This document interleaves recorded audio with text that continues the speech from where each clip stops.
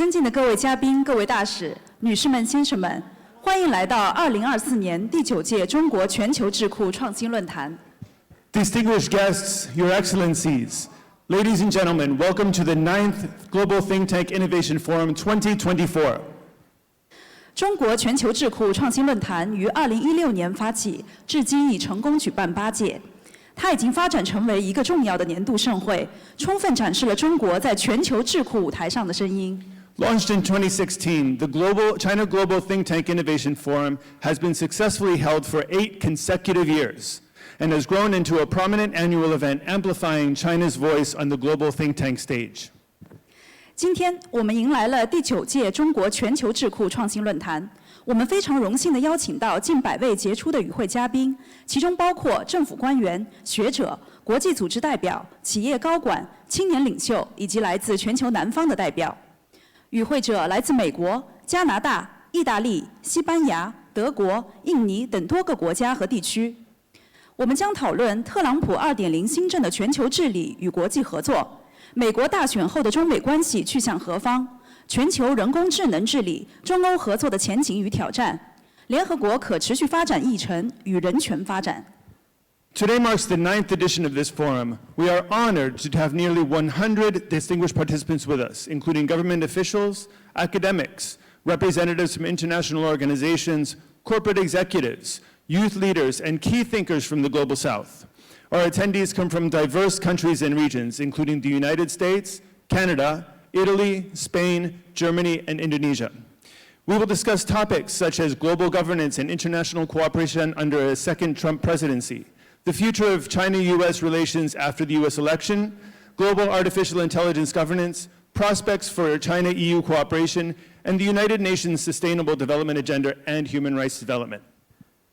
此外，我们还将举办年度国际青年领袖对话 GYLD 论坛，大部分 GYLD 代表已于昨日抵达，他们将积极参与今天的讨论，在每个小组讨论中提问，并参加明天的论坛。请与我一起热烈欢迎他们的加入，并向现场的他们挥手致意。Furthermore, in conjunction with this forum, we will also be hosting the annual Global Young Leaders Dialogue Forum. Most of our GYLD representatives arrived yesterday and will be actively involved in today's discussions, raising questions during each panel and contributing to tomorrow's forum. Please join me in extending a warm welcome to them as they join us in the audience today. But before we get into today's proceedings, please join us in viewing a short video about this forum to warm up. 好的，在我们的论坛开始之前，我们就来先看一段小小的视频。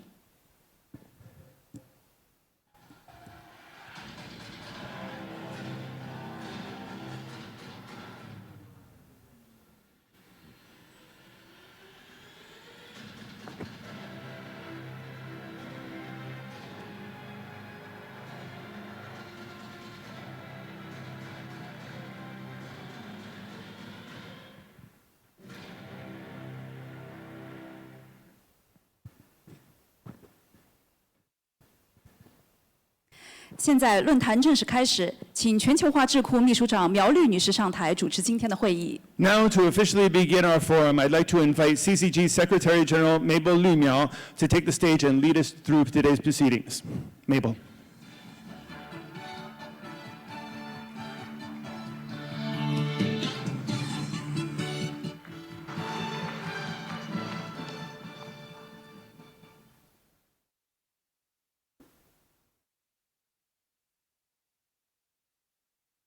Distinguished leaders, ambassadors, diplomats, think tank researchers, GYLD members, ladies and gentlemen, dear friends, a very good morning to all of you. 各位尊敬的领导、大使先 Distinguished leaders, ambassadors, diplomats, ladies, gentlemen, dear friends, a very good morning to all of you.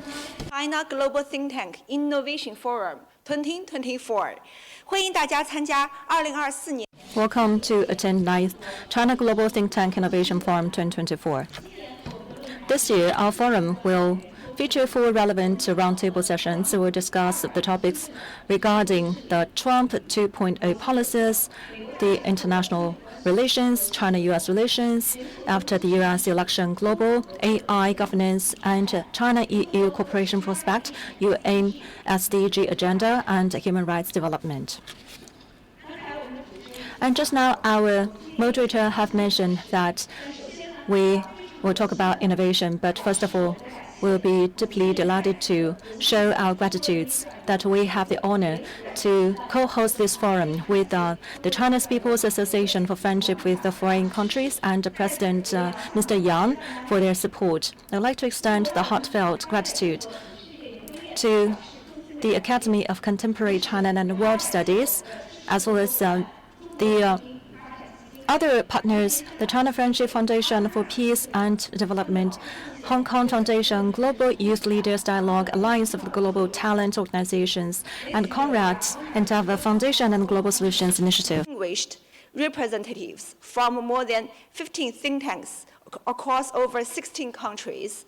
We also have government officials from the Ministry of Foreign Affairs, the International Department of CPC Central Committee, the State Council Information Office, the Ministry of Commerce, and the Ministry of Science and Technology.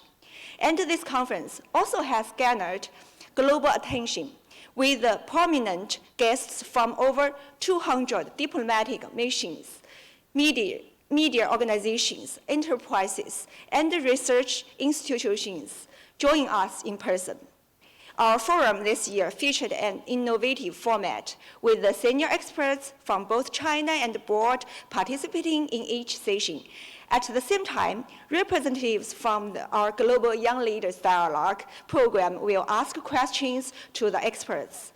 The young leaders, 26 selected from 140 candidates, will actively promote cross-border intergenerational dialogue through their interactions with experts. 下面呢，我们要进行 Next, we'll move on to the opening remarks session. We'd like to invite founder and president of CCG, the former counselor to China State Council, Mr. Wang Huiyao, to deliver this speech.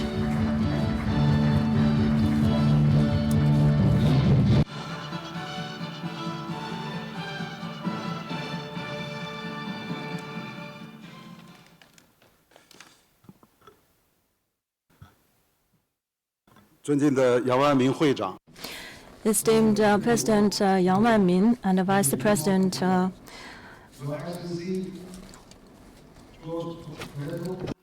Your Excellency Sid Chatterjee, Excellencies, distinguished guests, ladies and gentlemen, good morning.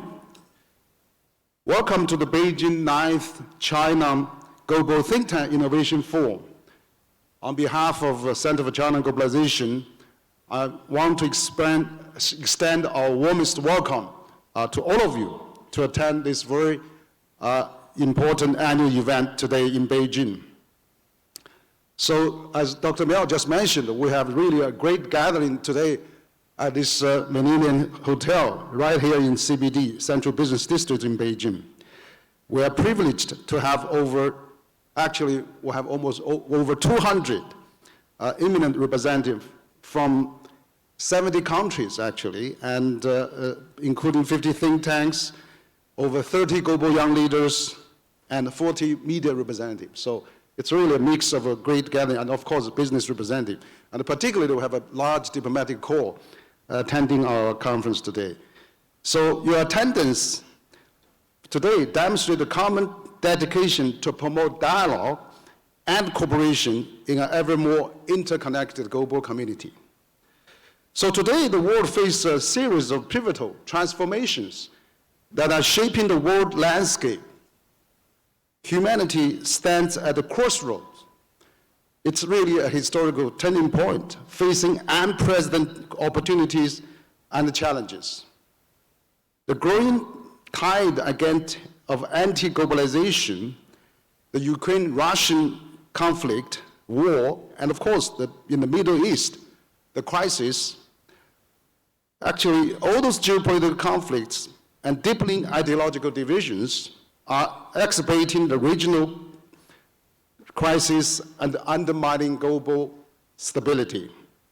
Persistent development imbalances continue to plague the societies, while the long-term implication of technological innovation for humanity remain uncertain.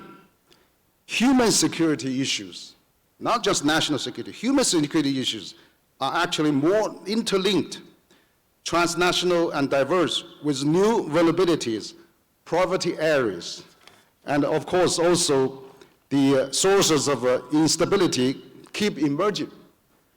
So together, those dynamics are eroding traditional notions of peace that actually pose profound challenges to our shared aspiration for a more harmonious and prosperous world.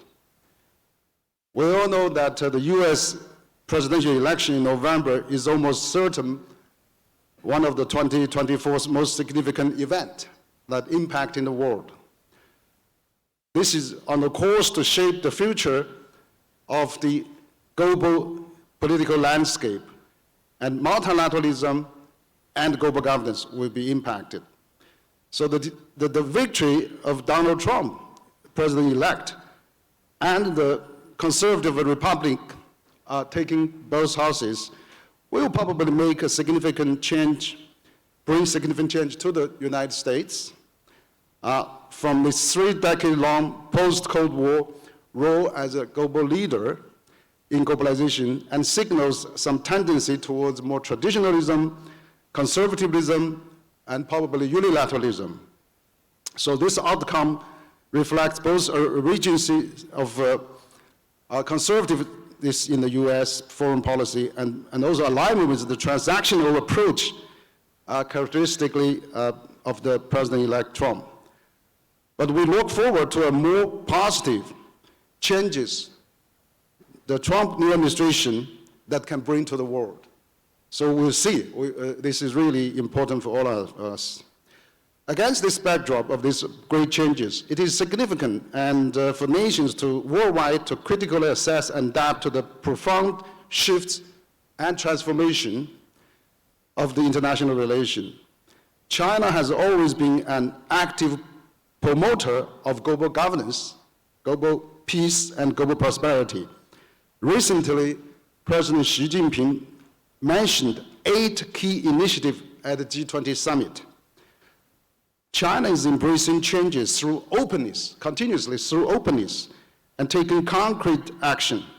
For example, China has recently exempted tariff for over 30 least developed nations that when they export to China, tax-free, zero, and unilaterally granted a free visa to 38 countries to come to China.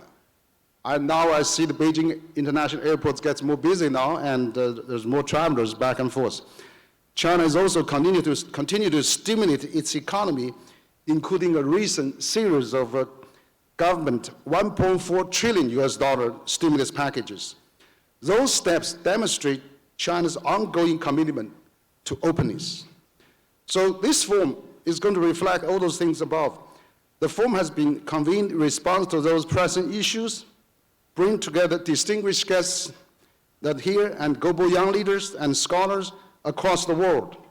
Through today's discussion and tomorrow, we hope to explore the opportunities and the challenges that humanity faces amongst current global challenges.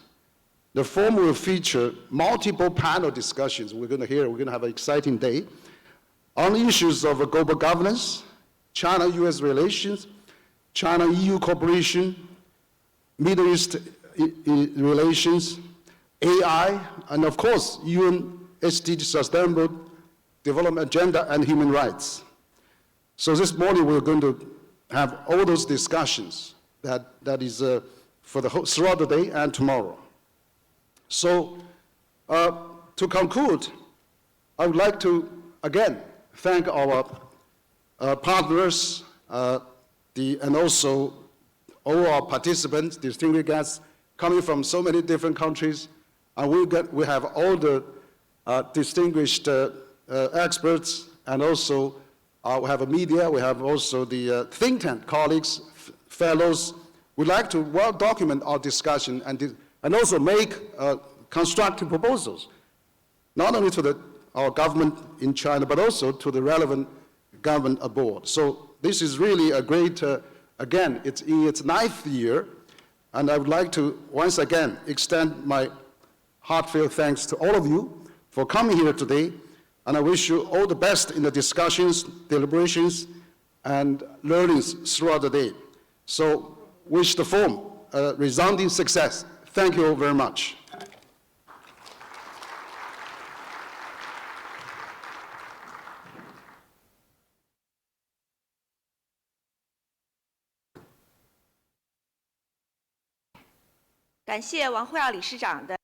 I want to thank President Wang for the remarks, and now I'd like to give the floor to Mr. Yang Wanming, President of the Chinese People's Association for Friendship with the Foreign Countries. He used to be a member of the 14th National Committee of the NPC. He used to be serving as ambassadors of China to Chile, Argentina, and Brazil, and he also worked at the Foreign Ministry for a long time.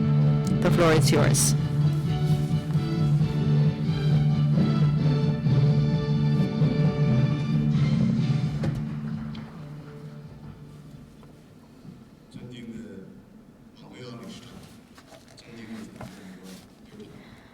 President Wang Huiyao, Mr. Jiang Jianguo, distinguished guests, dear experts, good morning.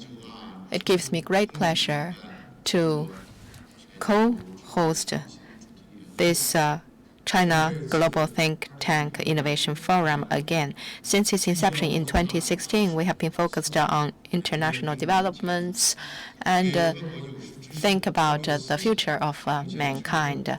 And we provide a platform for exchanging ideas and enhancing mutual understanding. This year's meeting is focused on current international situation and hotspot issues. We will explore international governance and the development of international relations. It is of great significance. So on behalf of my organization, I want to congratulate you on the opening of this forum, and also I want to extend my warmest welcome to all of the distinguished guests. Peace and development are the common pursuit of mankind.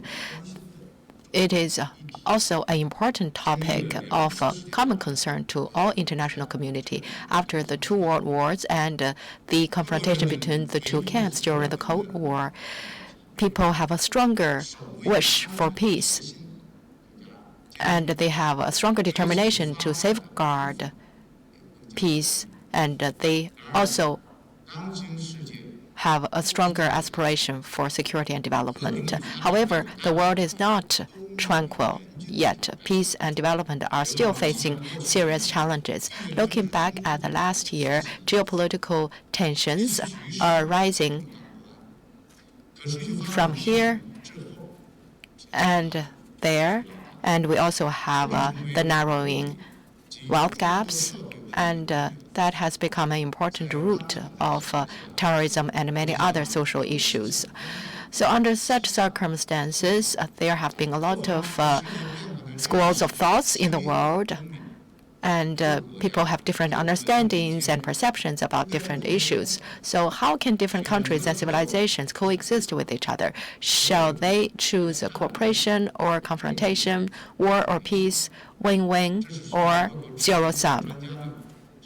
That is something the experts and scholars from think tanks should carefully think about in today's world. Ladies and gentlemen, we need to have a broader vision and a more open mind in seeing the world.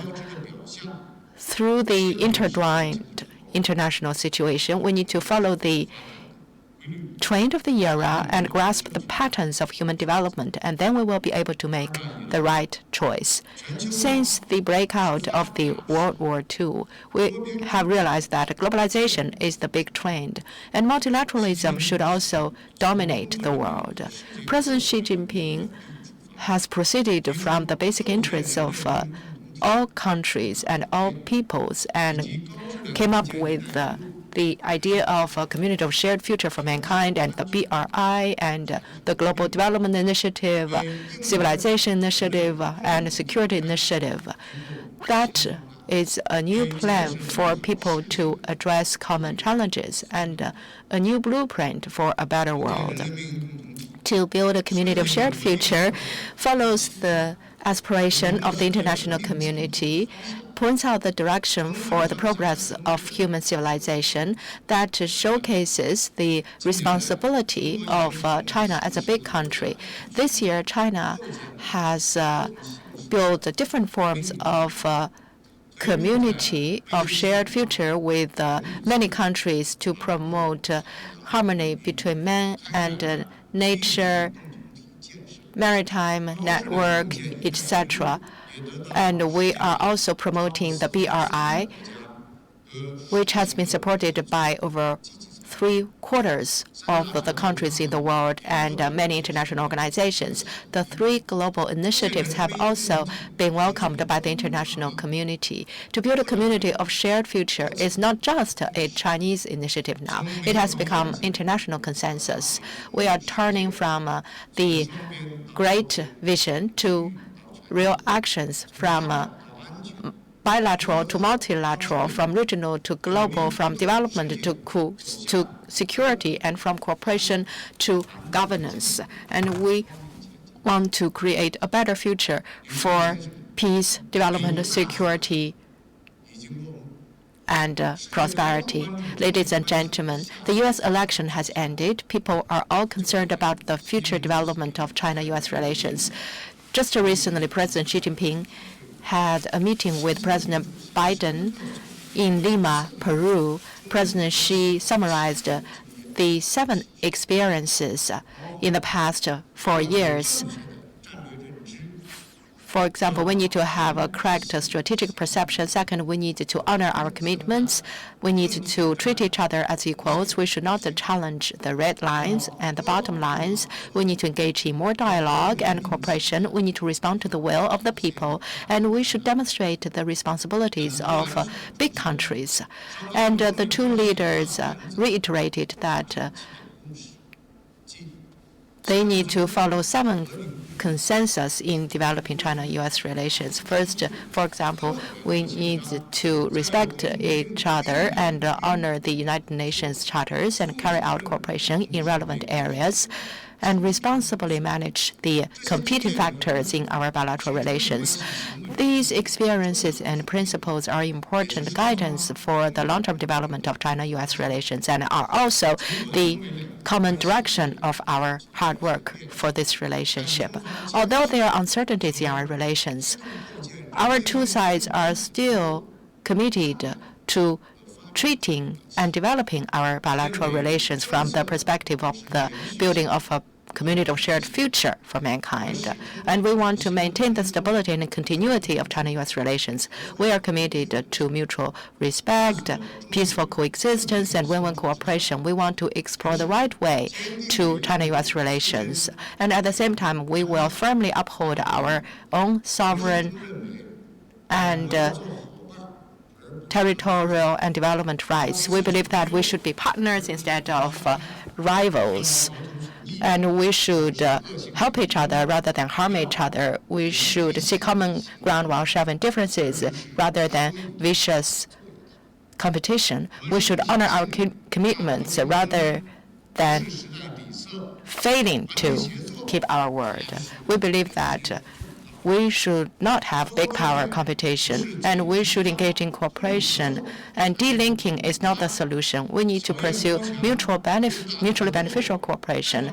And the small courtyard should not be the behavior of big countries. And we need to do more for the whole world. Our 2 countries should address the interests of the whole mankind and shoulder responsibility for peace, create opportunities for development, and provide public goods for common security and make greater contribution to human civilization. Next year marks the 50th anniversary of China-EU relations. In today's unstable world, China-EU relations are more strategic and of global significance. And we believe that the EU is an important direction of China's big power diplomacy, and it is an important partner for China to realize its modernization. We do not have fundamental conflicts of interest between our two sides. We have more consensus than differences between the two sides, and we have more cooperation than competition.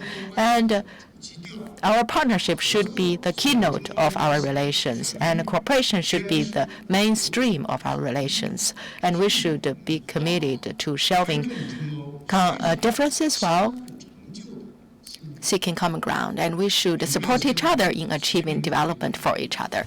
Ladies and gentlemen, President Xi said that people-to-people friendship is the foundation for better development of international relations. It is a source of momentum for the development of international relations. My organization has a history of 70 years, and we have established partnerships with over 400 organizations from over 140 countries, and we have helped China to establish over 3,000 partner cities or states from 140 countries.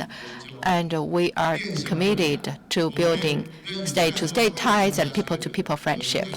Going forward, I would be happy to work together with all of you to build more platforms for people-to-people exchanges and youth exchanges and other forms of exchanges in order to contribute to the friendship between the Chinese people and other peoples, to common development and mutually beneficial cooperation, and to the building of a community of shared future.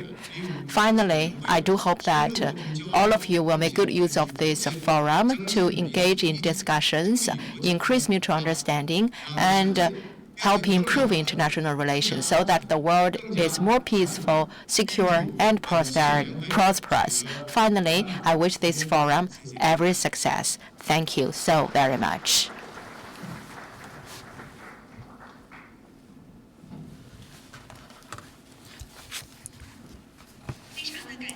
Thank you so much, President Yang Wanming, for your wonderful sharing. And also, I want to thank the Chinese People's Association for Friendship with Foreign Countries for the strong support for this forum. And now I'd like to give the floor to Mr. Jiang Jianguo, Executive Vice President of the China Society for Human Rights Studies.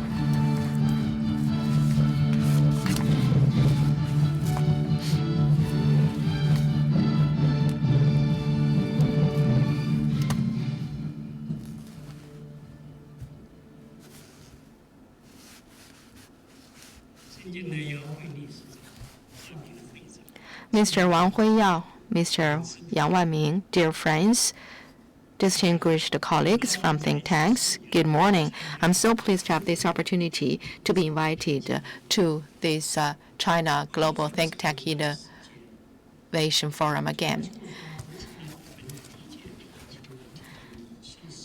In the past long period of time, globalization has become the dominating theory when we understand the global issues. However, in recent years, we have seen anti-globalization that has brought huge impacts to our perception and life, especially led to the increase of China-U.S. tensions. And in particular, this tension is about structures. It has nothing to do with the change of leader at the White House, and underlying this tension is that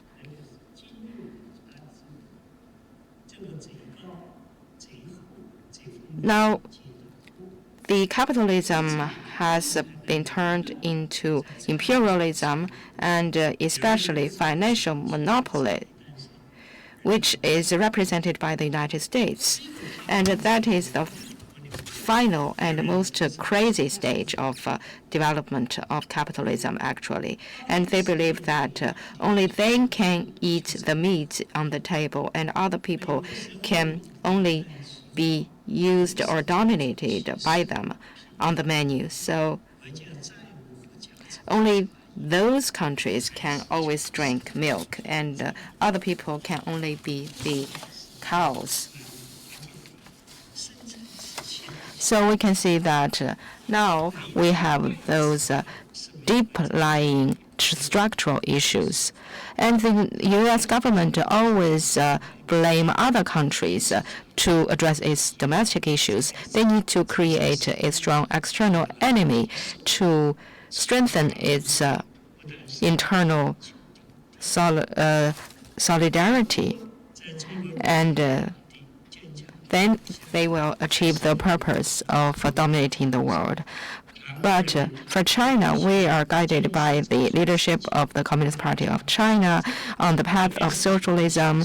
Our people have been united, and we have been working hard by ourselves to accelerate our development. In the new era, now we have the strong perceptions and commitments which have put our country to a best stage of development. And we are now moving closer to the United States in many areas in terms of economy, science, and technology, and national defense. And we are always committed to safeguarding world peace and development. And we use our own development to safeguard world peace and development. However, that is not the view of the U.S. politicians. And the Wall Street people do not view it like this either. And they stubbornly believe that China has endangered their dominance and hegemony. And they have become, and China has become the strongest external enemy to them in addressing their domestic issues. So they should do everything that they can to suppress China and push China back to the plight again and lock in the capsule and be served on the menu forever as a cow forever. And now, there is a view that the next American government may only pursue for money instead of people, only pursue utility, not morality, and be less dominated by ideology. And this view may be a little simple. An ancient said that even thieves also have their own morality, no matter what kind of utilitarian behavior, all play a false moral banner. Look at those who are about to take office in the new government. All of them have a strong ideological background, and many of them have strong prejudice against China, anti-communist sentiment, and Cold War mentality. Listen to these people's recent burst of words, all of which indicate that the ideological storm is coming. To be sure, in the next game between China and the U.S., the ideology will become the first battlefield, and the war of public opinions will become an outpost. In this regard, China think tanks should focus on the following four aspects. First, make good use of our own ideological weapons. This is to thoroughly study and implement President Xi's thoughts on socialism with Chinese characteristics for a new era and Xi's diplomatic thoughts, and insist on taking national sovereignty, security, and development interest as the insurmountable bottom line. At the same time, we should also serve to promote the stable, healthy, sustainable development between Sino and U.S. relations in accordance with the principles of mutual respect, peaceful coexistence with win-win cooperation. Second, consolidate our material strength. This is to arm the whole party, educate the people, guide practice, and promote work with the party's innovative theory, and turn the power of the theory into the material power, into the power of self-confidence and self-reliance, into the power of building consensus, unite as one to turn or run China's own affairs and accelerate the great journey of national rejuvenation and building a strong country. Third, optimize our strategies, and this is to also hold high the banner of peace, development, cooperation, and win-win, carry forward the spirit of reform and opening up, give full play to the strength of think tanks, continuously expand cultural exchanges between China and the U.S., promote the communication between the people, and dispel the psychological smoke and haze imposed by U.S. government on the two peoples and even the people of the world with the human morality.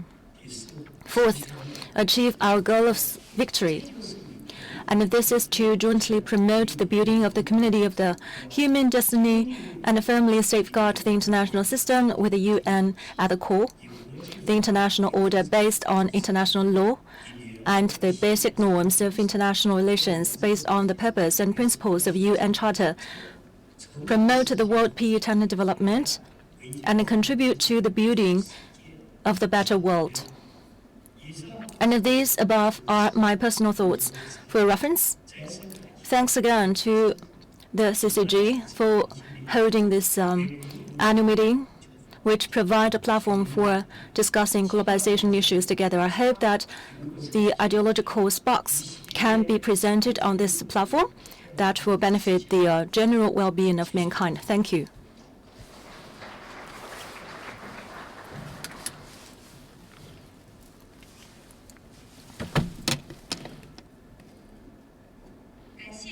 Thank you, Minister Jiang. To remark, next, we will welcome Mr. Yu Tao, Vice President of China International Publishing Group, to deliver the speech. Many thanks to the CIPG for their great support to this forum. Thank you. And you have the floor, Mr. Yu.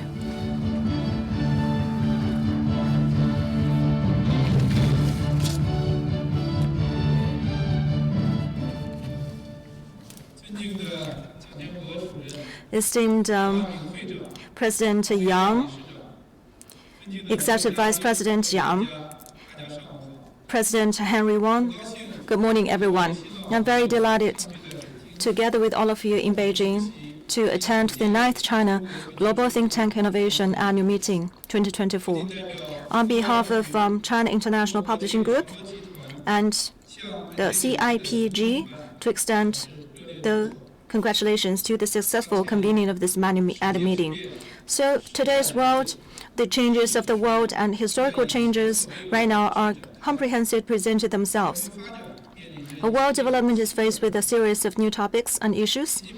President Xi Jinping in G20 Leadership Forum mentioned that the stability and prosperity of the world cannot be established on the problems that has been faced and suffered by the poor people, but making the rich people and the rich countries even more richer.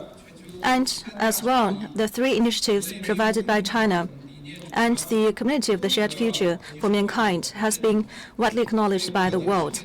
In order to tackle the world problems, we can see the new momentum has been injected by China so that China can be more closely connected to the world. China is the promoter of the international cooperation.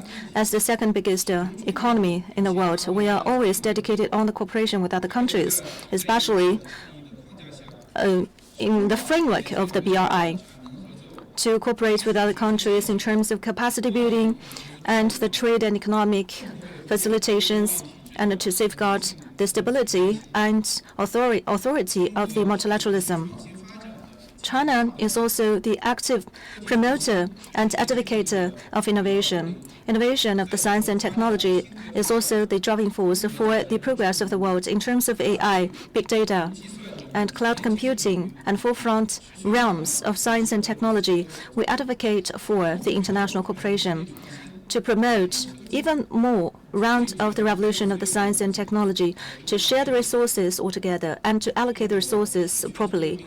China is also the very strong practitioner of the innovation and opening up. We are very open-minded, as always. We are actively promoting the exchange of the different cultures to promote the understanding between the different peoples, which can boost the exchange of China's cultures to the world. And also, we can exchange the international cultures back to China as well. So our group, as the biggest comprehensive promotion and publishing groups in this country, we're dedicated on telling good stories of China, spread China's voice to the world. Together with the Henry and Maple,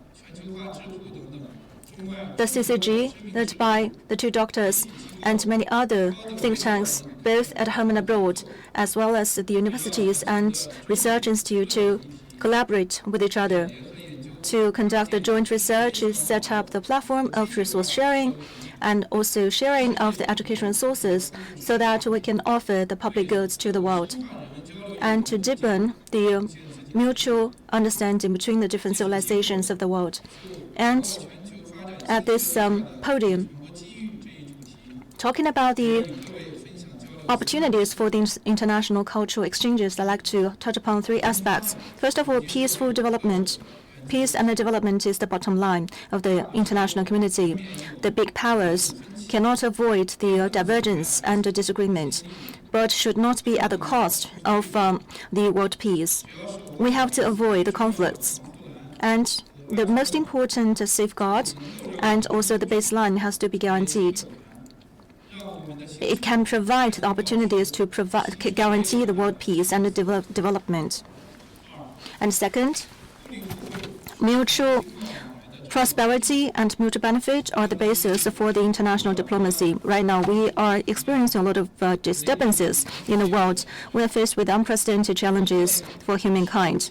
So delinking is not the way out, and cooperation is the only way out. The high wall and the small yard is not the way out. Opening up and cooperation can benefit the humanity at the end. We have to extend the list of the items of cooperation and make the cake bigger for the cooperation. Can we inject momentum and certainty to the world? Third, exchanges and mutual learning is a source of progress of human civilization. Country-to-country exchanges should be based on respect for each other's development, and we should build bridges for people-to-people exchanges, and we should also eradicate the obstacles and provide public goods for the global community and play an active role in promoting global solidarity and cooperation.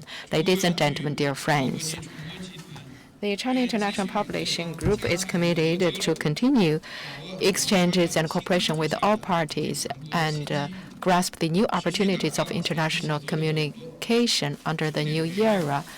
And we will focus on security, development, and civilization initiatives to promote inter-civilization exchanges and mutual learning. And we want to carry out communication exchanges and think tank dialogue in order to contribute to a better world and help China to better be integrated into the world. Finally, I wish this forum every success. Thank you very much.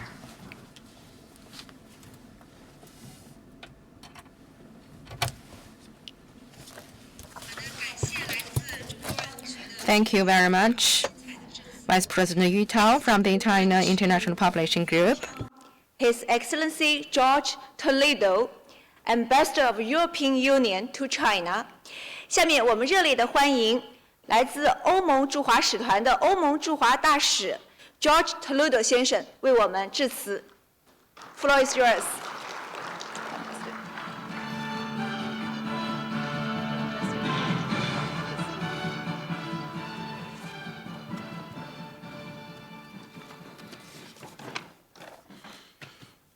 Thank you very much, Mabel. Thank you very much, Henry. Thank you very much to the CCG, China Globalization Center. Center for Chinese Globalization, rather. I know it by heart because I come very often. I'm invited by Henry and by Mabel. Thank you very much. And I think this is a forum which is probably our favorite in the European Union delegation because it allows us to speak and to speak freely.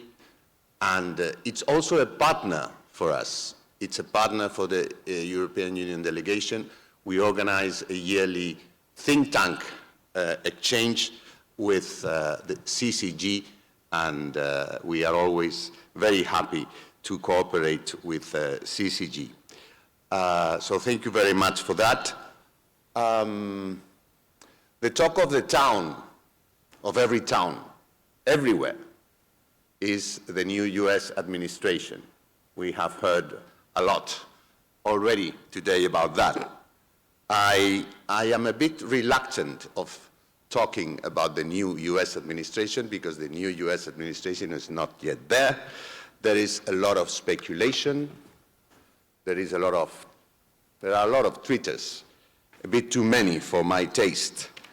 And we have to continue working. We have to continue cooperating, and we have to continue making efforts for world peace and progress. So I will not refer too much about the new U.S. administration, if you allow me. But there is a lot of talk here and in Brussels about how it could affect the EU-China relation. Some say the EU-China relation will improve because maybe the new US administration will hit us with tariffs, and then that is an opportunity for China and the EU to get closer. Some say we will be drawn into an anti-China US policy. Well, I'm not going to get into that because that would be speculating, and I'm not here to speculate. I will try to be brief and objective. I know that our Chinese friends don't like the way we describe EU-China relations as a partner, a competitor, and a systemic rival. I think this is a fair description, and I don't think it will change naturally, or it will change if the underlying causes for us to call it like this change. And this is my most important message. We describe our relation with China as partner, competitor, and systemic rival because there are reasons for that. We are partners, and very good partners, I must say, as we have demonstrated in Baku COP, we have demonstrated also in the protection of biodiversity and protection of the environment in general. Not perfect partners, but good partners in the protection of the environment, biodiversity, and the negotiation for climate, for fight against climate change. It's not perfect. We would like, and I say it clearly, China to contribute financially at least half of what it contributes to the problem, which is 30% of the greenhouse gases emissions, and it's a country that is no longer a developing country as we understand it, which is, according to the UN, according to the World Bank, a high medium income country, and very soon a high income country. But anyway, we are competitors, and there starts the problem. We are competitors, and we don't mean competition as the US means competition. When we say competition, is that we are competitors in the world market. We are competitors in trade, we are competitors in investment. That's okay. But why do I say that starts the problem? Because we sincerely and clearly believe that we are not competing fairly. And we have been telling this to our Chinese friends for many years. And it has become unsustainable.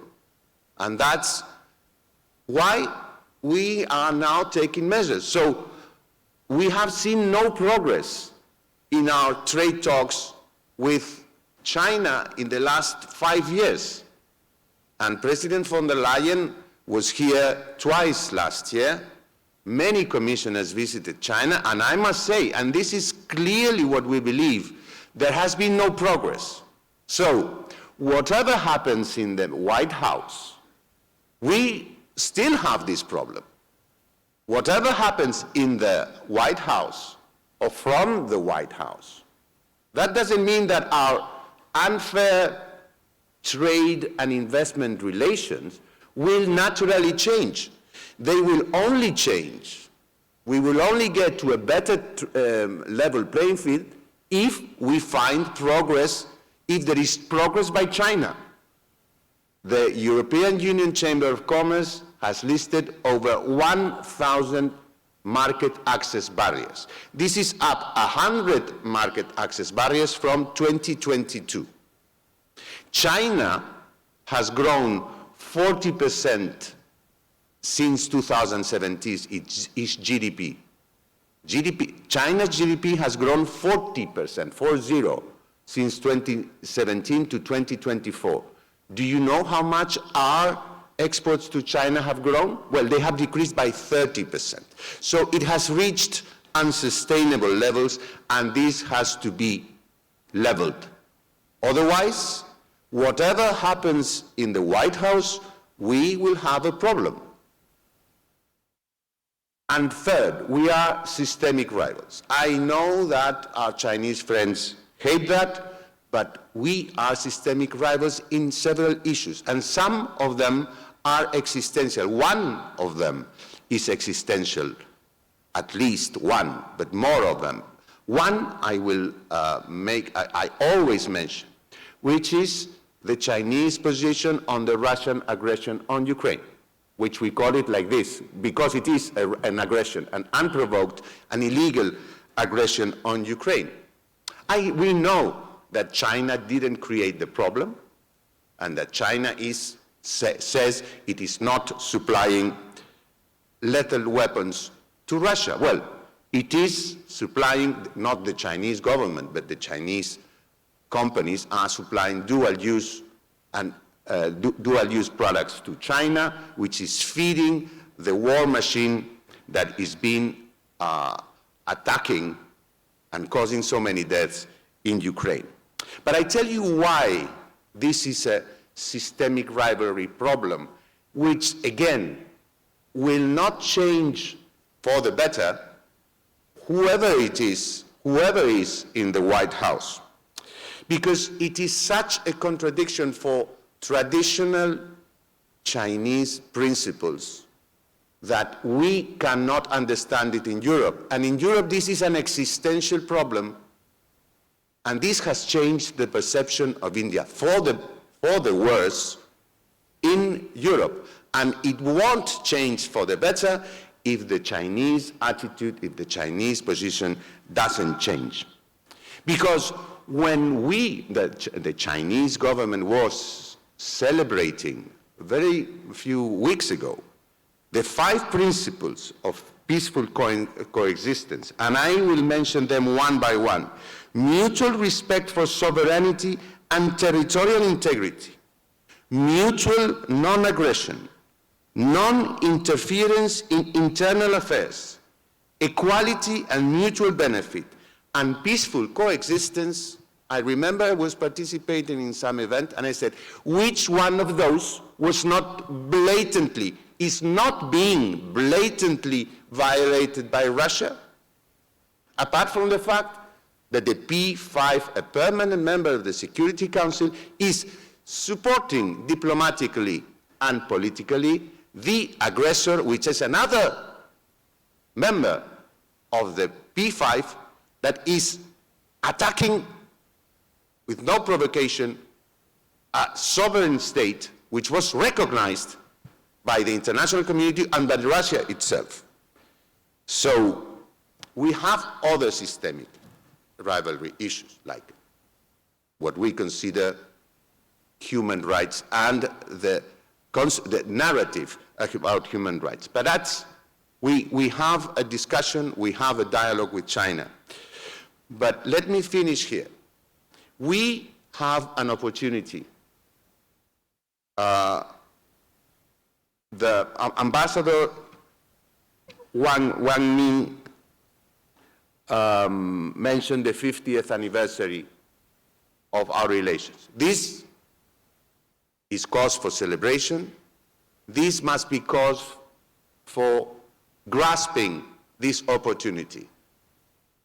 Changes like the one in the White House bring challenges and opportunities. Let's face the challenges together through dialogue, and let's grasp the opportunities. But be conscious that the problems that underlie our relations can only be solved by us bilaterally, whatever happens anywhere else. Thank you very much.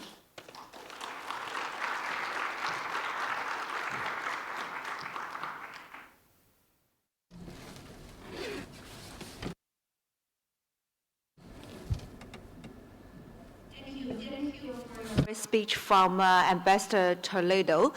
Actually, yes, indeed, we need to have more dialogue to reduce the misunderstanding between EU and China, more people-to-people exchanges to build more strong tie between us. Next, we would like to warmly welcome His Excellency Sid Chatterjee, UN Resident Coordinator in China. 下面我们热烈的欢迎 Next, warmly welcome Mr. Siddha Chatterjee, UN Resident Coordinator in China.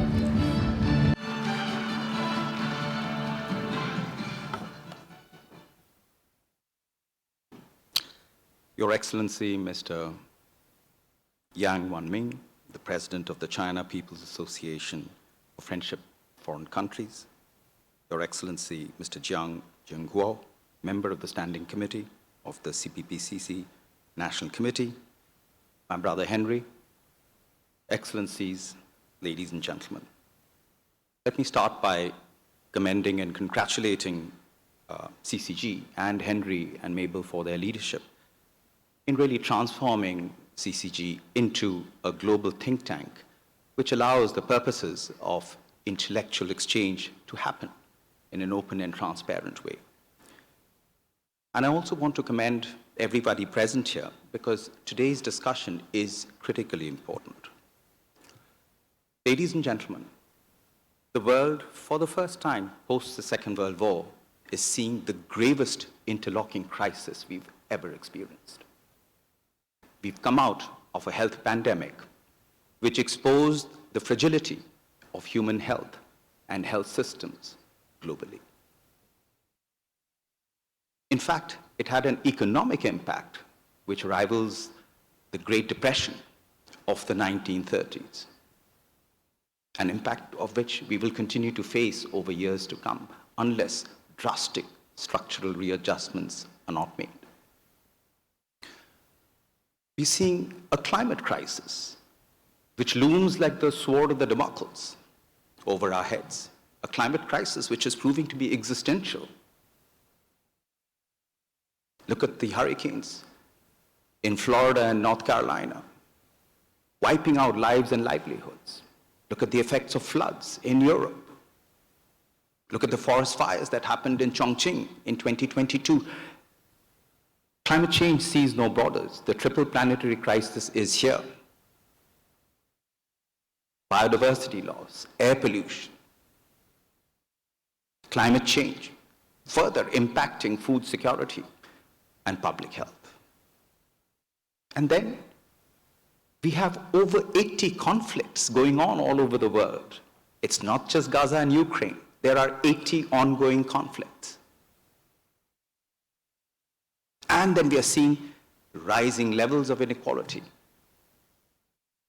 financial stress across the world. So the effects of what we are seeing now has put the world on a very dangerous trajectory.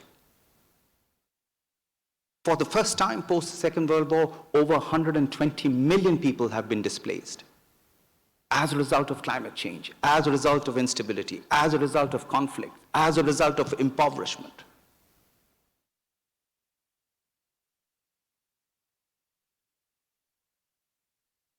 Bottom line is the Secretary General of the United Nations has appealed to the world to rescue the Sustainable Development Goals. It is the only hope, it is the only North Star that we have where all 193 member states of the United Nations came together in 2015 to agree on a set of principles, set of development ambitions that would aim to lift people up. The first 5 goals remaining the unfinished business, ending poverty, ending hunger, universal health coverage, quality education, gender equality.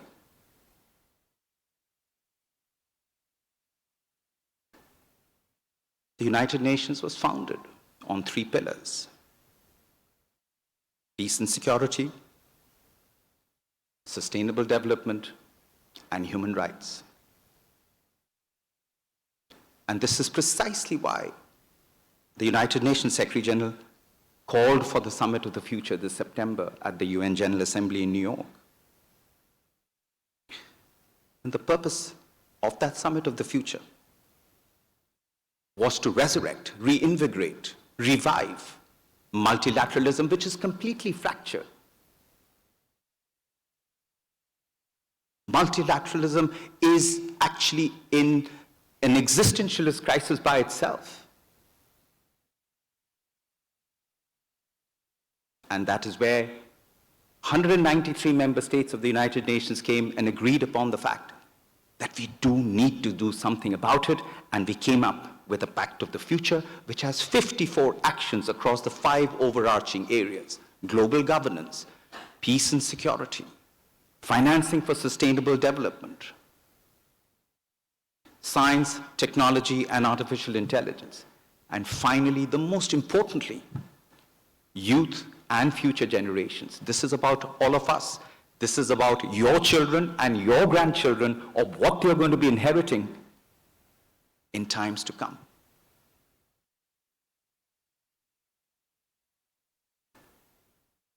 And in this context, I would like to quote the United Nations Secretary General when he said that the summit, the Pact of the Future, is about turbocharging sustainable development goals and the Paris Agreement, accelerating a transition away from fossil fuels and securing a peaceful and livable future for everyone on our planet.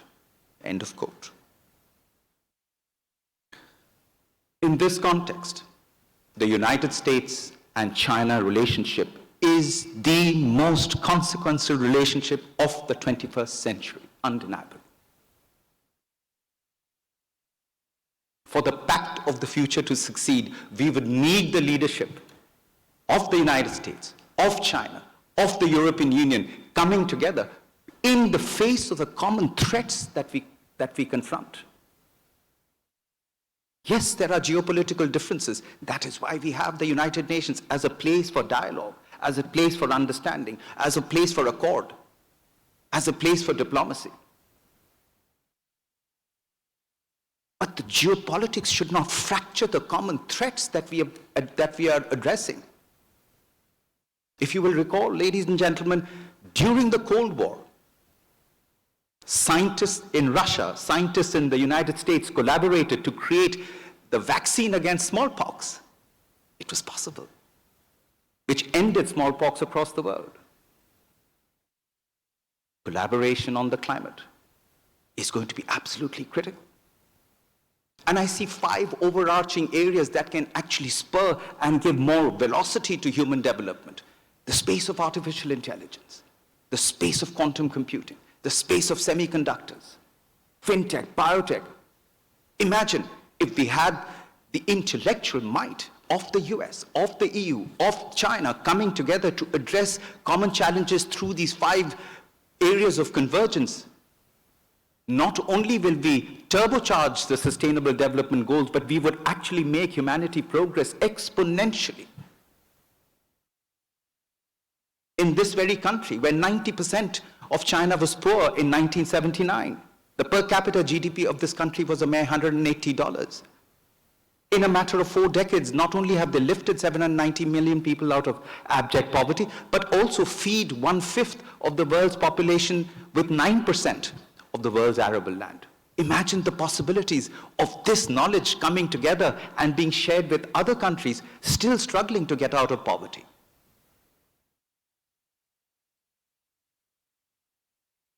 Which brings me to another very important point as to why we need to reform the international financial architecture. We cannot continue with the way business as usual of the World Bank and the IMF. I'm sorry, it is unacceptable that an institution that was created back in 1945 has not been able to reform itself and become fit for purpose to the context of the financial crisis that we confront. The world today needs $4 trillion annually, $4 trillion US dollars annually in order to keep the SDGs on track. And it's not that the money is not there, the money is in the market. It is about reforming, restructuring the entire financial architecture and the financial institutions which currently are failing countless developing countries.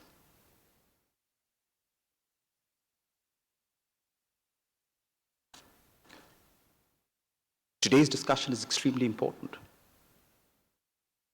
It is about finding accord. It is not about the differences that we have.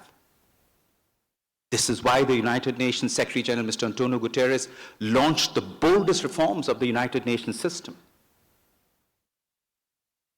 Reform of the development system to make the United Nations fit for purpose. Me, as the UN resident coordinator to China, as the senior most representative of the Secretary General, I'm determined to respond to that clarion call of making the UN fit for purpose, to reposition the UN to be able to support China's development ambitions, which is what exactly 129 resident coordinators across the world are trying to do.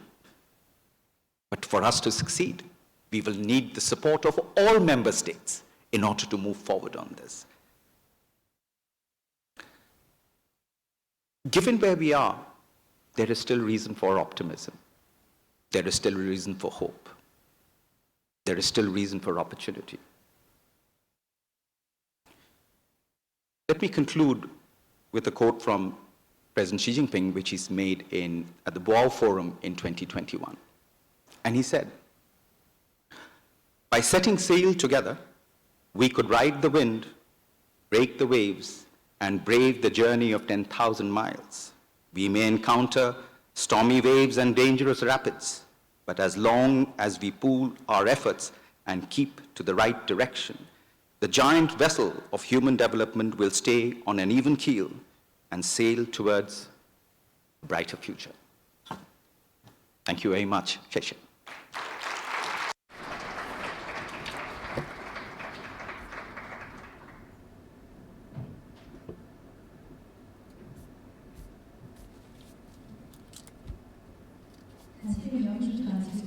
Thank you, Madam Miao, and all the opening remark speakers.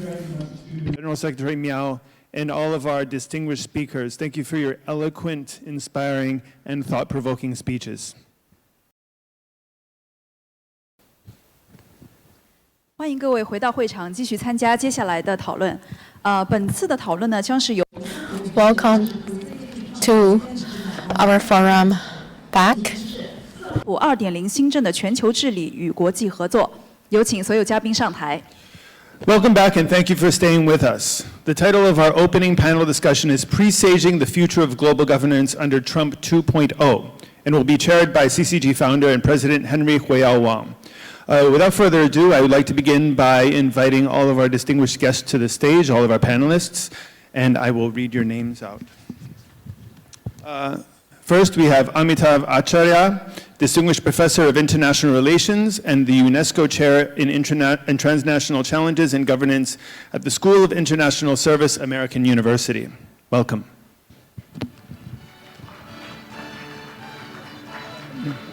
Mohammed Amersi, Founder and Chairman of the Amersi Foundation. Chen Weiliang, Academic Council Member, Center for China and Globalization, Chief Economist of China Center for International Economic Exchange. Michelle Gerasi, former Undersecretary of State, Ministry of Economic Development, Republic of Italy. Susanna Jessup, Chief Executive, Asia New Zealand Foundation. Jin Xin, Director General of the Research Office of the Institute of World Political the International Department of the CCP Central Committee. Liu Shijin, former Vice President, Vice Minister, Development Research Center of the State Council of China.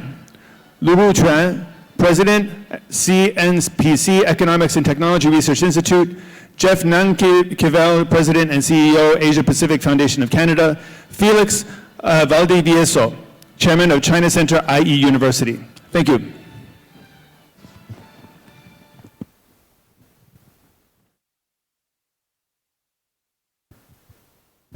Okay, thank you for the introduction. So, great, we are starting now the exciting part of our conference, and we're going to talk about the pre-staging the future of global governance in the Trump 2.0 era, actually. So, so as we have actually experienced this morning various keynote, and also discussions. We were mentioned quite a few times, and we are getting into a new era of the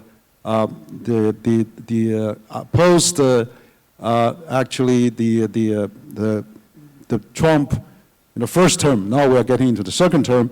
But I think the world witnessed a series of pivotal events that will shape the global landscape. Of course, among those events, the U.S. president election stands out as one of the critical moments now for all of us to think.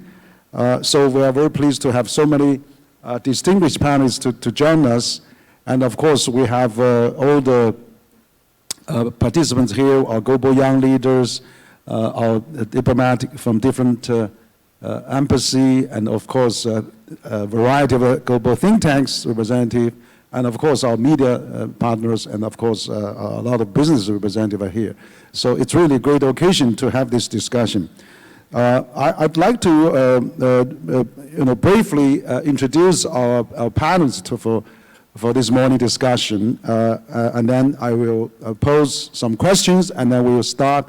I think, because we have so many people, we will have our also two global young leaders come up to pose some questions after our discussion. So first I'd like to introduce as alphabetically Amitav Arancha. He's the Distinguished Professor of International Relations and the UNESCO Chair in Transnational Challenges Governance at American University. And then we have Mohammed Amidst, founder and chairman of Amidst Foundation from UK. And also Madame Chen Rongling, he's an academic council member of CCG, but also the chief economist of China Center for International Economic Exchange, CCIEE. And we have Michael Girici, former Undersecretary of State, Minister of Economic Development, Government of Italy. And of course, we have also Ms. Susan Jessup, Chief Executive, Asian New Zealand Foundation, which is also a great, very active organization in New Zealand. And we have Dr. Jin Xin, actually, he's the Director General of Research Office of the Institute of Work Political Parties of the International Department of CPC Central Committee. So a policy director at CPC, the Asian Department. And another, we have Dr. Professor Liu Sijin. He's the former Vice President or former Vice Minister of Development Research Center of the State Council of China, which is a big think tank. This is one of the biggest think tanks in China. And we have Lu Ruquan, the President, CNPC Economics and Technology Research Institute. Mr. Lu, Professor Lu, is also one of the famous think tanks. It's on the industry, particularly in the energy sector. And we have Jack Nakville. He is still on his way. And also Flexi Vidiviso. He's the chairman of China Center, IE University in Spain. So we have a very good sample, a very good panel for this very very fresh and very exciting topic. So I'd like to propose some questions, and just to start with. So what do you all think? What does Trump 2.0 mean for the global economy and the markets? How will the President Trump's elect approach to the trade impact on global supply chains, the multinational trading system, the broader global economic order, and of course the national strategy we are installed to cope with that? For example, he just announced that he's going to raise tariff on all the BRICS if they're going to use a different currency, which is a big, a very big news in the last 2 days. And also, the other point is that Trump actually withdrew from his first term quite a few multilateral systems, climate change agreement, WHO, and all the things. So how would that climate changes and other topics continue? And what about the existing global system, like United Nations, like G20, particularly also BRICS? Are those how that going to really evolve, including G7 as well? So what can be done to improve on that? And how will the competition and cooperation also between the two largest economies in the world, China and U.S., to what kind of impact that's going to bring to the international community? So those are the questions that we generally put forward, but look forward to hearing your thoughts. So let's maybe each person maybe will use let's say 4 or 5 minutes to give your answers, and then we have some questions from our global young leaders. So why don't I start with Professor Jin Xin, since you are the policy chief at CPC, the liaison department. But let's be brief as we maybe 5 minutes for each intervention. Professor Jin, please. Thank you very much. I want to thank Mr. Wang Huiyao for the invitation. This forum is a place that has produced a lot of wonderful thoughts. I'm here to listen. I'm engaged in policy research. I'm not in a good position to say a lot, but I'm here to listen. But I know that usually as we approach the end of the year, the main think tanks are all making predictions about the new year, what will happen, what will be the big events, what will be the global risks. And we know that they are rolling out their perceptions about the coming new year. But we know that it is a risky thing to make such predictions. But we have a common understanding. That is to say, the whole world is in a new round of major adjustments and changes.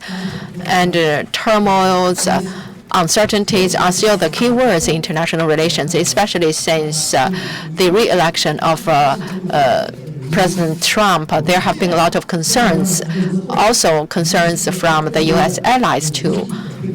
So probably with his re-election, there will be uncertainties in the world. We hope that the new U.S. administration will provide more public goods to the international community.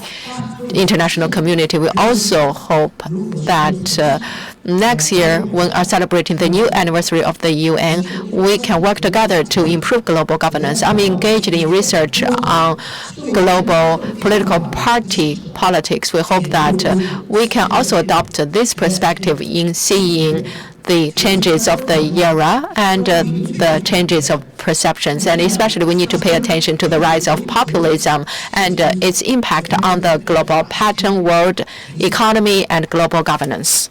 I personally think that populism, at least, is rising due to some reasons.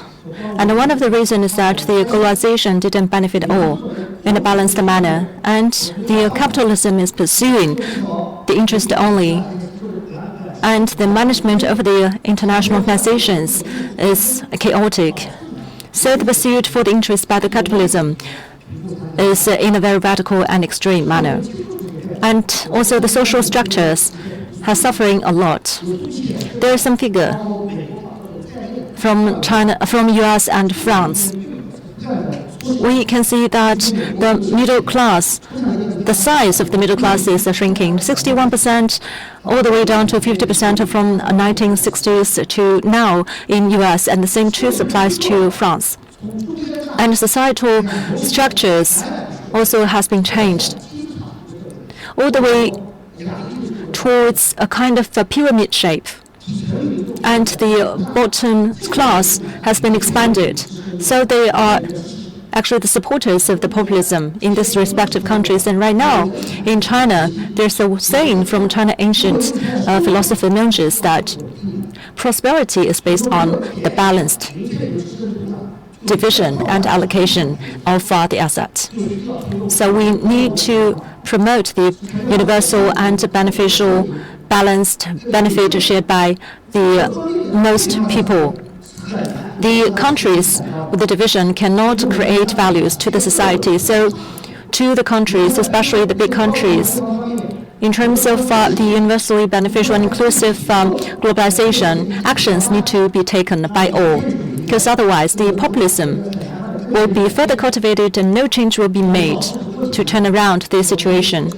And then the division will become more exacerbated between different parties. And this kind of long-term divisions will lead to the disruptions of the politics.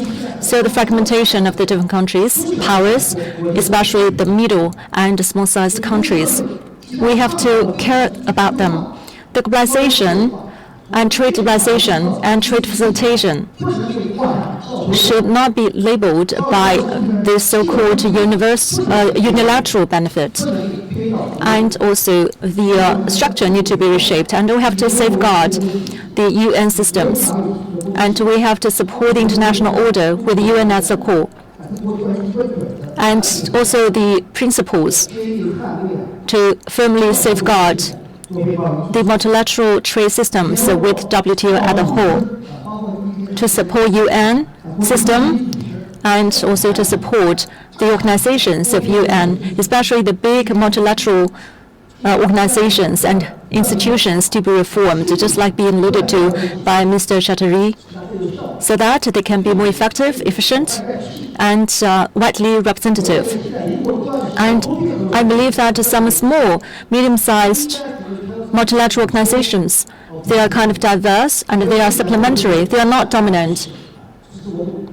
And from the current situation, we would not become more and more conservative.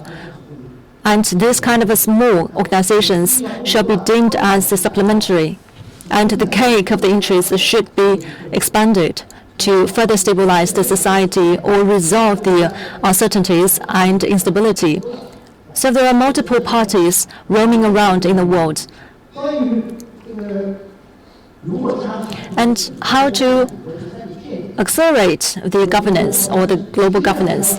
Three things. The first one is that we have to cooperate to resolve the disruptions and fragmentations. And now, especially the two major conflicts taking place in the Middle East and Europe, stability and peace are the major nodes that is expected by the world. We have to guide the mentality of the world to embrace peace, to expect peace, especially countries like China and US. We have to enhance mutual trust, and we have to manage the disagreement, to set role models to other countries. And also we have to coordinate to cope with the non-traditional safety issues, like the data flow and population issues, climate issues. If we cannot handle these issues properly, they would also lead to the unconventional safety issues and security issues to the world. So the big powers, China and US are included. We can cooperate in financial sectors, in the economic and trade sectors to look for the balance that can benefit long-term prosperity. And also in the technological advancement, we also have to cooperate to support cracking down the high wall and small yard. Also, the major international framework of orders with the United Nations at the core should be also safeguarded and further supported by all parties. UN is the result after two world wars, which can balance the different powers and forces in the world. And that is the principle and the mission that we should never forget. So the authority of the UN should be guaranteed and respected. Under the framework of UN, the big powers and countries can further explore the cooperation and outer space, on offshore development, on the transportation, and so on and so forth, to come up with the solutions to contribute to the new international order. Thank you. Thank you, Director Jin Xin. Comment, and of course you emphasized the system for UN for our global system, this year is also the 80 years of Bretton Woods system. We cannot really, start all over again. Let's work on that. Let's build on that. I think that's a good point. China is really willing to add on and to improve, enhance, and enlarge. That is exactly what we want to do. So next, I would like to have Professor Acharya. You also the former chair of International Relations Society in the world, and of course, I know you're also kind of a professor at Schwarzman College. But you've been traveling back and forth. We had CCG had a big roundtable in Washington in May this year. You were there too. So we'd like to hear from you. You've been to so many countries, particularly now you're in the U.S. So I'd like to hear from you. Thank you. That's 5 minutes. We'll start. Thank you very much, Henry and Mabel, for inviting me. Again, I have spent some time here in 16, 17, when I was teaching in Schwarzman College. And I know that, and I spoke here a few times, and it is really an honor to speak at what is, without question, the leading think tank in China on globalization and global governance. There is really no competition. I mean, there are others doing work, but this is it. This is the one that we always listen to when we think of globalization. What is the Chinese view on globalization and global governance? Let me start by defining Trump. What do I mean by defining? Well, Trump has 5 words, T-R-U-M-P. Every word means something. Every letter, rather, means something. TR is transaction. Trump is a transactionalist, and we know what it means. He only gives as much what others can give it to him, what is in it for him. Actually, sometimes it's personal, sometimes for his base, his supporters, and to a lesser extent for the United States. The U is for unilateralist. He is a unilateralist. He can do whatever he wants. He doesn't care what the world thinks, or even allies like Canada or Mexico think. It's not just China. One good thing about Trump, he doesn't discriminate. He imposes sanctions on China and also on Canada, which used to be the largest trading partner of U.S. for a long time before China took over. So that's U. Then there is, of course, M. M is mean. Now, Trump is not going to make America great again. He is going to make America mean again. Now, United States of America is not a mean country. It's actually a very generous country. And I have lived there now for 16 plus 2 years in Harvard, 17 years. And it is not a mean country. The American people are not mean. They are very generous. They invented the idea of charity. The more charity, American people give more to charity than any other society that you can think of. It invented the multilateral system. It's not a mean country, but Trump is going to make mean again. There have been times when the United States has been mean. Ronald Reagan took U.S. out of UNESCO, threatened countries with sanctions. Even the Cold War period, Eisenhower administration said either we're with us or against us. There have been a mean streak in U.S. Domestic and foreign policy, but it's generally not a mean country. It's a very generous country. And finally, P in Trump. This is probably the only silver lining we have in Trump, and that's peace promiser. He is not a peacemaker. We don't know that yet, but he promises to end wars. And here I go back to President Biden. Biden was not a peacemaker. Actually, Biden was a disappointment to me when it comes to the liberal international order. He was more of a minilateralist, NATO, Quad, rather than the larger UN system or WTO. And he did extremely well in domestic politics. I live in the US, I'm actually an American citizen. He was really very kind and gentle and inclusive in domestic policy, but he did not really try for peace seriously in Ukraine. And of course, we know that the severe human tragedy in Gaza when he looked on and tried to do it too little, too late. So Trump is going to be, if Trump delivers on some of his hints that he can bring about peace in Ukraine, and maybe he will restrain North Korea, which he tried and failed last time, he might actually end up doing something good. but the rest of it is kind of bad news. But so what?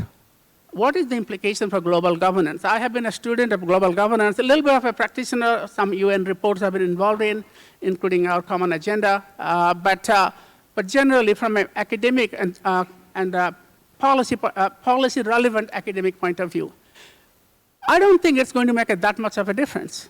And this might sound strange to you. I just finished a book about 5,000 years of history. I look at very, very long term. And once and future world order, there's a brochure outside. We have seen this. Trump is another 4 years, a blip.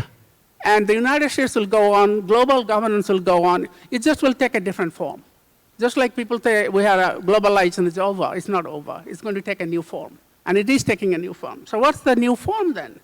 Well, over the last 50, 60 years, since 1945, when the current global governance system was created, two things have happened. It has become less US-centric.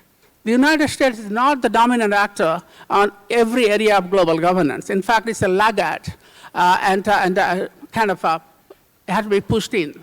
Depends on the administration, but this always happens. Countries like Canada, Australia, ASEAN countries at the regional level, and European Union.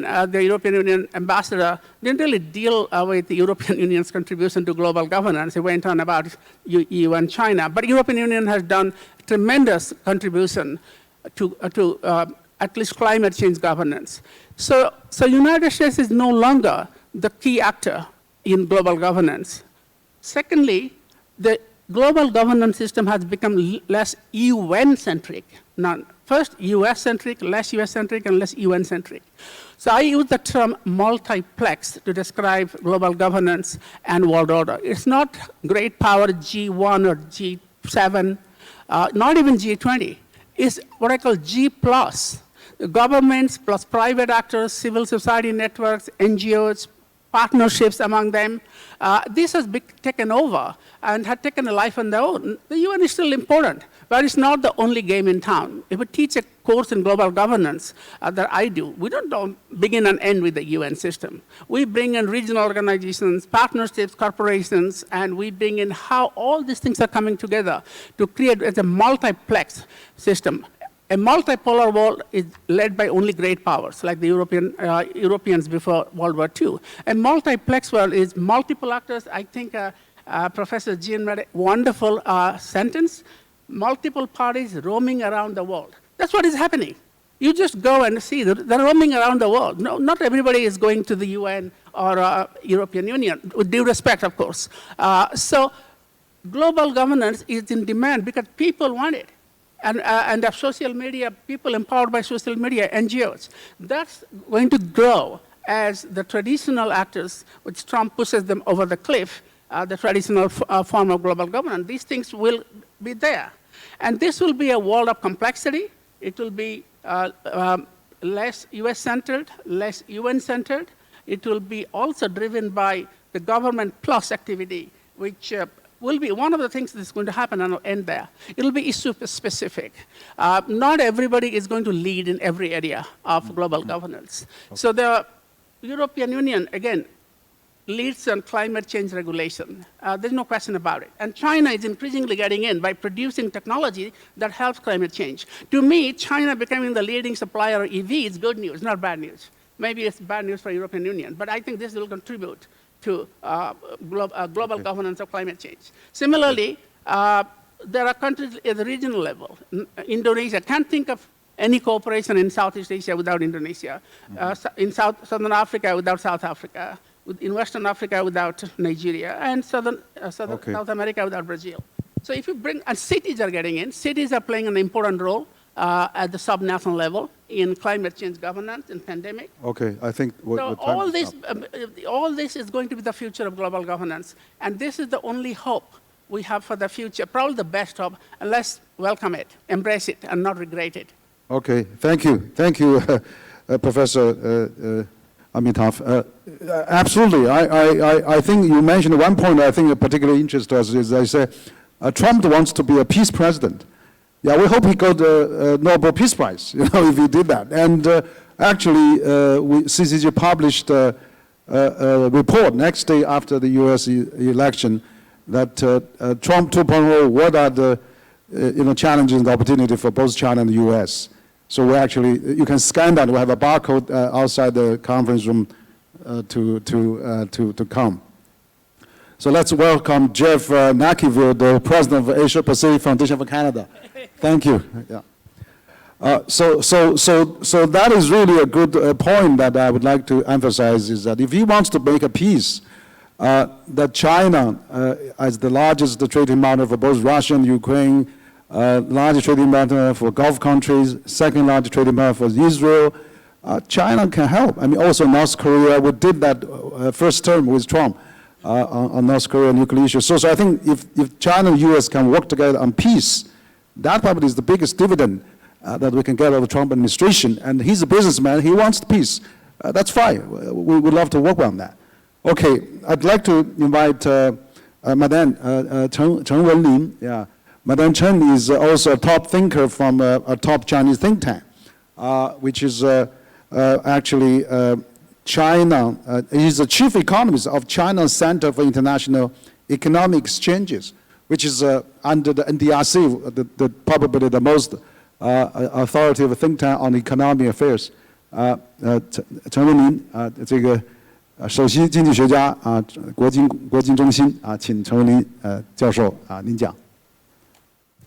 I am also thankful to CCG for inviting me to this forum. CCG's meetings are always graced by distinguished guests from different parts of the world. We are gathered together to exchange views. This is of great significance.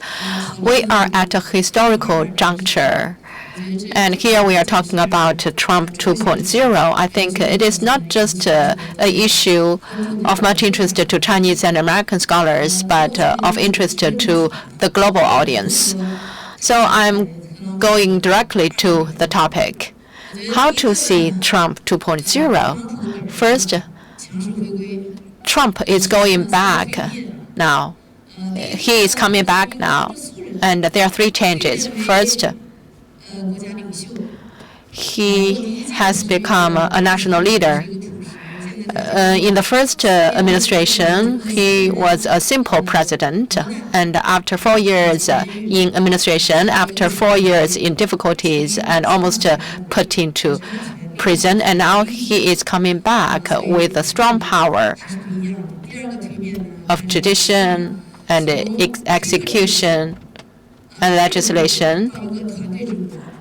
And he is also building a strong administration team. And third, he is also fostering the future generations of the Republican Party, and we can see many in their 30s and 40s in his team. They are not just randomly selected. They are also elites, and they have a very good educational background. And although they may have different political ideas,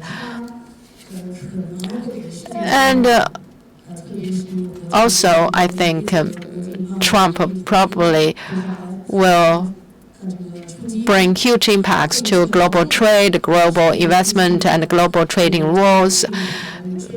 Probably he will trouble the sea of global trade. Probably there will be some harms. However, on the other hand, I guess the impacts or the harms down to U.S. domestic politics may be even more serious.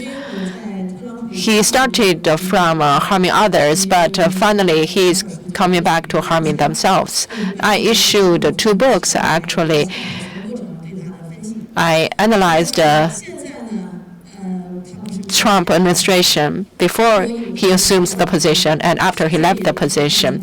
You know, today's China, today's world, and today's United States are different from 8 years ago.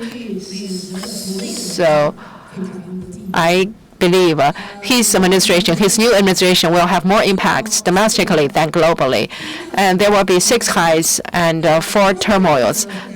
One high is high tariffs, but the burden will be shouldered by the United States.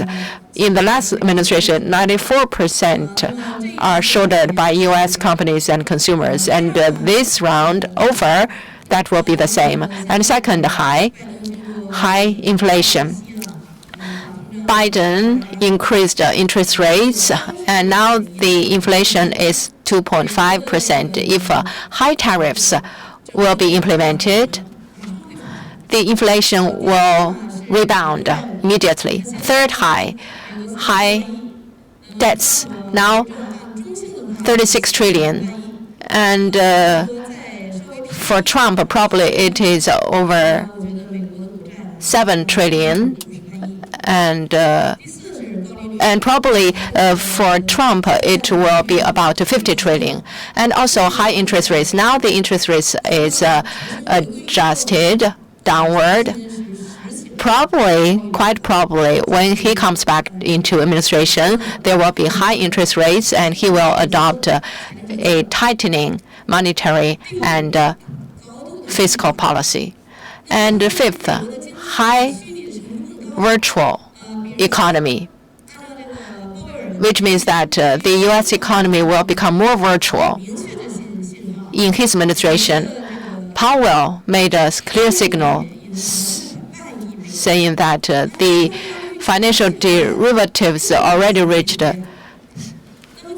600 trillion U.S. dollars, but probably that's not enough. And if we count in the beats and many other virtual currencies, and also the virtual currencies produced by the Trump family, and probably he will push for those virtual currencies, and probably he wants to ensure that when the U.S. dollar is going down, the virtual currencies will become alternatives. But that will only make the U.S. economy more virtual. You know, when the economy becomes more virtual, they will become bubbles, and the bubbles will finally break anyway. Sixth, there will be high uncertainties for the United States. I think the bipartisan, racial, and sex conflicts have reached the peak. No country can be like the United States in terms of gender, 97 genders altogether. Just imagine. And no country can be like the United States in terms of racial tensions, and no country can be like the United States in terms of partisan conflicts. So I think Mr. Trump will bring more harms to the United States than to the whole world. Sixth, high uncertainties. I think mainly 3 points. First, when the United States imposes high tariffs, protectionism, and populism, those are uncertain, and we cannot predict anything as a result of that. And now, second, they are working on many things. For example, the Ukraine-Russian conflicts, which are made into greater escalations, and also sanctions on more companies, and altogether 700 Chinese companies are under sanctions from the United States, including over 300 during the first Trump administration and over 400 during the Biden administration. And now he wants to impose sanctions on an additional 140.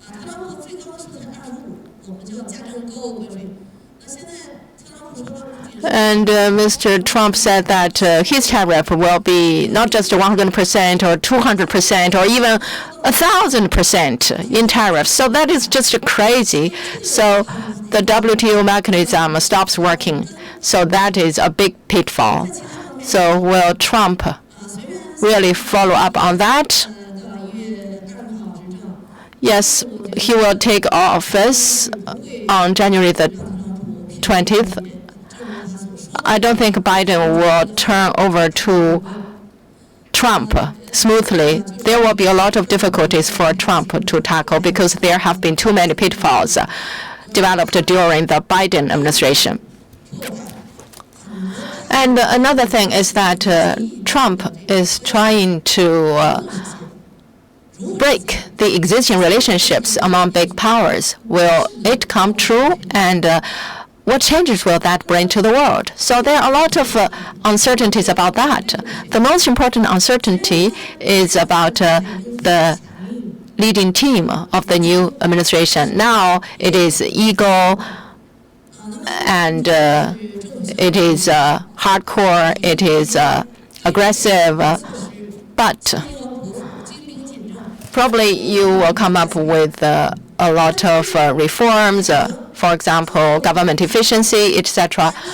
However, are these reforms good things or bad things? We don't know what will be the consequences like. Nobody can be sure about that. So I think Mr. Trump faces more challenges than opportunities, actually. So before he comes into office, I think we need to officially raise the suggestions to him. That is to do a good job in managing the relations with big powers, respect the international rules and orders, maintain global peace. He said that he is a peace president and he wants to get the Nobel Peace Prize. And we would congratulate him if he really can get that prize, because that is a big contribution to the world. We respect him. We will congratulate him for that. But he cannot do anything to just make trouble to the world, because that is also bad for the United States. You want to increase tariffs, so you have trade ties with over 120 countries. Will you raise tariffs on all those 120 countries? Will all those countries just stay idle and accept your tariffs? So you should not only listen to the views of your own team, you should also listen to the voices of the whole world, especially the voices from CCG. Okay, thank you very much. Wonderful sharing.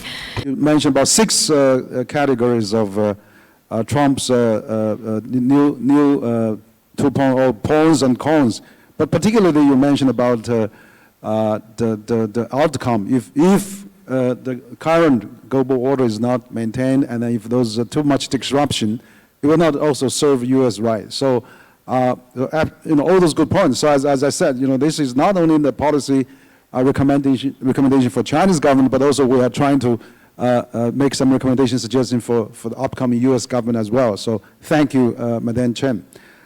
Next, I would like to invite Michael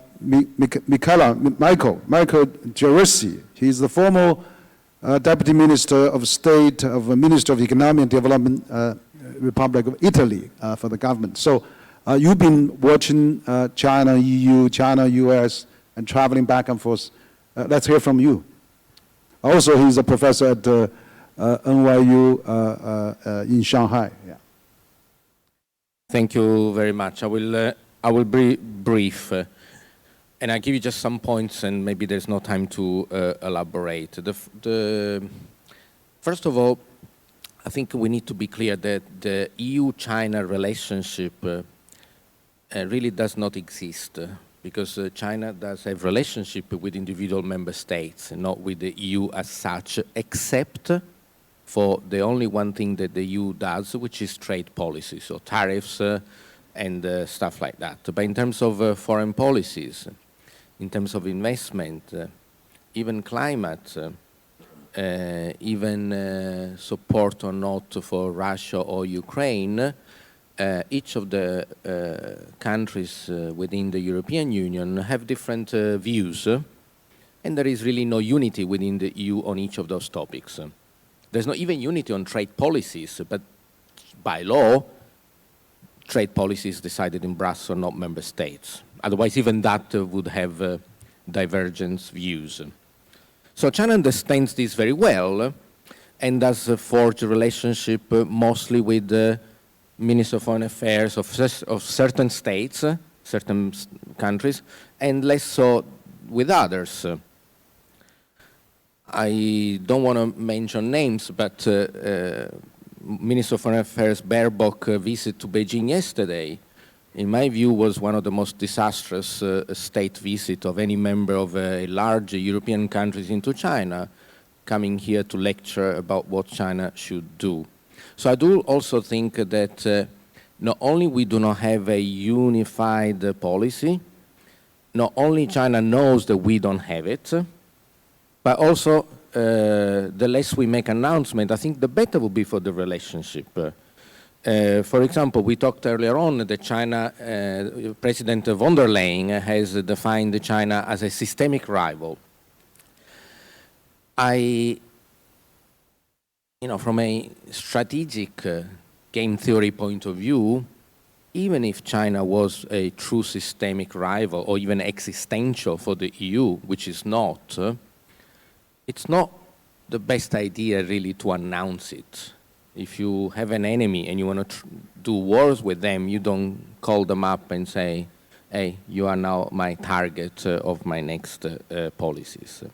So this is a general view. On the specifics of Trump and Biden, I think there is an opportunity that Trump may fix what is instead, rather than a China-EU, China-US tension, which is a horizontal level in between, let's say, countries. I think we are experiencing what I define as a vertical struggle between certain European governments, let's call it Western governments, and the companies of those very countries. Some CEOs of large European and American companies, Musk, Tim Cook, they don't come to China accompanied by Anthony Blinken. They come alone. The CEO of BASF, BMW, Audi, of course, they don't bring Annalena Baerbock to their meetings. It's a liability, not an asset. And this really highlights a little bit of a struggle that I call it a vertical struggle, as almost as if certain governments in certain, not all, in certain European countries, instead of maybe with the goal of finding external enemy, and China is an obvious target, because politicians need to create monsters to get consensus. And trust me, because I'm a politician, and I think I know that. This creation of a monster that is anti-China view then actually is what the individual companies and citizens of their own countries need to pay. It's not going to be China. And we have the example on tariffs. EU has put tariff on Chinese imports of electric vehicles. Why? If you read the detailed report by the European Union, and I invite you to do so with a critical eye, and if you disagree with me, feel free to let me know later, there is nothing in the report that says that China is doing dumping or unfair competition. All the report says is that a BYD car costs less than a BMW cars in the German market. But cheaper does not mean subsidy and does not mean unfair competition. So we are also in a situation where the analysis that is needed in this complex world almost seems to have been forgotten in exchange for an ideological view. And finally, then going back to Trump, that may solve this vertical struggle, and maybe Elon Musk could play a role through his Tesla and through his role in the government. So if we have now a reconnection between governments of the US, governments of European countries, that finally start doing the interest of their own companies, and they become an asset, not a liability for their own citizens, for their own companies, then I think the transactional approach, Amit was talking Trump T, transactional, that is, I think we all agree, it's less ideological. You know, the Biden and the Dem party would never accept, and I say in inverted commas, because that's what they say, the Chinese Communist Party economic performance, socially and economically, is better than our, commas, liberal democracies. So it's very hard to swallow that China does 7%, 8% for the last 9 years, 9% for the last 40 years, and even 5% now, while we in Europe have 0.6 to 0.7 growth. So this is an ideological, very bitter bite for the West to swallow. Now, if we put away this ideological approach, the hope is that maybe the transactional approach to Trump could help solve those problems. I conclude with a very simple and, forgive me, a very trivial approach. What does Trump want from China? He wants to fill the trade deficit, okay? By the way, this is completely wrong from any economic view. Trade deficit or trade surplus have no meaning in bringing or taking away economic benefit for the country. That's another problem that we have in Europe, that we think that the trade deficit with China hurts us. Instead, it's a benefit for us. I have a trade deficit with Starbucks every day and growing and perpetual. I don't go to Starbucks and say, need to buy my economic report to balance the trade. So with China has what Trump wants. China has the money to buy more made in USA goods. I think, Harry, you mentioned some soybeans from Wisconsin, and everyone will be happy with that. So that's the positive view. Thank you very much. Okay, thank you, Michael. Yeah, I think, US, China, EU, three largest economy in the world. You're probably going to, after Trump, to have a romance of three kingdoms. And then we probably will need the EU to do more to mediate China-US relations, because China and EU have a lot of similarity, like, wants to defend multilateral system, climate change, WTO.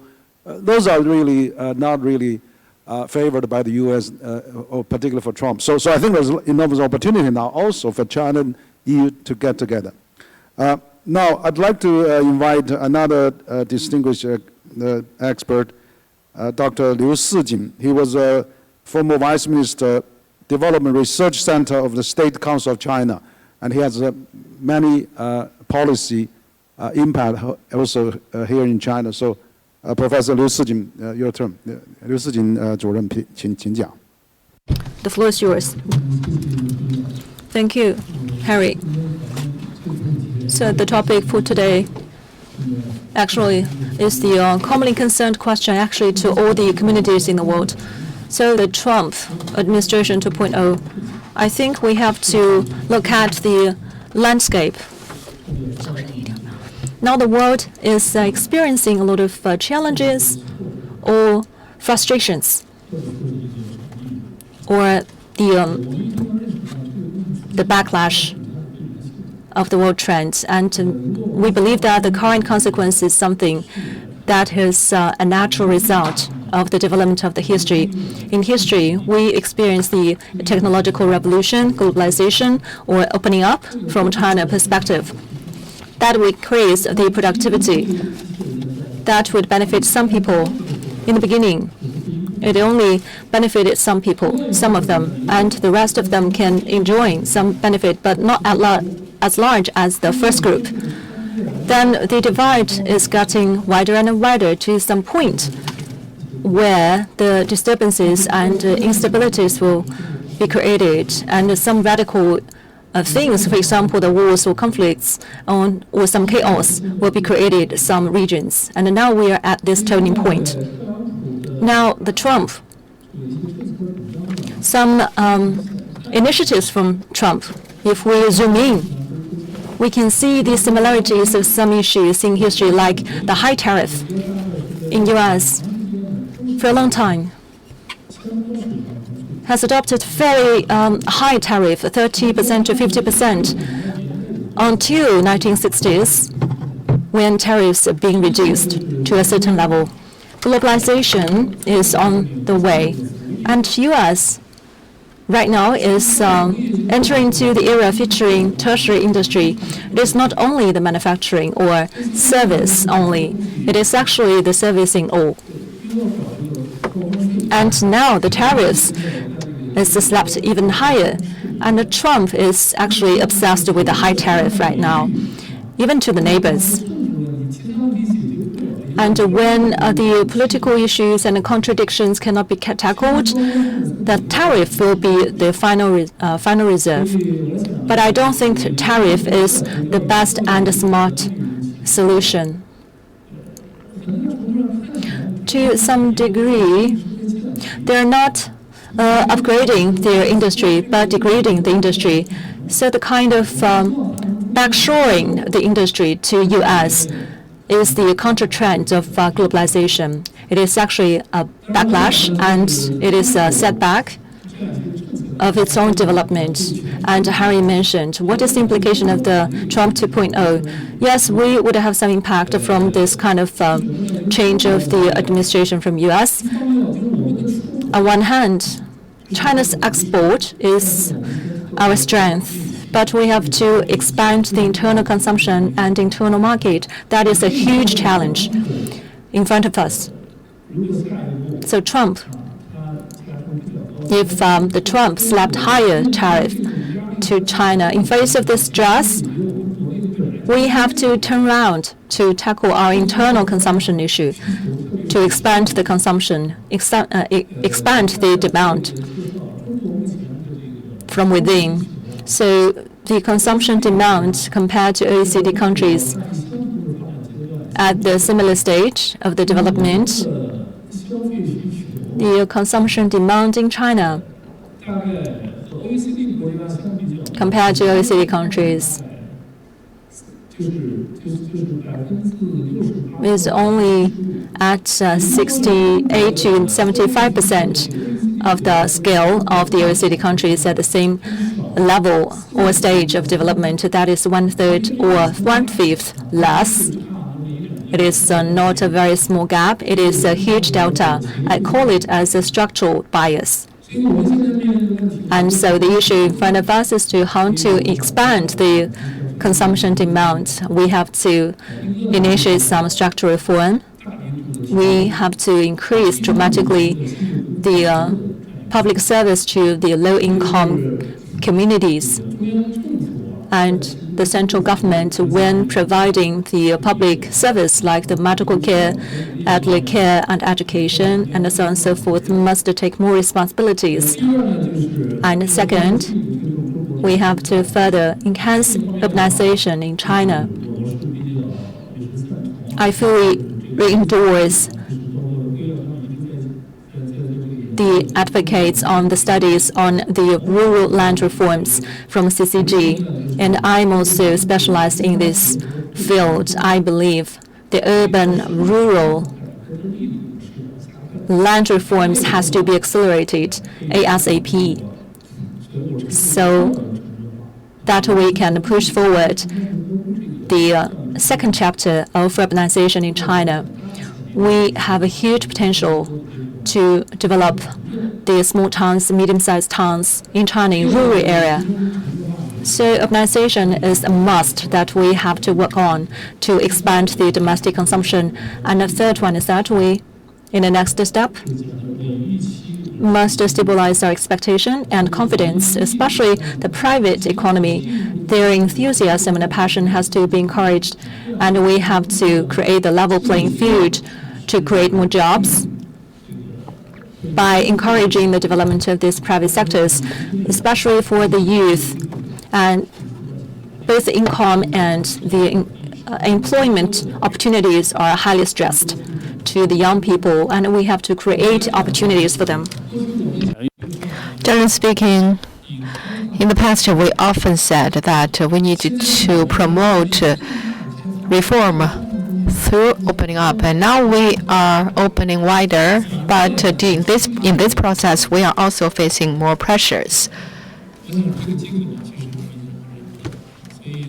So I believe we still have the good opportunities. So if you look at the result or impacts of Trump 2.0, it will have impacts on the United States and on the world. It will also have impacts on China. Probably they cannot imagine that yet. But for us, we will still grasp the opportunity for a new round of reform and opening up. Thank you, Minister. Particularly, like your idea that actually Trump will actually stimulate China to work even harder to stimulate the domestic economy, particularly the urbanization, and also this lowest hanging fruit, about 300 million migrant workers that lives in the urban center.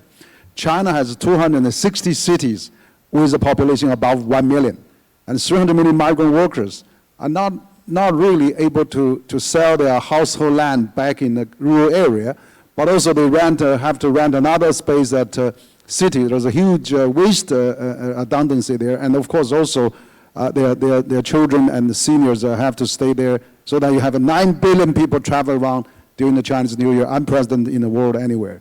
So I think this, if we can really allow them to sell their household land, and then just like in the 90s, allow the 400 million urban residents to privatize their apartment, you're going to have another 20 years boom of China real estate. So that's really a good idea. Now I'd like to invite another guest, Dr. Mohammed Amassi, founder and chairman of Amassi Foundation, which is very active internationally, and then you just travel from UK for an event. And we have quite a few experts travel from different regions. And you are representing the Middle East voice. I would like to hear from you. Thank you very much, Henry. Let me start by saying that the spots on a leopard never change. So Trump 1 and Trump 2 is the same human being, the same person. There is some difference, though. Trump 2 is inheriting power which he did not have during Trump 1. Trump 2 will control Congress. Trump 2 controls the Supreme Court, and Trump 2 completely controls the Republican Party. So that's a very big difference between 1 and 2 in terms of the power he has at his disposal. If one wants to look at where Trump 2 will go, I think it's important to look at some of his campaign slogans. So, make America great again is one. Trump will fix it too. In Trump 1, it was America first, but not America alone. Trump 2 is going to be both America first and America alone, where might will always be right. Power sharing will not be entertained unless there is a transactional need for sharing power. And if you look at what has happened in his early appointments, there are a few things or a few points that I think are important. He, I think, displays very well that for my friends and my family, everything, but for my enemies, the law. That signifies how he's going to look at his appointments, and that's what he has done. In Russia, they speak of the power ministries, which is those that have got significant legal and coercive capacity. In the United States, these include the Justice Department, the Defense Department, the FBI, and the intelligence community. If you look at the Trump appointees on these positions, each of these is a very loyal friend, and this is a move designed to remove obstacles that would stop him from being able to do what he wants to do with the armed forces, with federal law enforcement agents, intelligence professionals, government lawyers, i.e. he would like to be governing unbound by law or constitution. There are people who say that if you want to assemble the infrastructure of an autocratic state, then this is how you do it. Many other states who are veering towards becoming autocratic and embracing this form of governance will be watching intently to see how this unfolds. And what does this mean for global democracy, especially when the chief gamekeeper turns poacher?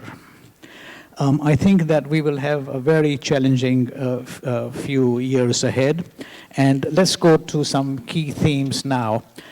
My assessment of Trump as a person, and I did have some chance to work with him when I was in New York in my earlier days, is that he is a firm believer of my way or the highway, which means that no such thing as sharing power or institutions will matter to him unless those institutions are largely going to do his bidding for him.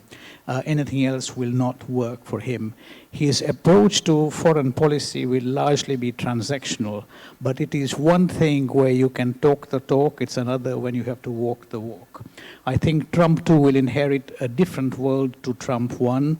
It's a world in which there are 3 major conflicts being played out. It's a world in which BRICS is now much more defined and well formed. It's a world in which there will be at least 3 power blocks he will have to deal with, Russia, EU, and China. And I don't believe that his mindset is one where he will say, oh, well, my friends are Europeans or Chinese or Russians. This will be very transactional. What works for the U.S. is what he will do. And if it means stepping on shoes, on feet, I don't think he will care. But I think it's very important that he will have to very quickly realize that there are things that he can control, and then there are things that he simply cannot control. His approach to conflicts is going to be to use the economic power that the United States has. So we are going to see an increasing use of sanctions as well as tariffs as a manifestation of his foreign policy going forward. I think he is less prone to engage in costly and never-ending wars, so he will do whatever it takes to stop the present conflicts. But in trying to do this, compromises will have to be made, which will not be to the liking of any person. In the Middle East, which is my specialty, he will have to confront at least 3 big issues. Issue number 1 is a nuclear Iran. Should this be allowed or not? Issue number 2 is statehood for Palestine. And issue number 3 is the sovereignty of many states in the Middle East and the role of non-state actors. All these issues are intertwined. And my final point, and I know I'm running out of my 5 minutes, so I will stop by making one final point, is that the issue of America first and America alone means that when the global south tells him that you are hypocritical in your behavior, you are not adopting the same principles, I'm not sure that he or America care about hypocrisy, double standards. These are all nice things to say, but America will do whatever makes sense for the United States. And so I think we are going to, it's not that the United States that will have to adopt to how the world will react, it's how the world will have to adapt to how the US will react, which will be the defining way going forward for the rest of the world, because the US is too powerful militarily and the dollar is too powerful as a currency for it to go away in the next 5 or 10 years. Any marginalization of this is going to take a very, very long time. And finally, I would say that it's like dating, or it's like choosing a wife or a husband. You have one person that says, I am the strongest, I have been the strongest. If you come with me, you will always be protected, always be defended, you will always be a friend, and you have nothing to worry about. And the other vision is, look at me, I'm a humanist, I care for the world, I care for the people, I care for the climate issues, I'm likable, so please come with me. This is the 2 broad choices that the world will have to face, and the individual countries will decide which way they want to go. Thank you very much. Thank you, Mohammed. I think your last metaphor vividly described the current predicament we are in. But anyway, I think first and me alone, that is really, I don't think that take a high moral ground. But of course, we need to go high rather than go low, even though sometimes you're very pragmatic. But I think we do have a global village as a whole. So it's one thing, all thing, and one rise, all rise. We probably will have to do with that, with particularly climate change. Now I'd like to invite Madame Susan Jessup. She's the Chief Executive, Asia New Zealand Foundation. I know you just come from New Zealand, and your foundation is very active. We've been to New Zealand and witnessed how effective your foundation is particularly in the New Zealand-China relation, but also South Pacific-China relation. So I'd like to hear from you, from New Zealand perspective. Thank you Please. very much, Henry, and thank you, Mabel, and thank you to your centre and your team for hosting us all. Aren't we all glad we're think tankers? It's been so uplifting this morning. But I'd like to bring a perspective from New Zealand, which is, I think as many of you will know, a distant maritime nation for whom trade rather than security has been traditionally our existential concern when we look out into the world. And I would like to talk a little bit about small state mentality when we look at the current macro picture and our need to find strength and unity in the face of uncertainty. New Zealand has been an ardent multilateralist, recognising that this is the most effective way for us to shape the global system and ensure our participation in it. To our north lies the South Pacific, a region of 14 even smaller island nations whose primary existential challenge is climate change, a crisis compounded by development challenges, demographic shifts, resource pressures, rising debt, inflation and transnational threats. And these overlapping challenges in our region diminish our region's resilience, but frankly also our capacity or even inclination to engage in strategic competition.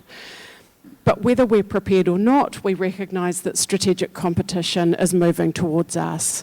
And today's forum is examining, as we're examining today, we are facing rapid changes in leadership style and practice, which Trump is fairly emblematic of.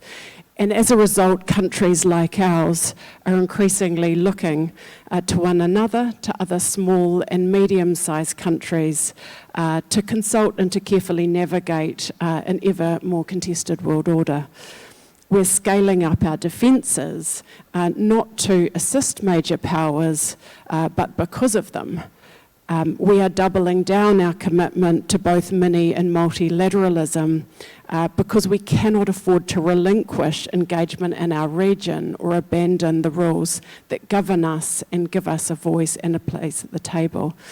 So in short, our job is to remain constructive as small countries, to seek opportunities, and where possible to serve as the architects of innovative solutions for trade, development, technology and environmental sustainability.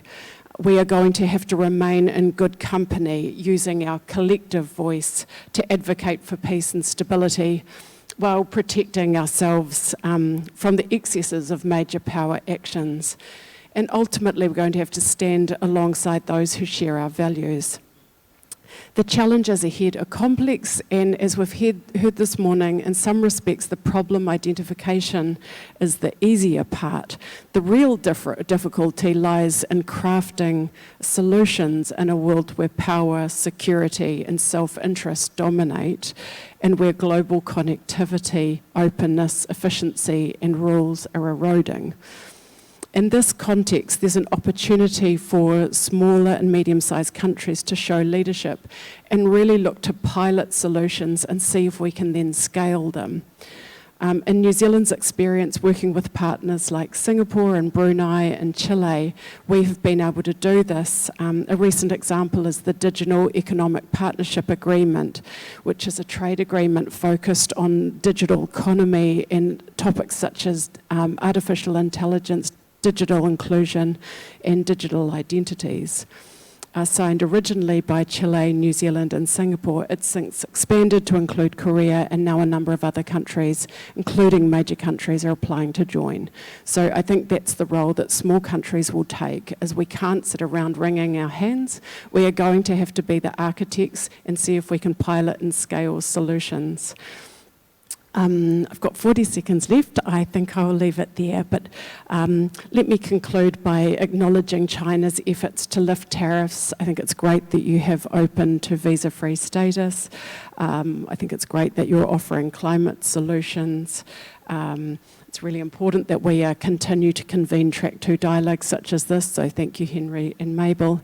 Student exchanges are important, and really we have to continue to lean into these types of conversations so that we are looking for solutions in increasingly troubled times. That's 4 minutes, thank you. Good. Yeah, really within your 5 minutes. Thank you very much. But Susan, absolutely, I think New Zealand, I mean, you are saying small, but probably also mid-power of some kind, and particularly soft power on international governance. For example, you had the depository agreement for the CPTPP. You know, China wants to join that. President Xi said China wants to join CPTPP. You also launched the DPA, which is Digital Partnership Agreement, which all those things are really working. I think New Zealand and China also has a very good relation, and we hope that we can maintain the economic globalization alliances rather than the geopolitical alliance and set up. So thank you for your great comments. Next up, Professor Lu Runquan. He's the president of CNPC Economics and Technology Research Institute. I know Professor Lu is a well-known think tank figure in China. He had actually a very famous think tank for the largest, one of the largest oil company in China, CNPC. So excellent. I know you got recently also into Brazil, and thank you for also mentioning our books, and I'm really pleased to have you here to share your views. Professor Lu. Okay, thank you, Mr. Wang, the invitation from the CCG. If I will use one sentence to describe what I will say that let the energy and the climate the interactions to be one of the largest consensus or intersection between China-U.S., especially in the Donald Trump's second administration. When we look back the first administration, Donald Trump, we found that his slogan is "Let America Great Again." In my own opinion, a big case on that is "Let America's oil and gas great again," because it is in his term, the first term, that the United States oil and gas becomes the largest oil producer and also the largest gas producer. You know, that is very important for the United States for his power implementation. And also that is why that the United States can export large natural gas and LNG to Europe to replace the Russia's oil and gas after the Ukraine-Russia war. You know, that is very important. Okay, so we will say that is oil and gas actually let America great again. This is the first point. The second, we still remember that in Donald Trump's first term, that he visited China on the 2017, the November, and signed the 4 big projects contract with China energy sector. That is, let's say, the China's central enterprises will invest huge that in United States. However, later on, next year, we enter the era of big power competition, and the China-U.S. trade war happened. So all of these actions and contracts are not allowed to implement it in the United States. However, only one project was executed and implemented. That is, U.S. can export natural gas and oil to China, because China in the last 10 years and in the future 10 years will be the largest oil and gas importer, you know, in the world.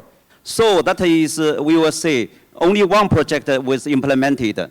And last year, let's say, and about 3 million tons of LNG was imported from the United States, and also about 10 million tons of crude oil was imported from the United States. The total volume, I mean, the value is about $10 billion US. However, it is still far behind the China-US trade deficit. So we can say now that China-US, the energy interactions, especially in the oil and gas interactions, plays as a small balance block, but it still play a big role in the China-US trade deficit. Okay. The third point I want to reiterate that now we come back to, let's say we're coming to the second item, the Donald, let's say 2.0. So what about the policy? What about the energy policy? When we really don't know. However, we can look at the history. We may predict the future. I think at least the three features of the Donald's energy policy. The first is continue to push forward the oil and gas development and production to guarantee the #1 in the world and to make full use of the United States power. The second one is enhance oil and gas export to, especially to Europe and to China, to keep the economic benefits and the geopolitical competency. The third one is release the environmental restrictions on fossil energy, and however, inhibit the development of electrical vehicles and the new energy resources, not as the Biden's administration. They take the IRA, the chips, and let's say to encourage the electrical vehicles, to encourage the renewable energies. However, Donald Trump maybe will not do that. The example is he nominated the oil gas president to be the next Secretary of DOE. Department of Energy of the United States. This guy is Chris Waite. Chris Waite is actually the president of Liberal Energy Company. He's an oil guy. He's a traditional oil guy. Okay, so then when we look at future, what about the next step of China and the U.S. Energy transactions? I think at least the three aspects. The first one is in climate. We still have some overlaps and common benefits, let's say in CCS and CCUS, carbon capture and storage. And also in, let's say in, another one is methane control. That's a methane emission. Because besides the CO2, methane leakage is also very important to the climate and the greenhouse effects, you know. So the two countries can shake hands and continue the Sunnyland's contract. Okay, the second one is actually just I mentioned the South and market. Okay, China, the United States now is the largest natural gas exporter, and we are the largest importer. So the overlapping, the synergy should be stronger in the future, hopefully. Okay. Actually, according to this contract signed, the highest volume China can import from the United States is 25 million tons. 25 million tons. At least 10 times then the volume has been implemented. The last but the most important, I think, is for the international companies overlapping in the third market, just like CNPC, as Mr. Wang mentioned, with, let's say, ExxonMobil, with Chevron, they can shake hands in Iraq, in Mozambique, in Guyana. Actually, now, the mega projects, 10 mega projects, this total investment of, the joint investment from China and US companies will reach 200 billion US dollars. That's a huge. So from my own perspective, I'm optimistic on the future energy and climate interactions between China and the US. Thank you. Okay, thank you, Professor Lu. Excellent point. I think, if Trump wants to make a deal, who else would be best deal maker, partner? I think China probably could be the best because, as you said, there's billions of dollars on the energy sector, there's billions of dollars on the agricultural food, but also, the China, 70% of China energy consumption depends on the import, and China even spend more on chips import than energy. So you see, there's so huge opportunities for U.S. and China. If he's a businessman, let's make a deal together. So for a better environment for the world. So thank you for your comment. I'd like to have Professor Felix Vadivoso. He's the chairman of China Science at IE University, a very famous university based in Madrid. Your president is a good friend. He attended our Munich Security Roundtable, so I'm glad you came also. Let's hear from you. Thank you very much. Well, a lot of things have been said, and I would like to leverage on some of the things that the speakers have said. For instance, Professor Qin Xin, he talked about the middle classes, which I think are very important, and I'll say something later about that. Also, Madame Chan, she said that Mr. Trump will be only bad for the U.S., for its domestic policies. Michele talked about that there is no relation, if I understood you well, Mr. Geraci, Michele Geraci, there is no relation or common policy between the EU and China. And Mr. Amersi insisted on the fact that in Trump 2.0 is going to be Trump alone, right? Well, Henry Wan has this book that I recommend, The Ebb and Flow of Globalization. I had a quick look, I couldn't read it, but I had a quick look at it. And one of the epigraphs says, no country is alone, right? In my humble capacity as a poet, I instantly recognize, of course, the verse by John Donne, no man is an island, right? And the talk today has been about cooperation and cooperation. But contradictory or counteractively, we are having a new president that says he wants to stand alone. I don't believe he can stand alone, and he'll have to cooperate.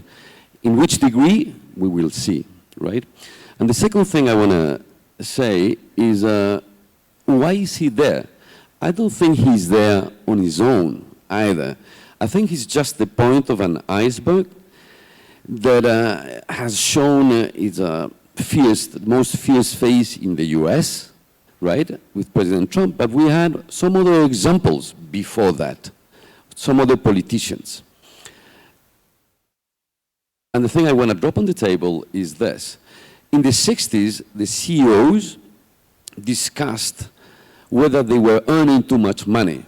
And they were earning, at the time, 20 times more than the less paid worker. And they discussed about whether they should learn less. These days, it's between 300 and 400 times more that they earn, and they don't discuss whether they have to earn less. Thank you. Great, thank you, Professor Felix. You save us some time too. Absolutely, I think no man is alone, and we have to work together with this global earth that we live in. So thank you for your comment. Now, last but not least, I'd like to recommend Jeff Nakeview. He's the president of Asia Pacific Foundation of Canada, which is one of the most famous think tank in Canada. So you are coming from Canada. And also you have worked with the Canadian government as a diplomat in Beijing, but also work at the CIDA, Canadian International Development Agency, which is a long-standing organization. Now it's merged with ministry, but used to do a lot of foreign aid projects in China, made huge contributions in many developments. So I'd like to hear from you, Jeff, please. Also, we know that Justin Trudeau was in Malaga just a few days ago, and Trump said 25% tariff for Canada. What does Canadian think about that? Well, there's a lot of talk about that. So first of all, let me say a big thank you, Henry, to you and to CCG. It's nice to be back here again this year. And I am of the Asia Pacific Foundation of Canada. I am the CEO. Not that kind of CEO, unfortunately. I'm the not-for-profit kind of CEO. And our foundation, 加拿大亚太基金会, is a national public institution, but independent from government. So I do not speak as an official of the government of Canada. As you mentioned, Henry, the world that some of you are anticipating of tariff threats is one that Canada is already in, along with Mexico since last week. We're already experiencing this. It is not, generally speaking, has not been a cause for panic because we have been through this before. And I think the fact that the tariff threats are being wielded on non-economic issues, to me, is perhaps an indication. All of these things are going to be so hard to predict. I think we all agree. But I think perhaps an indication that this is an aspect of negotiation. This is not, although Mr. Trump, since the 1980s, has been a fervent advocate of tariffs, I'm not sure that we will see that vision realized of an American state that draws more tax revenue from tariffs than from income tax. And of course, as the economists will tell you, tariffs are about the most regressive form of tax and affect the poorest consumers, the poorest members of society disproportionately. I think if we're now, Henry, in the world of the romance of the three kingdoms, then countries like Canada, like New Zealand, many other countries in the world, we have to conduct ourselves like the General Zhuge Liang, to be agile, to be listening for the birds, the winds, to feel the moisture in the air, and to be able to navigate difficult terrain. A European companion of Zhuge Liang would be Odysseus. So we need to be wily like Odysseus. I think what we will find going forward in this new world that we are facing is that markets will play a significant role. I think in two respects. One is that we know President-elect Trump has always been very focused on the performance of the New York Stock Exchange and the related indexes, and I think that could be a mitigating factor when it comes to implementing certain types of economic policies, the way the markets will respond. The markets also respond, of course, through the currency values. And it's been noted, and I think it's worth continuing to focus on the fact that there are structural factors. When we look at the U.S. and we look at China, there are structural factors in both economies that can explain a lot that will not be resolved by tariff policy or trade wars. It has to do with savings rates, with deficits, with structural imbalances between consumption and investment, and government borrowing and spending that express themselves in currency valuations that themselves are a major driver of where you will have bilateral deficits and where you will have surpluses. I think a fact of life, we really need to keep in mind that people, households, families all over the world, the fact of life is that everything we're talking about is going to make life more expensive. Now, we already, for the last couple of years, because of Russia's illegal war of conquest in Ukraine, have seen, inflationary pressures. But as we get into a world of tariffs and bilateral trade deals, it's not just expensive at the consumer level, but for business people, it is a much more complicated terrain to navigate as we move away from WTO as the standard to various regional and bilateral agreements, and that makes things more expensive. But I think there are workarounds, and this is, I'd like to pick up on Susanna's comments about where we have coalitions of willing economies that, we need to get on with our lives. And I think it's important to recognize that there's a lot that happens in the world that is not about the U.S., that is not about China. But I think for China there are opportunities to find partners, and I think the Comprehensive and Progressive Trans-Pacific Partnership, the TPP, is a very good example of a high-quality trade agreement that is expanding. The UK has just joined in meetings held in Vancouver last week that I attended, chaired by Canada. It was announced that Costa Rica would be now move into a process of a working group. But we have very significant economies that have applied, and I would love to see a speedy process to consider very carefully applications. We have Indonesia has recently now joined the queue. That's very significant. But also, we have APEC economies, the People's Republic of China, the economy known in APEC as Chinese Taipei, have both applied, and I think it would be a good thing for the region and the world if we can find a path forward to expand the CPTPP to include such economies. And I'll just mention on a bright spot, and I do apologize sincerely, Henry, for coming up to the stage late. I flew overnight from Jakarta, where Canada and Indonesia have just announced the conclusion of the negotiations, successful conclusion of negotiations for an economic partnership agreement. So, you know, there is forward motion in this world. I think the digital economic partnership pioneered by New Zealand is another example of that.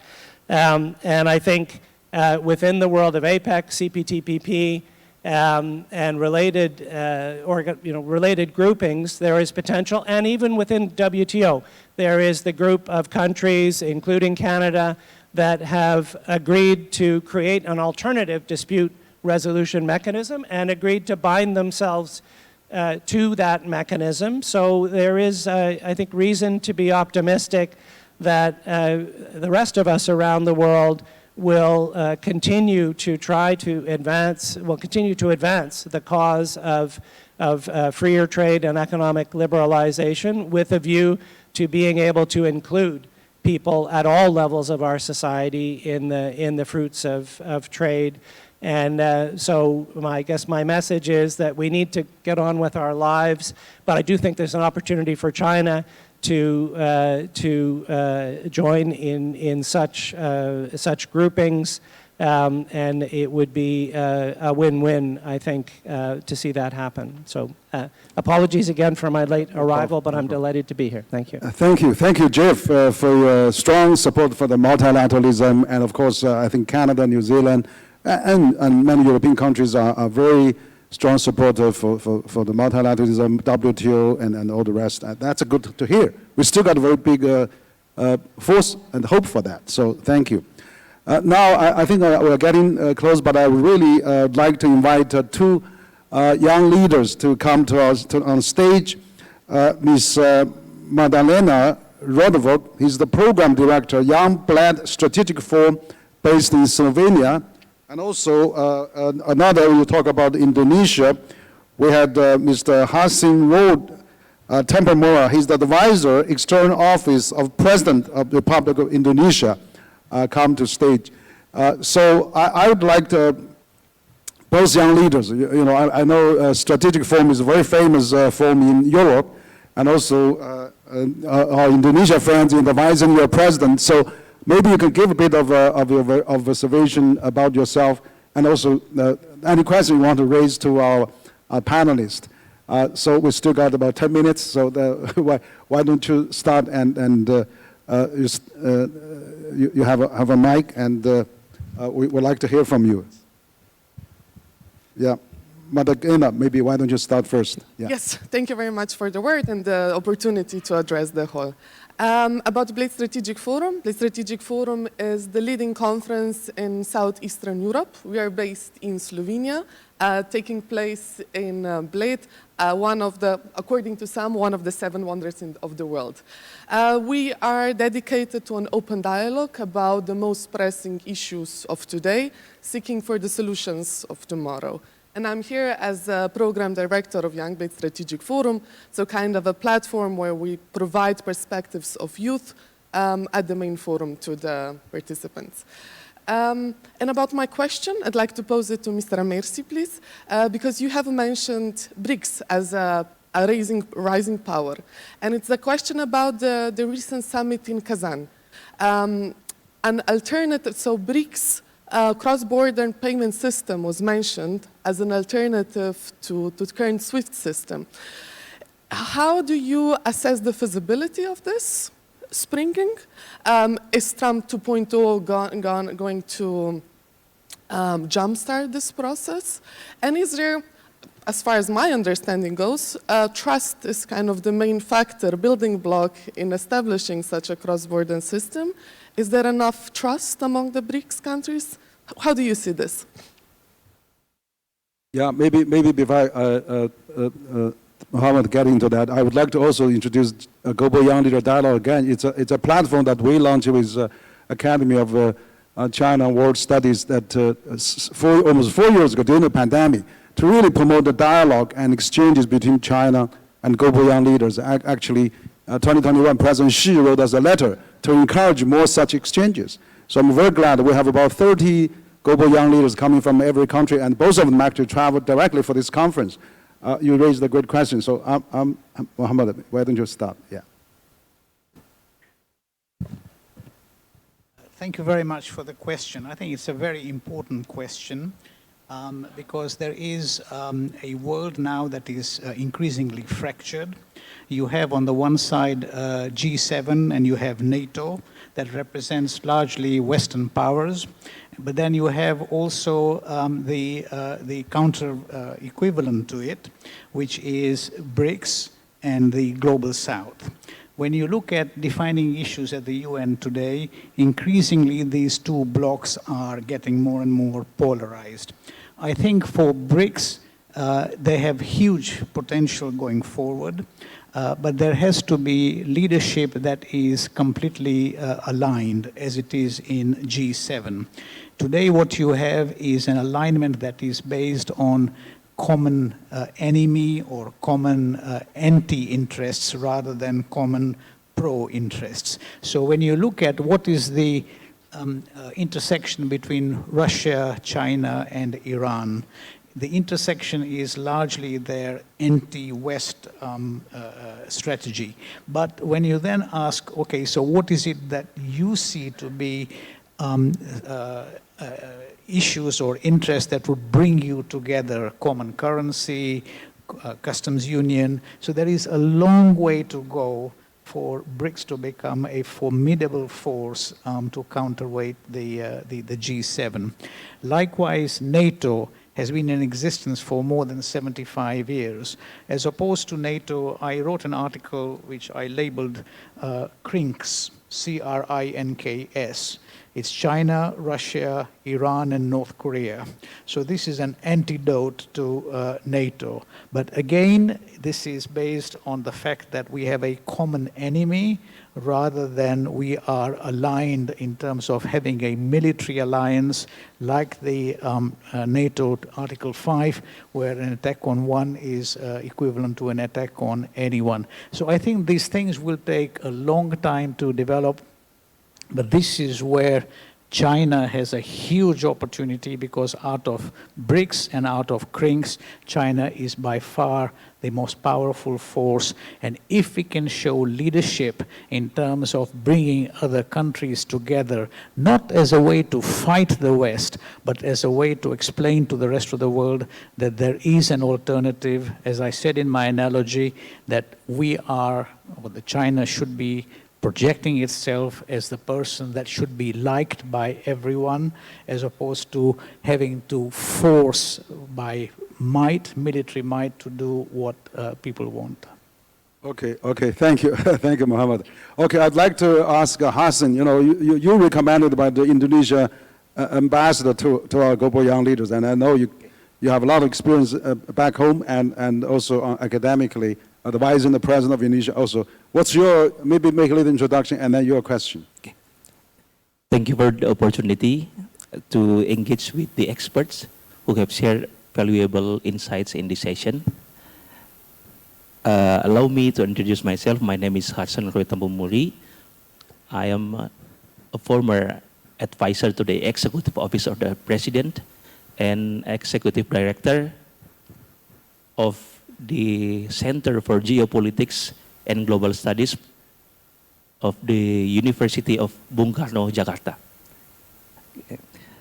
I have a question for one of the panelists, Mr. Amitav Acharya, distinguished professor of the International Relations, American University. The theme of this session, presaging the future of global governance under Trump 2.0, is highly intriguing. The world today is becoming increasingly complex with a multipolar geopolitical environment. Major countries are deeply involved in shaping the global operating environment, while other nations align with powerful blocs to influence international agendas. In your view, what are some collaborative efforts that could be pursued to mitigate the risk of global political instability that could potentially lead to large-scale destructive conflicts? Furthermore, in the Trump 2.0 era, amidst the competition between the two global economic superpowers, do you believe there is still room for global governmental cooperation, or are we heading towards fragmentation and conflicts within the global community? Thank you. Okay, thank you. Amitabh, please. Henry, I owe some time to you because I took longer than I should have, and it's always a problem with me in panels. But I was in Jakarta on a Saturday, addressing 8,000 people for the foreign policy community of Indonesia. We heard Foreign Minister Sugiarno also. I specialize in Indonesian foreign policy. So from that perspective, I would say two things. First, theme of that conference was middle powers. Can middle powers, they should save the world, but actually mitigate is the right word. I think middle powers should step in, and the old days middle powers used to mean Canada, Australia, maybe New Zealand. Now, Indonesia, South Korea, South Africa, they are not great powers. The BRICS are mostly middle powers. They have a role to play. Regional organizations have a role to play. This is about mitigation. You talk about complexity. Complexity is already happening. By complexity, again, I don't use the term multipolar. Multipolar is just about great powers. If you bring in other powers, other actors, it's multiplex, and that's complexity. Complexity means a lot of partnerships and networks. And the literature on global governance is full of examples of how public-private, hybridity, complexity, how different actors cooperate with each other, including American actors, not necessarily the federal government. So the state governments in California and New York have a very different position on climate change than the Trump one. So I am general an optimist. I still think Trump is going to last only four more years. Let's look forward to what happens beyond. I think most of the world wants global governance, but in a different way. Not the traditional UN-centered, US-centered global governance. It's much broader, pluralistic. Fragmentation is actually creative. As Schumpeter said, creative destruction. Some destruction is actually creative. You have to destroy something to bring something new. Okay, thank you. Okay, Mohammed, you had something to add. Okay. So thank you very much for your question. So you have to really analyze that a number of these institutions, the World Bank, the IMF, the United Nations, they were all created post-Second World War. And they have largely, I think, played their part, but they are probably not fit for purpose going forward. And there has to be a change. Look at the UN Security Council, 5 members, they veto each other all the time, and it leads to absolute paralysis. So then you have to ask yourself, well, how will change happen? Okay? Whenever somebody has the contractual right to assume a position, it is almost impossible for them to ask to be vacating that position. Nobody will voluntarily do it. So you have to ask yourself, what is the relevance of France? What is the relevance of UK becoming permanent members of the Security Council? Why not India? Why not Brazil? Why not South Africa? These are the emerging powers where their GDP and their global influence is far outweighing the influence. But nobody will give up. Look at the Russian seat on the UN Security Council. The seat was with the Soviet Union. When the Soviet Union collapsed and it became the Russian Federation, technically that is grounds for Russia to be asked to be vacated. Does anybody have the ability to ask Russia to do that today? No. So what I think is going to happen in the future is that instead of people paying respect to these organizations, which will largely become talk shops where you meet each other, hug each other, pet each other in the back, but nothing actually happens, there will be new organizations created where power will shift to those organizations, and largely these old organizations will be marginalized into oblivion. And the new organizations are, as we said, BRICS, it's CRINCS, it is fragmented organizations that will slowly start to assume power. When technology and AI happens, there will be a new organization that will regulate AI, which will be more powerful than any of the existing organizations, and I think that that's the way forward. Okay, thank you. I think we're running out of time, but I just want to add one point to the question. Basically, I see EU has an enormous role to mediate China-US relations, but also mid powers are rising, and also Global South, BRICS countries, they all have an enormous role. 80% of Global South can also be, they're not going to picking sides, they're probably going to live through the mediating process throughout the next phase of China-US relations. So we are seeing some hope there, a rising of the middle powers, a rising of the BRICS countries, actually is part of this multipolar world to stabilize the world and balance U.S.-China relations. So on that note, I would really like to thank all the distinguished panelists that we're having here, because this is the opening panel, and we have a global governance on the topic, and then we had an excellent keynote at the opening ceremony this morning, but also we heard we have over 10 experts shared great views, and we have 2 global young leaders represent very impressive institutions that also shared their questions as well. So, but also, of course, we have an audience, a very impressive audience, with over half of them, coming from international, more than half actually. I see so many friendly faces from outside China, or from diplomatic corps, and from different think tanks, and from also media and enterprises. So on behalf of organizers, I would like to thank our distinguished panelists, our global young leaders, and our audience. Let's give them a warm applause. Thank you.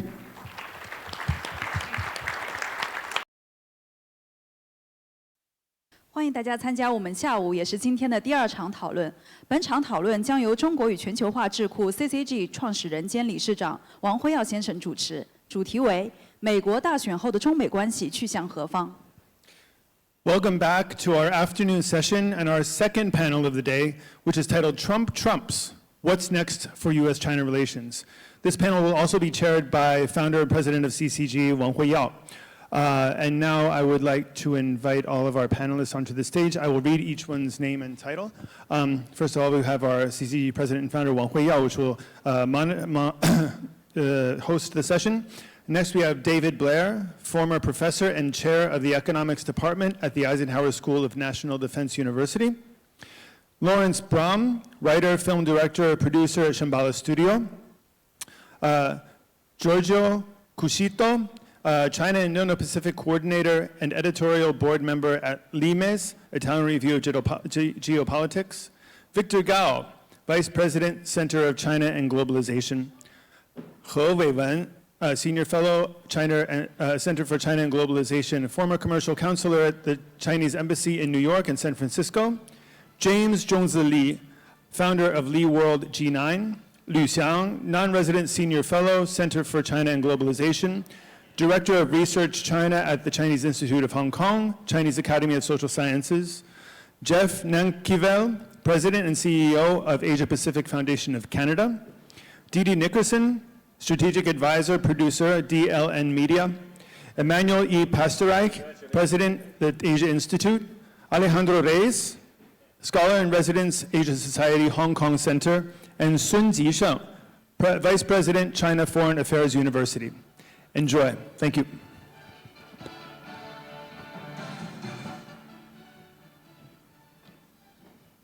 Okay, good afternoon. So this morning we had opening keynote from different government agencies. We heard from European ambassador, EU ambassador in China, also the UN ambassador, UN coordinator in China. Of course, we had a very good opening panel. And now we are coming also to another substantial panel with a very distinguished group of experts again. And so this time we were actually going to talk about the China-U.S. relation. I think we covered quite a bit of that in the morning. But this time we will just focus more on China-U.S. relation. And the topic of the day is Trumps, what's next for the Sino-U.S. relations? So what I would like to do is that I will have some frame questions so that I put it forward. What is the prospect of a full-blown U.S.-China trade war, which Trump has been threatening on that, and how the tariff affect both the global economy and the global production networks? How should business, domestic producers, and multinational corporations alike adapt their strategy to mitigate risk and to capitalize on new opportunities? There could be more opportunity for the balance of the world if U.S. pursue that. How will a second Trump term be any different from the first term? So this is a very interesting question. And with this also, we still have some China initiative, or is there a silver lining on the people-to-people exchange? And what can we see from that? Will Donald Trump remain a transactional, a great deal maker leader in his second term? And if so, what are the prospects for de-escalating this strategic competition in the critical areas like Taiwan and South China Sea, if it's less ideologically driven? How the two economic superpowers navigate those flashpoints which will not trigger a large financial or global crisis?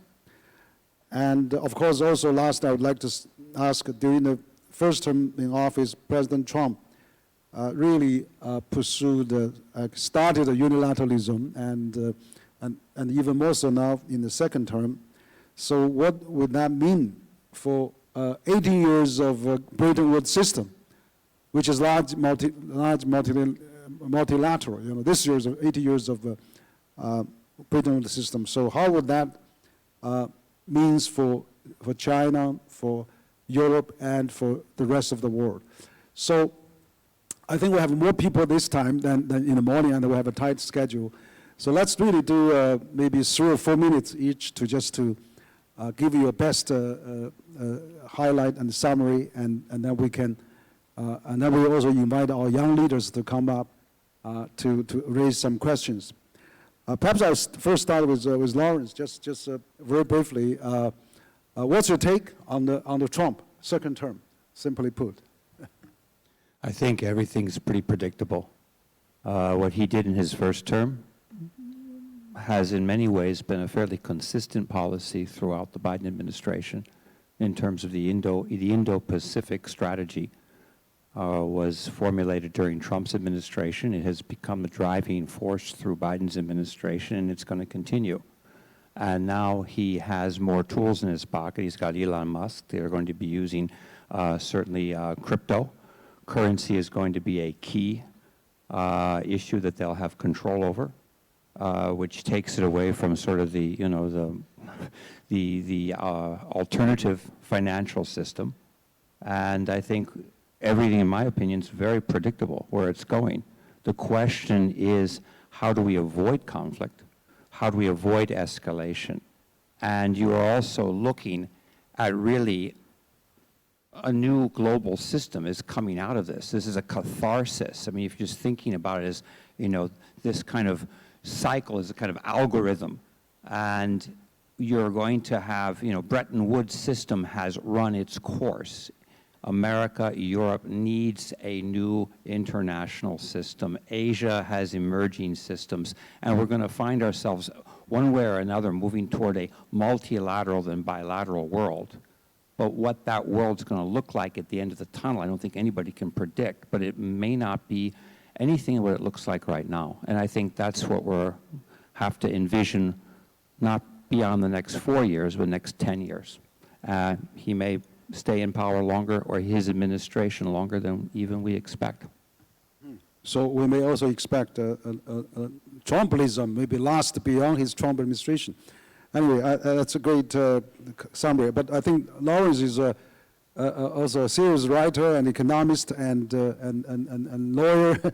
And I know that you have been writing books that Premier Zhu has praised in the past. And I'm very glad that you are also associated with as a senior fellow, non-resident senior fellow for CCG. I'll just say, you know, China-U.S. relations began in 1979, formal relations. I came here in 1981, so I was among the very, very first wave of American students to come to China and study Chinese.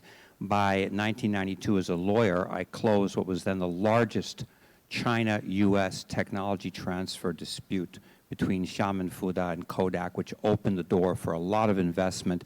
And from that point on, it was go-go. It was so positive, and everybody was looking at this relationship really becoming a positive strategic alliance. I think, Henry, your organization emerged, and for some of us who have dedicated our life to this relationship, to see it in this kind of free fall is more than disappointing. It's very troubling, and I think if I can say one thing, we go back to 1972 in the Cold War. What was it that pulled us out of that Cold War? It was a very simple thing. It was a game of ping pong. We had something called ping pong diplomacy, and we used sport and culture to bring two people together who seemed to be so far apart. And from that point, things began to go. And I just want to add, this is what we really need to do now.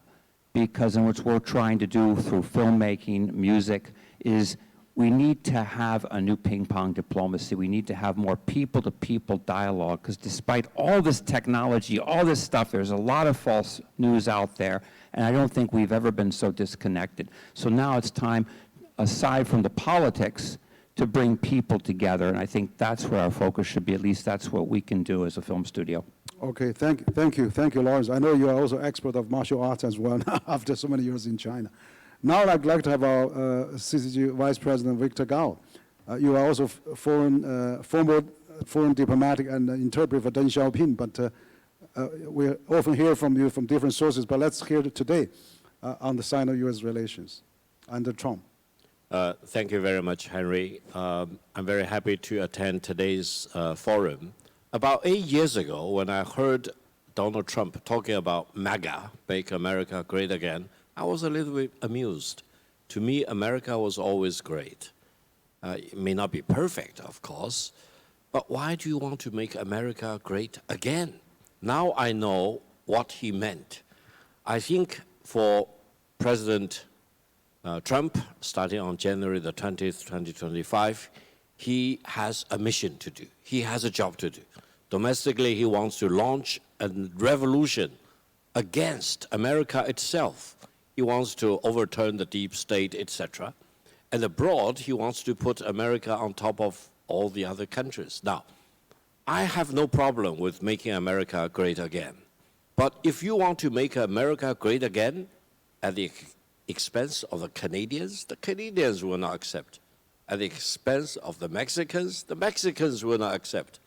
At the expense of the Europeans, no, the Europeans will not buy that story. So it really depends on how you make America great again. Now, Mr. Trump also said, BRICS countries or BRICS organization don't fool around with a new currency or new payment system, otherwise he will slap up to 100% of tariff on these countries. I myself, let me acknowledge to you, I'm not a big fan of de-dollarization at all, but I'm very much opposed to any attempt to weaponize the dollar or to weaponize the SWIFT system. So someone need to murmur into the ear of Donald Trump, if you really do not want to push for another currency or another version of the SWIFT system, America should not weaponize the dollar and should not weaponize the SWIFT system. So eventually, you really need to know where is the truth. And I hope Mr. Trump, being very smart, should know where to start with. The problem is not de-dollarization, in my view. The problem is American government's attempt to weaponize the dollar. Finally, allow me to mention one thing. This morning I heard others mention this Nobel Peace Prize for Donald Trump. I would say if Donald Trump can really bring the war in Ukraine to a stop and can avoid launching a war against any country in 4 years of his presidency, I would urge all of us here to support me, and we work very hard to nominate him for the Nobel Peace Prize. Maybe with a little bit of change. Nobel Peace Prize, bracket, no war, on bracket. Because if he can really achieve that and keep his promise, he may be judged by history as a great American president. Between China and the United States, I've always been talked about the inevitability of peace, meaning war is not and should not be an option to solve whatever problem there are between China and the United States. Peace between China and the United States is inevitable. That's why I've been talking about the inevitability of peace between these two greatest and largest economies in the world. Thank you. Thank you, Dr. Gao, and very striking. I mean, Trump said he hasn't launched any war during his first term, and he wants to finish the war within 24 hours or before his inauguration. But we do see actually both President Putin and President Zelensky talking about peace now. President Zelensky said Ukraine war going to end it by 2025, which is great news. So we do see some progress there, but I hope we're going to realize that for sure. Now I'd like to invite Professor David Blair. He was the former chair of the economics department at the Eisenhower School of National Defense University in Washington, and also a CCG senior fellow. So, you're American. We'd like to hear from you also. David, please. I want to say real quick, I don't speak in any way for the U.S. government or the Trump administration, or certainly not this administration, the current administration. I've been thinking the last few days about two songs that were popular when I was a young man, when I was in my 20s. One is by Sting, and it goes, "I hope the Russians love their children too." And another one is by a German, Nina. It's 99 Luftballon, 99 red balloons go by. And it's about the dangers of accidental nuclear war, how we're going to trigger. And I've just been reading the last few days a great book, which I really recommend for anybody to read, although it will depress you. It's by Annie Jacobson. It's called Nuclear War, A Scenario. Now, I was involved in various ways in the Reagan administration back in the... Maybe a little closer. I was involved in the Reagan administration back in the 1980s. And this Cold War stuff was ever present. There was always a danger of accidental or deliberate nuclear war. And thank God President Reagan and Gorbachev were able to, I thought, decrease that danger. And now we're right back in it. I mean, Annie Jacobson quotes William Perry, who was Secretary of Defense under Clinton and Undersecretary under President Carter, who I knew a bit. And he said, we're closer to nuclear war than we have been at any time in history. We're right back in this nonsense for no reason, because of stupid policies of the last 30 years. And frankly, I listen to American leaders and European leaders now, and I think I'm listening to strategic children. They're not able to they don't take anything seriously. They talk like they're on a playground, third graders on a playground. He started it. We've got to stop the bully, and on and on and on. We don't need to talk to the other guy. This is very dangerous. We talk about the precautionary principle, the idea that we don't want to take risks with regard to climate change. That applies 10 times to nuclear war. We should not do anything that increases the danger of nuclear war, and we're doing it right now. I think the Biden administration right now is the most irresponsible actions I've ever seen of any administration. They're trying to escalate the war in Ukraine. They're hoping that Russia will attack a NATO country so they can declare Article 5 and get us into a real war before Trump takes office. This is the most irresponsible policy I can think of by any American administration, although there's a lot of competition. I don't think the citizens are going to buy it because there's a lot of, we've had a series of lies. Lies about the Tonkin Gulf crisis. Johnson used that to get us into Vietnam.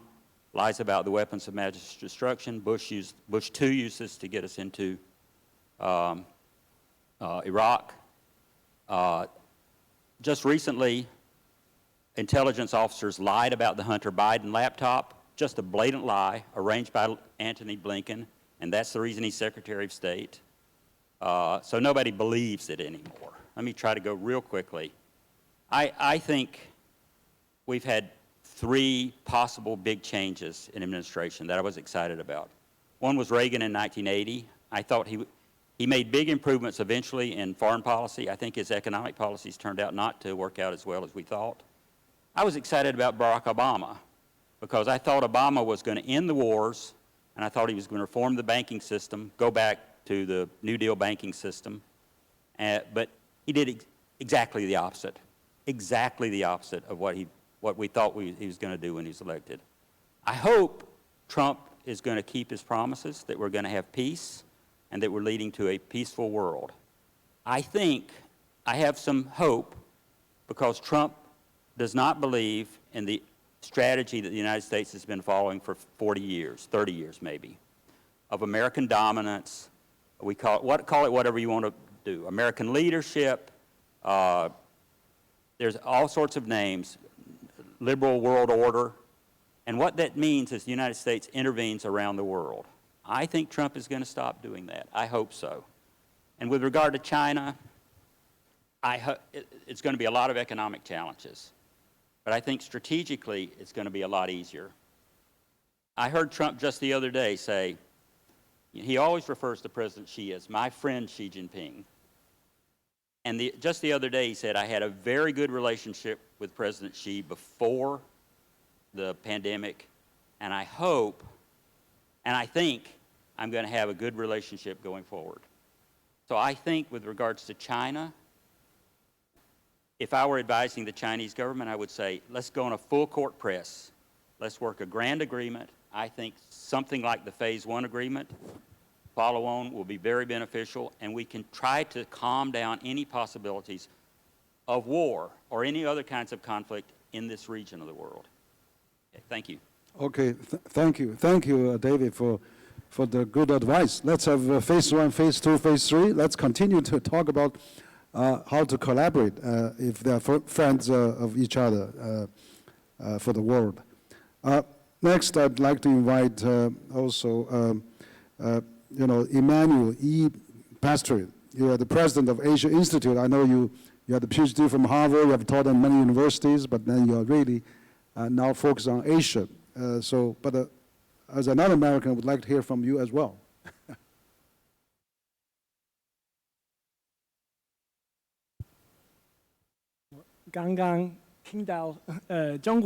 Just now, I heard the Chinese scholars speaking English. I feel that I should also speak Chinese as a legitimate American.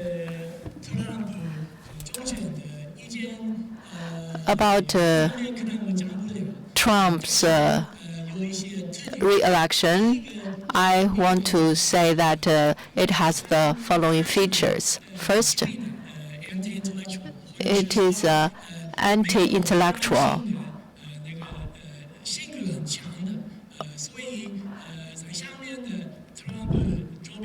So the people around Trump probably do not have much expertise in diplomacy or economic issues.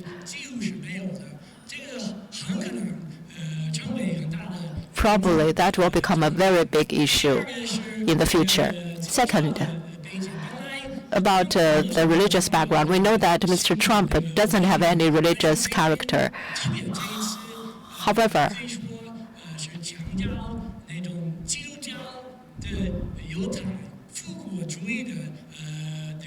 we can see something towards Zionism.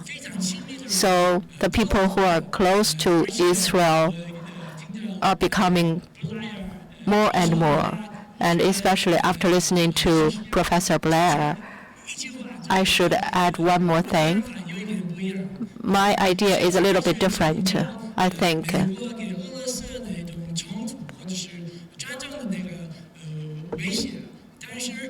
Probably there is a lot of emphasis on the potential risk of the conflict between the United States and Russia, and probably in 1 or 2 months, the risk of a war with Iran may be very high. So in this regard, there is no big difference between the Trump administration and the Biden administration. The reason is not about a personal character. The reason is more about cultural or political digression.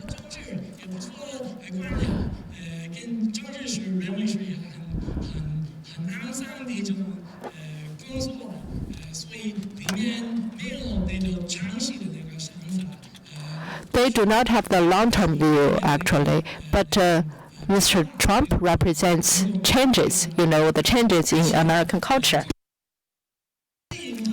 At the same time, privatization is becoming greater and greater. Elon Musk actually has conducted a lot of activities recently.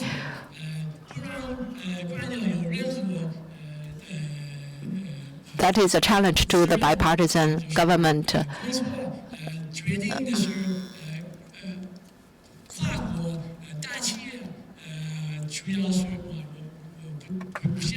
Probably the bipartisan government will not work, but only the big transnational companies will work, according to that logic.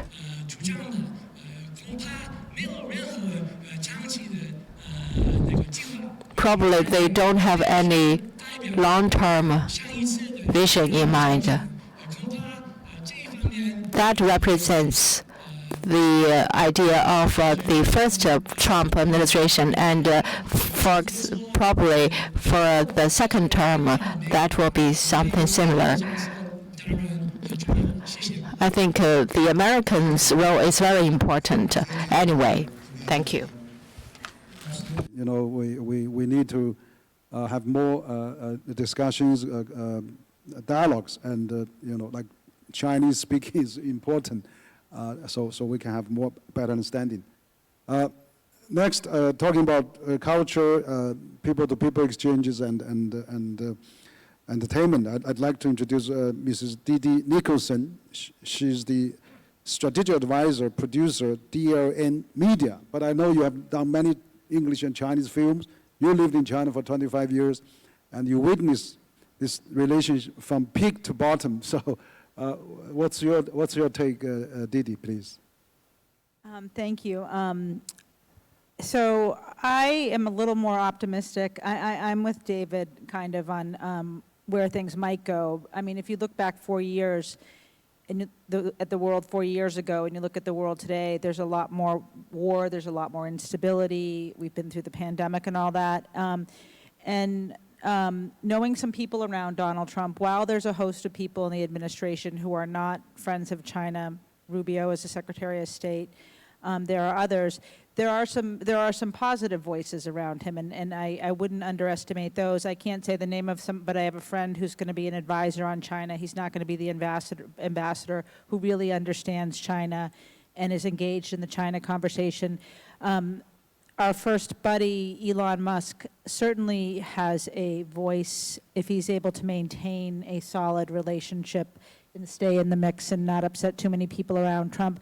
I understand our Treasury Secretary also is, I wouldn't say China friendly, but not China opposed, and has a pretty good reputation. And also our Commerce Secretary. So I don't think it's all gloom and doom, and we all know that Trump is very transactional. We all know that he wants to win the Nobel Prize, and maybe he will. I mean, and not just for the war in the Ukraine, but also for coming to some sort of settlement in the Middle East between Israel and the Palestinians. And if he's able to do that, all the power to him. By the way, I'm a lifelong Democrat who did not vote in this election because I couldn't. I just didn't feel compelled either way, but I don't really feel that the Biden administration has done a great job with China. But it's a two-way street, and I think that what we need to do on the business end is counter the tariffs, because those don't help the American people. And don't forget that Trump got elected because of the economy. A lot of people are struggling to pay their bills. A lot of people can't buy homes. And there's a lot of worry and anxiety. And so, and don't forget how much the domestic situation in the United States right now is going to play into this presidency. It's enormous. There's a lot of division. There's the whole 2025 program. So tariffs are not going to help the American people. They're going to cause further inflation. And I think the focus really needs to be, we need to look at, and where China can really put its best foot forward is on market access. I work in an industry that is highly regulated. At one point in time, most of the Chinese platforms had big investments in Hollywood, and Hollywood loved this market.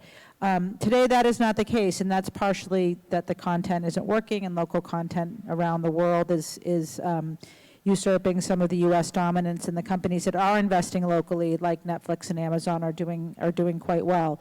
But I think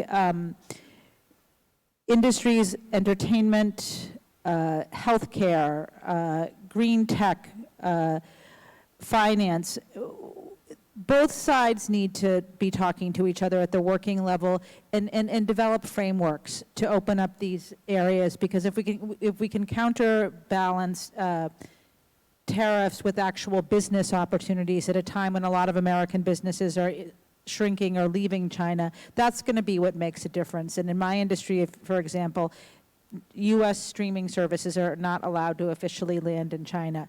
Making that, changing that policy so that they can, and they would go through the censorship or land with the partner or that kind of thing. I think we need to look at those kinds of opportunities across the board and get really specific, because people to people in and of itself is great, but at the end of the day, the businesses have to be, there has to be fair market access, and business needs to be brought back.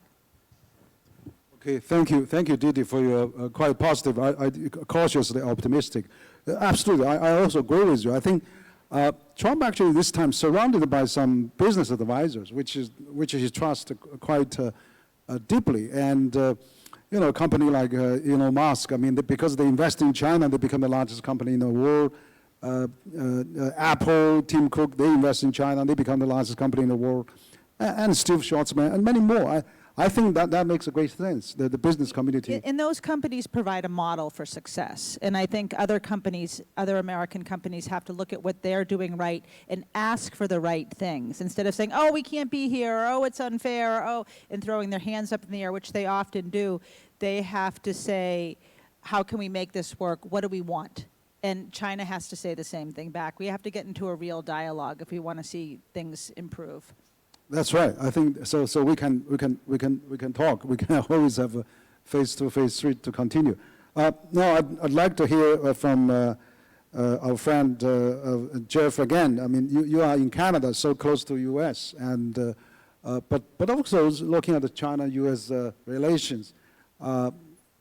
Canada is in between. So of course we're all APEC countries, but it would be interesting to hear a third perspective. Well, we have in Canada a unique relationship. Everyone has a unique relationship with every country, but ours with the United States is unique in the world for its scale, its depth, the degree of integration of our economies, the world's longest undefended border, and 2.5 centuries of peaceful coexistence, with the exception of one brief 2-year war in which a few thousand people died. That was more than 200 years ago. So we feel very much ourselves as part of a continental family. And if that gives us any right to make some observations, I'm going to use that right now. And I know, it's a think tank gathering, so hopefully some disagreement will not be unwelcome. I would start with agreeing, though, with what Didi was just saying. I think it's important to introduce into the dialogue the idea that there are things that China can do to improve the situation on a number of files, on the trade files, on the tech files, also on the geopolitical files. And you know, if we look at the conflict in Ukraine, which I described in an earlier intervention as Russia's war of conquest, and here's where I will take issue and disagree with some earlier comments. I, for one, do not buy the argument that NATO is the aggressor in the conflict in Ukraine, and I don't think it's okay for a country like Russia to decide that it's going to erase the country next to it on the map, and to start by sending a 30-kilometer column of tanks to the other capital, not the place that's the contested territory, on the border with an ethnic mix, but right at the heart of the country that it was trying to erase. And it's not surprising to me that Europeans and Canadians and others around the world, and NATO as an alliance, have rallied around on that. It's not easy, and of course mistakes can be made, and the stakes are very high, but we have been in situations like that in the last century and a half before. I don't see how this is fundamentally different. And I do think, in terms of the geopolitics, that there is a role for China to play. So if someday there are Nobel Peace Prizes to be handed out, it would be, I think, marvelous to see a joint one for the leader of China and the leader of the United States to have worked together to help to achieve a peace in Ukraine that is a just and fair peace that does not reward, naked aggression, but that also helps us to save lives, which is, of course, in everyone's interest. But China is playing a role in that conflict, and it's a very important role. And I think sometimes, in some quarters, not enough attention is paid to that, and I see that as an opportunity. In terms of the tariff and trade war situation, I think, as others have noted, human nature is such that I'm not sure I know many 78-year-olds who have fundamentally changed in the years since they were 74, and I don't expect President Trump to come in with a different personality, and I think there is a risk. Also, this is part of human nature. We try to read patterns into everything. It's a fundamental survival skill, but I mean, to read coherence into these different economic pronouncements is, I think, it's a great intellectual feat, I think, to be able to make a coherent strategy out of the different things that have been said. I want the dollar to be supreme, but I want to reduce the trade deficit. I want to protect the working class, and I want to make life more affordable for Americans, but I'm going to raise a tax on the most basic things that poor families buy, like shoes and clothing and school books and so on. It's wildly incoherent, and I think what we will have is an approach of trial and error. We've been through this before in the first administration.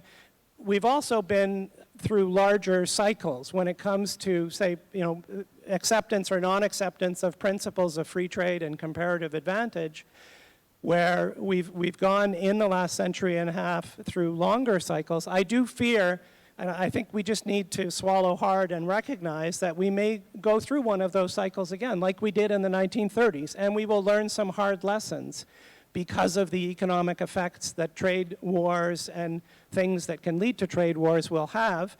And maybe it'll take a decade when we come back to the table and we say, okay, let's do something like a WTO again and take the lessons that we've learned. In the meantime, I think we need to work at building kind of lifeboats, like the idea, not entirely historically accurate, but the idea in Europe, that there was the Dark Ages, but there were these monasteries out there that were keeping the ancient literature alive. It's a beautiful image, and I think it's one that we need to hold on to. And I think here in China, China has benefited more from this global order than anyone. I think the people of China have benefited. So I think China has a real stake in trying to help, build those lifeboats to get us to the other side of a river that's going to be, choppy waters to cross. Okay, great. Thank you. Thank you, Jeff. I mean, I particularly like your cycle, this probably, there's a cycle of everything, and China-U.S. relation probably that is loaded cycle. I had a dialogue with Joseph Nye, the Dean of Harvard Business School, Harvard Kennedy School, and he was saying China-U.S., there's a 20-year cycle, and we're probably the lowest, and then by 2035 or 2040, we may come out of that, so we're in the process of that. And we actually have a book we made a book for Joseph Nye. You can scan and download in your booklet, in the attachment. But again, also your point of President Trump and President Xi jointly win the Nobel Peace Prize is really a great idea. I think we probably should really work for that, and because I think China and the U.S. if they work together, they can calm down the war in Ukraine and Middle East and even North Korea. So there's a huge potential for that. So thank you for the great recommendation. Now, next I would like to invite Madame Sun. She's the Vice President of Foreign Affairs University, which is the cradle for the China diplomats. I know the current ambassador of Xiefeng in the U.S. is a graduate of your university, so you must study a lot of China-U.S. relations as well. So, President Sun, your turn, please. Okay, thank you, Henry.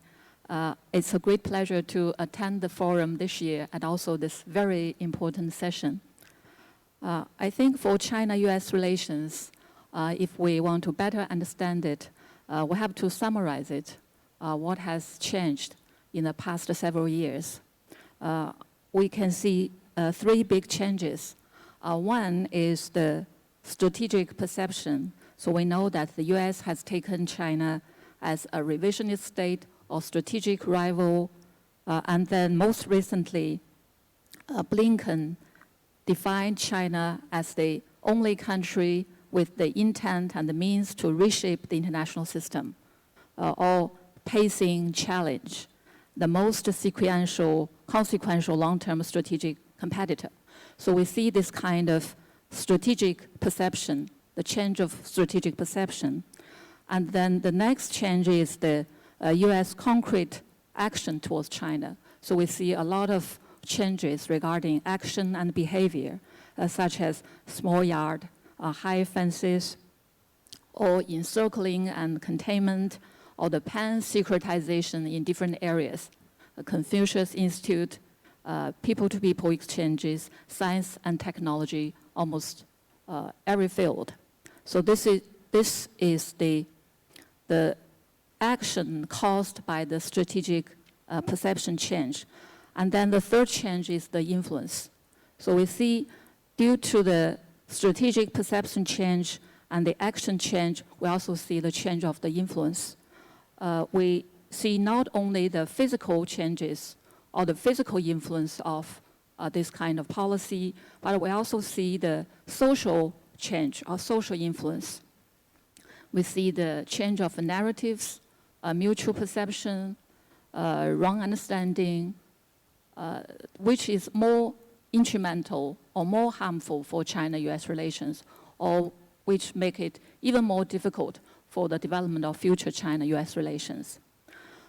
Besides the above changes, we also see the positive things because we see when President Xi and President Biden met recently in Lima, President Xi emphasized again that China's goal of stable, healthy, and sustainable U.S.-China relations remains unchanged. Its commitment to mutual respect, peaceful coexistence, and win-win cooperation as principles for handling China-U.S. relations remains unchanged. And then what about the future? Now comes President Trump. I think although there are ups and downs and uncertainty or instability compared with the first term, I think people are better prepared, at least psychologically. So we know something uncertain will happen, but people are better prepared. I mean, psychologically or even from the perspective of action. So what about the future? For China-U.S. relations, I think at these 4 points, for both countries, they are very important. The first one is the world needs the cooperation between China and U.S. because these are the 2 most important countries. I noticed that today we discussed quite a lot global governance or global challenges. If China and the U.S. acknowledge they are major country, they are responsible country, they have to cooperate in these important global issues. So this is number 1. And number 2, the 2 sides also need to better handle competition and cooperation. Because even for competition, we see there's vicious competition, there's also benign competition. For instance, for the competition among athletes, they can encourage each other and they can stimulate each other, and then they can both run faster.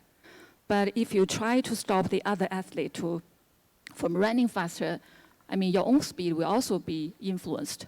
So that's a very simple way to handle competition. And number 3, the 2 countries also needs or must manage differences and divergences, ensuring that the competition, the competition between China and the U.S. does not escalate into conflict, because now the world today has already had too many conflicts. Gaza crisis, Ukraine crisis, we still do not know when they will end. So faced with all these conflicts and spillover effects, so everyone is very clear that the China and U.S. has to manage differences and divergences in a very rational way.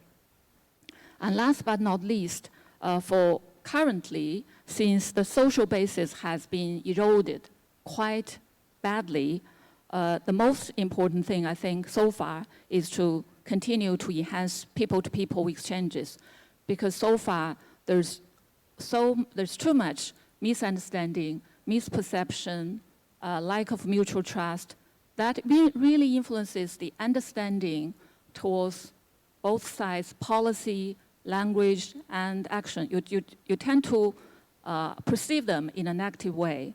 So people-to-people exchanges are extremely important. And also, we are very pleased to see that President Xi has said, China invited 50,000 young American people to China, and now it's according to the statistics, over 13,000 have come. So I think this is very helpful to promote the mutual understanding between China and the U.S., between common Chinese people and common American people. I think based on these efforts, and then we can see, the bilateral relations will move towards, better direction. I'll stop here. Thank you. Okay, thank you. Thank you, President Sun. Very good point, actually. I really echo your Olympic-style competition. Like Lawrence said, the ping-pong diplomacy, which is, at that time, remember, the slogan was friendship first, competition second, right? So, but even the Olympic slogan, faster, higher, stronger, and they added it together in the Tokyo Olympics. So let's really get in this Olympic-style competition into the Sino-U.S. relation. That'd be really helpful. Now, next, I'd like to have Mr. He Weiwen. He's a senior fellow at the Center for China and Globalization, one of our very senior fellow, actually, experts on China-U.S. relations. He has served as a consular at the Chinese Embassy in San Francisco and also at the Consul General in New York. So, Mr. He, please. Thank you, Henry. My great pleasure and honor to attend this roundtable discussion. I would like to discuss on the trade aspect. The hot word is tariff, which seems imminent, because tariff, as Trump said, is his most beautiful word in his dictionary. And again, will be the big headwind in China-U.S. trade and world trade as well. I would like to discuss on 4 points. Point 1, the high tariffs will be a big detrimental to both China-U.S. economy and trade. According to Morgan Stanley estimate, if the tariffs are imposed gradually, not at once, it estimated that by the end of 2025, the general tariff level of Chinese export to the U.S. would be 26%. And by the end of 26, the tariff level would be 39%. In that event, China's GDP growth for 2025 will come down to only 4.0% and only 3.9% for 2026. That's a big setback. And for the US as well, according to Oxford Economics, the United States will shed $1.9 trillion GDP and 800,000 jobs for year one. Also the big setback. And the bilateral trade will certainly go down again. So that's a big setback.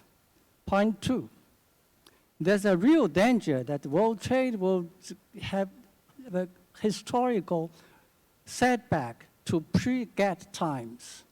We know that tariffs is mutual because you impose tariff and the other country will impose counter tariffs on you. So bring back both sides to ground zero. So if, in the case, the United States imposes 60% on China and another 10 or 20% on goods from everywhere in the world, then counter tariffs are also imposed on U.S. goods. What will happen? The Bloomberg estimates that in the end, the United States will see its imports down by 55% and its exports down by 30 to 60%. There's a big slump. What happened? Let's compare it to 90 years ago. In 1930, the Smoot-Hawley Act raised the U.S. tariffs considerably to the highest level in history.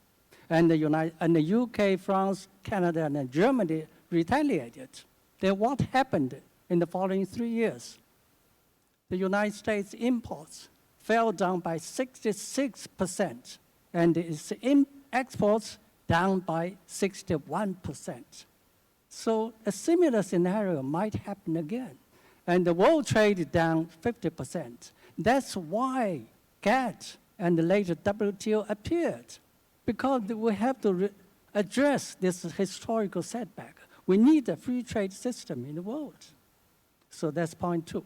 Point three, and tariffs are no solution to high U.S. substantial trade deficit, nor to quench China's growth. During Obama's second term, no additional tariffs were imposed. The total U.S. trade deficit with the world grew by only $4.8 trillion, or billion dollars, sorry. And during the first term of Trump administration, he imposed massive tariffs. So the U.S. trade deficit with the world increased by $166 billion. And the Biden administration, for 3 years, he kept the tariffs. Again, the deficit grew by $161 billion. So there's no solution to bring down trade deficit and no solution to quench China growth. During the 5 years, China's export share in total world merchandise trade actually grew by 1.3% because of the trade diversion effect. Point four, China-US certainly needs a new solution. So the current tariffs are no solution. So we need to sit down, discuss all our concerns, and find a new solution. They might be back and forth and hard work for several years, but anyhow, we need a new solution. Thank you. Great. Thank you, Senior Fellow He. Excellent point. I think you have vividly given so detailed statistics. We have under perspective, world trade and economy activity may gone down 50%. And we have that kind of blink perspective. It's really looming large, and so that probably will raise a lot of doubts for the people around the world. Would that be real? So this could be Trump's starting point of negotiating a strategy to people into negotiations. I don't think that the U.S. can afford that.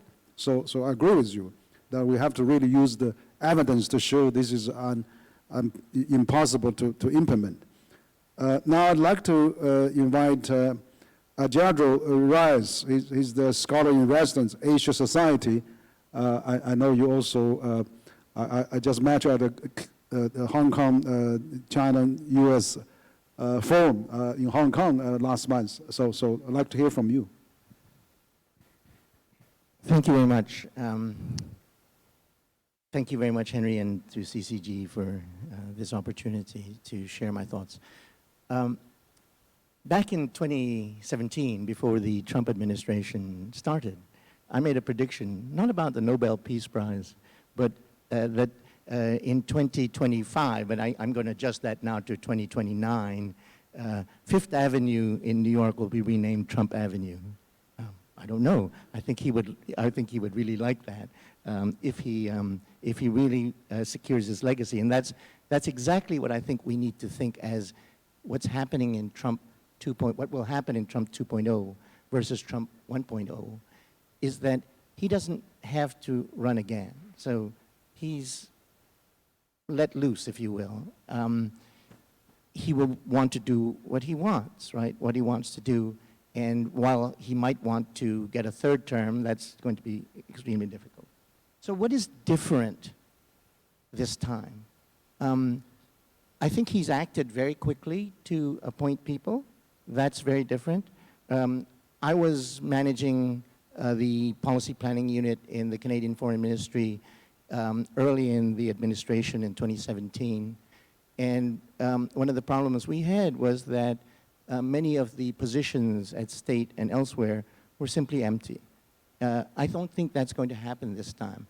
This administration will get out of the block very quickly. Indeed, they already have. And Trump himself, by enunciating such threats as the tariffs on Canada and Mexico, has shown just that.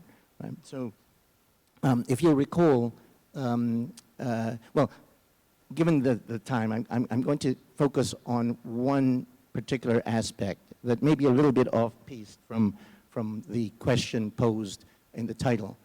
I think you'll still see going forward competition between the United States and China for favor, or how shall I put it, for cooperation or alignment with countries all over the world. Right? There'll be, and it's not necessarily hearts and minds, there's going to be a lot of coercion involved here, and we already see it. What does that actually mean? And I think what it means is we're starting to see what the multipolar world that we've been talking about is going to look like. And that's a kind of world where you have the U.S. on one side, I guess, and China on the other. And I don't like talking about middle powers. I just like talking about countries all in the middle. We're all in the middle, everybody else, right? And so what does that actually mean in this multipolar world? What it means is, and I bring up the word agency, right? How can each country exercise agency in order to make decisions, whether hewing towards the U.S. or hewing towards China, but making decisions that are in their own interest or in their best interest, right? Now, that means, and this I think is a way of measuring geopolitical risk for those of you out there who are kind of geopolitical risk nuts, is how can we understand the latitude that each country has in order to exercise its agency, right? And there are many factors. Jeff mentioned, you know, for Canada, we're geographically right next to the United States, so the geography plays a part in it, right? So our ability, Canada's ability to hinge between the United States and China is actually quite limited. We really can only hinge more towards the US than we can to China. Now, India is in a different situation.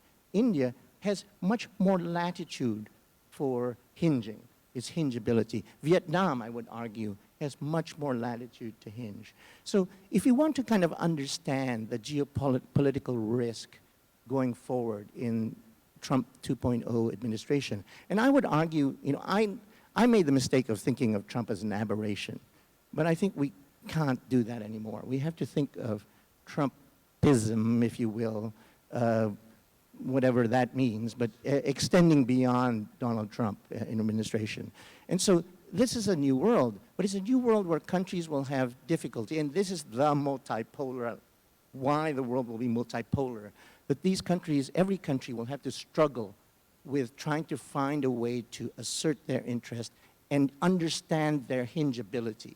And those people doing business in these countries and understanding the geopolitical risk that they face in each of these countries has to then understand what is the latitude of hinging that each country can make. A country like Vietnam, again, might have a very wide range of hinging. A country like Japan, actually fairly narrow. And I think that this is a very important way of trying to understand the kind of multipolar world in which we're entering. Thank you. Okay, good. Thank you, Jadro. Excellent point. I think you're absolutely right. I mean, we see second term of Trump team. It's much more ready, much more available, and they have the full House Senate for approval. And one thing different, though, than the first time is much loyal, because Trump learned his way now. He's appointing all these loyalists to his administration. So which means Trump will have a great chain of command, and will follow his ideas, probably more effectively. So if Trump really wants to make peace or make deal, then I think his administration will really go into that. Henry, can I just add one quick thing? Yeah. Is one thing that I think is important to look at is who's not yet in his administration, who's not there. And Pompeo, for example, is not there. And I think that this may be suggesting that Taiwan will be less of an issue going forward. Thank you. Absolutely. Elon Musk is there, so it's good to see that. I mean, a lot of business activity. Now I'd like to have Professor Liu Xiang. He's the actually expert at the Chinese Academy of Social Science. I mean, often quoted at the Global Time. Whenever there's a Sino-US question, the Global Time always interview Professor Li. He's also CCG 9th resident senior fellow. We'd like to hear from you, not from Global Time, but from you.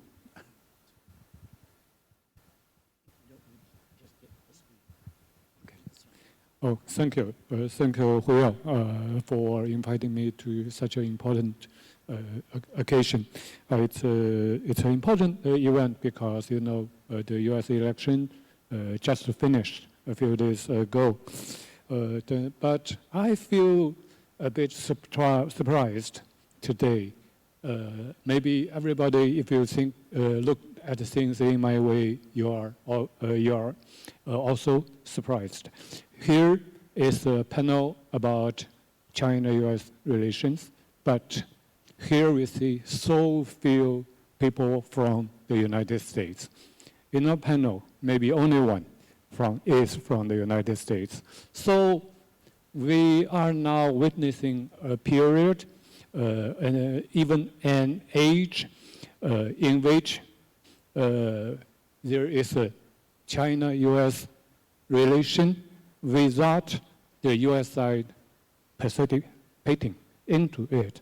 So it's an interesting moment. So, sorry we have so many foreigners here, but I have some interesting Chinese words for describing this situation. We can say, maybe in Chinese we say 隔山打雷牛, we may say 隔空对话. So I'm sorry, foreigners cannot understand this, but in Chinese it's very interesting. And the last one I want to say, maybe someday both American and Chinese people 在大太平洋两岸 we are on the two sides of the Pacific to 望洋兴叹. So all these are the possibilities we are seeing. So it's something which might be happening a few years later. And now we see the relations is really difficult. Yesterday we see the U.S. side enlarged their list of restricting their exports of computer chips to China. Yeah, it's a very large list. And at the same time, China declares that China will retaliate by restricting our export of some rare earths and rare metals to the U.S. side. So we see this kind of restrictions, and we see other front. We see President Biden now, just after pardoning his son, he went to Africa. He landed in Angola, so quite far, a country which is quite far away. But he said he is going there to counter the China's influence in Africa. So it's very interesting. So yesterday I was in Phoenix TV commenting on this issue. I quoted the comments of Premier Zhou Enlai made. This comment was made in 1965 about a railway between Tanzania and Zambia. So Premier Zhou said that, okay, if the West want to invest a railway in Africa, we will be happy to see it. Second, if the West countries don't want to do it, we will do it. If the West do it and stop somewhere, we will continue. So I think this is also the mentality of our Chinese government in global issues. We will continue to follow the comments like Premier Zhou Enlai made 50 years ago. So we will see a lot of things in the coming years, but we don't have time to elaborate. So I hope Professor Hui Yao to hold many more and more events like this. Thank you. Okay, thank you, Professor Lee. Actually, our panel is evenly distributed. We have 4 Americans, 2 Canadians, so 6 from North America. We have 5 Chinese. Now we have 1 from Europe, and so I'd like to now call our friend from Italy, from last Giorgio Cusito. You are the geopolitical analyst and editorial board member of Limes, it's a famous Italian review on geopolitics and excellent on geopolitical maps. I visited your think tank, so why don't you share your perspective among North American and Chinese? Morning, everyone. Thank you, Harry, for kindly inviting me here. It's a real honor to be here with you to discuss about U.S.-China relations, and I will give you also my view about the Italian position in this in this mess. I will give you a geopolitical perspective. So I will start saying that leaving aside the economic issues and tariffs, which are, of course, very important, especially in the short term, from a geopolitical perspective, we are facing a long-term competition, strategic competition between the 2 major powers in the world. So that kind of competition won't change in the long term, unfortunately. But the new Trump's mandate may accelerate the collision course. This is my view. In America, there is a bipartisan consensus about the fact that China is the #1 rival, especially regarding US primacy in maritime and technological sectors. So very briefly, from a strategic point of view, US doesn't want to allow any other power to rise in Eurasia, because it could put on threat the American national security interest in the long term. So that is the perspective.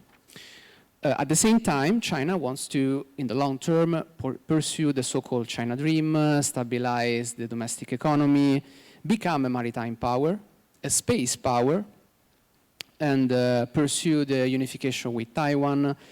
And this project, which includes the Belt and Road Initiative, which has also not just an economic but also a political and military dimension, is considered by the US as a potential threat. So at the same time, those perspectives put the two countries on a collision course, affecting, of course, the other countries, including the European countries. Europe has become, as a matter of fact, a battleground, not just between the US and Russia, but also, unfortunately, between the US and China, although in different scale, of course. From a geopolitical perspective, the Mediterranean Sea and the South China Sea have something in common, because they represent the two big maritime choke points along the shortest route between the Pacific Ocean and the Atlantic Ocean. So they are crucial for the global trade, and these two choke points have in common that are becoming more and more dangerous. So this is an interest for both Italy, European countries, China, and other Asian countries, preserving the stability of the maritime routes, because their stability is the precondition for the free trade and the development of many countries, including China, which still relies on exports. Very quickly, Europe is trying to find a balance between its geostrategic alignment with the US, which is crucial for our security, and at the same time preserving the economic relation with China. And this is especially important for Italy. Rome left the Belt and Road Initiative in 2023, and now is trying to promote a new kind of action plan in order to preserve the economic relations with China. But at the same time is strengthening the ties with the US in terms of security and technology, especially also thanks to the relation between the Italian Prime Minister Meloni and Elon Musk. And at the same time is also strengthening the relation with Japan, India, which are considered rivals of China in the long term. So it is becoming hard for the European countries to navigate between these two powers. Italy is trying to divide the economic aspects from the geostrategic ones. Unfortunately, I have some doubt about the success of this strategy, also because, as we can see, tariffs are becoming a geopolitical tool that US would like to use in a very strong way also in the next 4 years. Okay, thank you, George, and absolutely, I think that EU and Europe can play important role as one of the largest economy. You know, 3 largest economy: China, US, EU. Certainly, you can have a huge balancing role for the future China-US relations. So, thank you. Last but not least, I'd like to have a Dr. James Zhongzi Li. We need a Chinese business perspective. Dr. Li, actually, he got a PhD in international relations from US, but now he has done business for the last 20, 30 years. So it's very, very legendary experience. I'd like to hear from you as an international relations scholar, but you are in the actual daily US-China business. What's your perspective for the next 4 years? Thank you. Thank you for having me to speak here, Henry. I think CCG is truly a great platform for us, all the top guys, top minds from all over the world to talk about a critical issue. To me, Trump, how should I say it, win, big time win, poses a very, very important, how should I say, a situation, not only for the United States, but China, and for the rest of the world. I think Trump presidency is a phenomenon. It's not an American president. I think he is truly a phenomenon that deserves all the businesses, government entities, and the scholars, business people to research and study. Therefore, I put together a team to focus on Trump economic policies. It's like an institute. I think in the next 5-6 years, Trump's policy will be extremely important. With that observation, I'd like to say Trump is a businessman. I don't know whether there is another U.S. president coming from a business background. Most of the presidents, either lawyers or Korean politicians. I mean, but Trump is truly a businessman, and he thinks almost everything from a business point of view, a business or economic angle, making money. Making America great again is making a lot of money for America. That's for sure. Therefore, I think for the next 5-6 years, a lot of things will be handled from a business and an economic angle. And therefore, our people need to follow that very closely. Therefore, businesses, entrepreneurs are going to step up to the mainstream, in my view. A lot of the political talks, ideology, those kind of things will retreat, whereas business issues will advance, which is great. Doing business, no matter what, is benefiting the whole world. So with that observation, I think there will be a change of issues or discussions. There will be maybe less talk on political issues. There will be more talk about business or economic issues. There will be more talk about mutual cooperation from this crisis. I personally feel that crisis, the word crisis in Chinese translation is wei and ji, right? You not only just look at the danger, you should also look at our opportunity, which is why we are here to discuss. I think also we should more focus on the urban issues versus city, more domestic versus international, more how should I say, national issues versus international, whereas Trump is going to focus more or less on that heavily. Like this morning, a lot of people talk about different kind of things. I very much in agreement with that. Being educated and started a business in the United States 40 years ago, I do see a tremendous need for businesses from both United States and China and elsewhere in the world to focus on the economic and business issues more and more versus just ideology, politics, all that discussion. I think that's going to be the future mainstream. Thank you.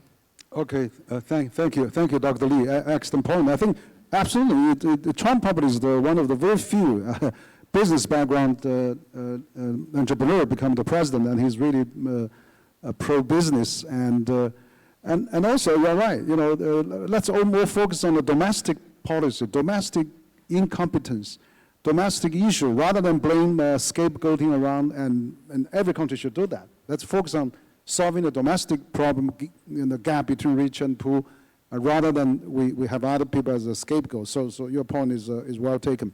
Now I'd like to call on two global young leader dialogue participants. We have almost 30 global young leaders from 20, 30 countries to attend this conference. I would like to call Victor Ko. He's the head of education and youth research of Hong Kong Foundation in Hong Kong, and an average period. She's a master student of Chinese politics at the Tsinghua University. So perhaps you can give a very 1 minute brief introduction, and then raise question to our panelists, and our panelists will have a chance to answer that. So why maybe Victor, you want to start first? Yeah. Yeah. Okay. Sure. Thanks, Henry. We are at our Hong Kong. I'm come from our Hong Kong Foundation.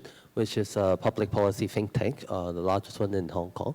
So basically, we act as a policy kind of advisor and an advocate. So we study and advocate for different policy issues, that are critical to Hong Kong's people's well-being in general. Land and housing issues, economic development, technology, education, healthcare, things that we think are critical to Hong Kong's development. So we work closely with government, bureaus, statutory bodies, private sector, NGOs as well in the course of conducting our work. But on top of conducting policy research, we are also very committed to fostering thought leadership dialogues, as well as connecting the world, which is why just this Monday we organized the Rethink Hong Kong Forum, with which Henry is one of our esteemed keynote speakers, trying to redefine really Hong Kong's role in the new international environment, and what's the how do we pave the way forward? But back to this topic, this is more on Sino-US relations. I think I have two questions really. One is on people exchange, and because I remember Lawrence or some others as well mentioned, about people, and cultural exchange, which is actually increasingly difficult nowadays because we see, academic and research collaborations being stopped because of national security concerns. They are labeled as being propaganda, and therefore, that cannot continue. We are seeing collaborations being discontinued everywhere around. So how do we navigate around this environment, or how do we foster, from a policy or from the society angle, to actually convince both parties that to engage in a more genuine dialogue, and to convince people that it is indeed a genuine collaboration, so that we can restart this kind of collaborations. Yeah. Okay, thank you, Victor. But I'd like to have also Avery, you give a little bit introduction and also your questions. Thank you for having me. My name is Avery Pruitt, and I'm a second-year master's student studying Chinese politics and foreign policy at Tsinghua University. Typically, when I introduce myself, it's very obvious I'm an American, and what I usually partner with, I'm a U.S. student here, is how rare that is actually. Last year when I came to China, I was one of 469 American students in all of China. While that number has grown somewhat this year, we're still a very small number. So my time here in China is not just spent as a student, it is spent almost as a diplomat for my country, because I'm working to represent my country at Tsinghua and in Beijing overall through my work with AmCham China. And currently, I am really focusing on working on the people-to-people exchange, and that is my biggest driver here in China. As far as my question, I wrote it down to get it down perfectly. As President Trump's proposed blanket tariffs and escalating economic tensions intensify, there is growing concern that the broader U.S.-China relationship may become even more strained, potentially undermining people-to-people exchanges. Now, with the recent easing of the U.S. travel advisory for China from level 3 to level 2, following the diplomatic dialogue and the release of U.S. prisoners, provides a hopeful sign for strengthening educational and cultural ties. However, with the significant decline in U.S. students studying in China and fewer Chinese students choosing to study in the U.S., how can both nations ensure that these exchanges, especially student exchanges, do not become collateral damage in the face of turbulent economic and diplomatic relations? Excellent question. I think, Lawrence, your name was mentioned. Maybe why don't you go first and then talk about people-to-people exchange. I want Didi also to take another look, including the journalist. Victor, you're from Hong Kong. I just came back from Hong Kong this morning, where we have an organization I'm vice chairing called the Hong Kong Association for International Foreign Friendship. We had a meeting with over 50 deans of different universities, over 300 international students. And you know, 講廣東話係嗰啲as a saying 街同鴨講，你知唔知啊？街同鴨講 basically translates to mean the chicken and the duck can't communicate. And I think that's where we're at the formal level of China-U.S. relations. So that's why we have to work at the people-to-people level. And one of the issues that keeps coming up is, China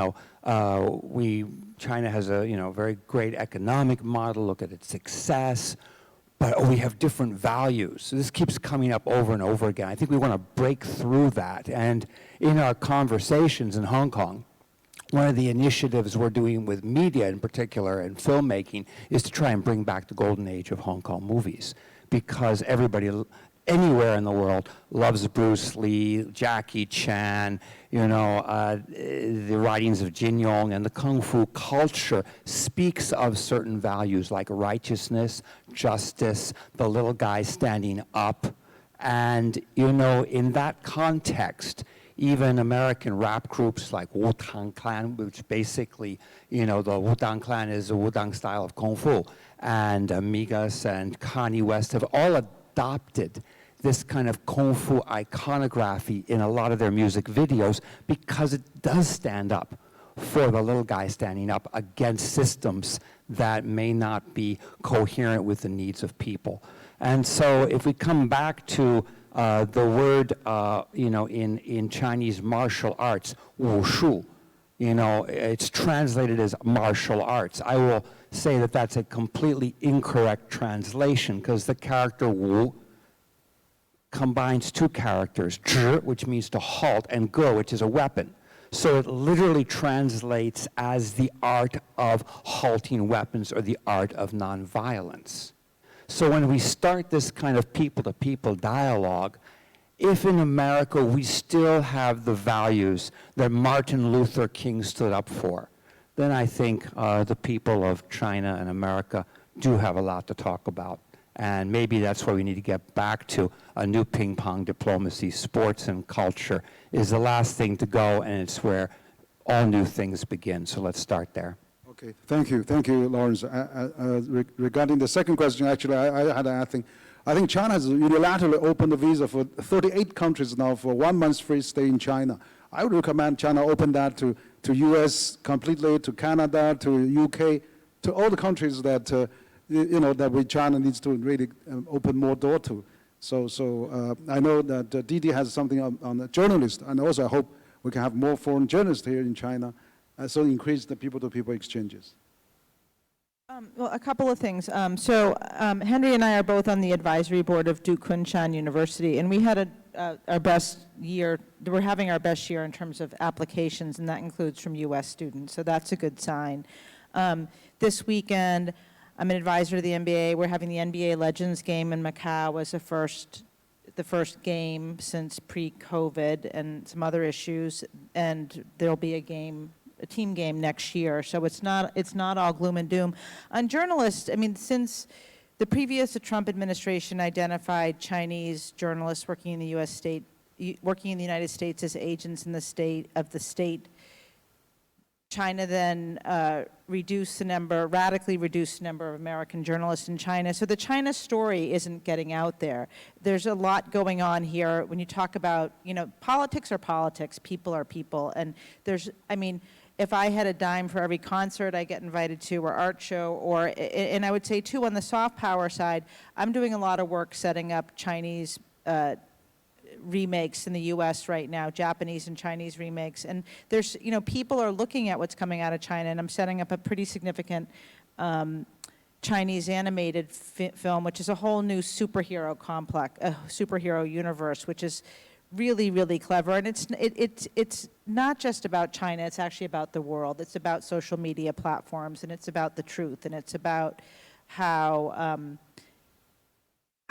people are manipulated into believing certain things. And again, this is a movie for the world developed by a Chinese director the series is coming out on Crunchyroll for the world in May, and then we're starting to make the movie next year. So there's a lot, you don't read about it because China isn't being covered properly. The politics are being covered, the problems here, the problems there. Bad news sells tickets, and I think something China could do, which I think would have a really immediate and positive effect, and it's a small, small thing, is to reinstate the pre-Trump 1.0 number of American journalists in China. I mean, I know it goes back and forth, but if we could see some headway there, that's just, I think I've always been able to predict in my business sort of the Korean rise, the Japan rise. I think Chinese content is going to get a big boost from what I'm seeing from U.S. platforms starting to buy and want to make productions again. So I think there's a lot of things that have nothing to do with what happens between President Trump and President Xi. They're what people want, and they're whether people want to come to China, and they're whether people want to watch stories about China. And I believe we're going into another wave of that, as we had, as Lawrence pointed out, Hong Kong in the 90s, and then with Chinese cinema in the early 2000s. So again, cautiously optimistic. Okay, great. Sorry, we are really run out of time. We are 15 minutes behind schedule, actually. So we have to conclude here on behalf of organizers. I would like to thank our distinguished panelists. We had a very big, long panelists, but this subject is very important. We have two distinguished global young leaders, and also a spectacular audience here from different fields and diplomatic corps and business community and also international community in Beijing. So really thank all of you. Let's give encouraging applause for this success discussion. Thank you.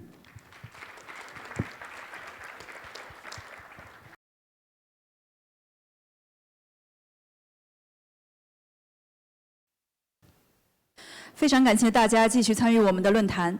现在我们将进入今天的第3场讨论，主题为全球人工智能治理中欧合作的前景与挑战。此次讨论由全球解决方案倡议 Globalization Initiative 联合主办。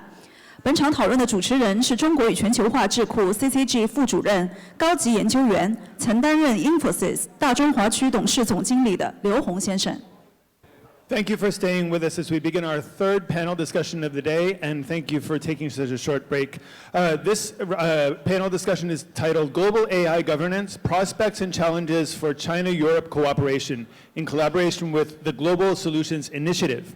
The moderator of this roundtable will be Mike Liu, Vice President and Senior Fellow at the Center of China and Globalization and former Managing Director of Infosys Greater China. This panel discussion will also feature 2 special remarks by some very special guests. The first is Yang Xuemei, Deputy Director General of the China Science and Technology Exchange Center, CSTEC, and His Excellency Bertrand Lotolari, Ambassador of France to China. Other participants, and you can now come to the stage, I believe, will be Shireen Chen, a business partner and president of the International Department at AirDoc, Gu Dengchen, Director of International Policy Research Center, Ali Research, Mark Horn, President of Merck China, Andreas Huber, Vice Chairman of China Bruker EV, former Global Vice President of SAP, Thorsten Jelinek, Research Fellow at Center for Digital Governance, the Herzl School in Berlin, Tony Yongjin, Executive Vice President of Huawei European Region, Stephen Gangli, Vice Dean and Chief Analyst, Tencent Research Institute, Vidisha Mishra, a Director of Global Outreach and Policy, Global Solutions Initiative Foundation, Sun Yongfu, Senior Fellow, Center for China and Globalization, former Director General of MOFCOM Department of European Affairs, Felix Valdivieso, Chairman of China Center IE University, Wang Yiwei, Non-Resident Senior Fellow, Center of China and Globalization, Jean Monnet, Chair Professor and Director of Center for European Studies at Renmin University of China. Thank you all very much. All right. As we just enjoyed 2 fantastic roundtable, we are going to start a third one.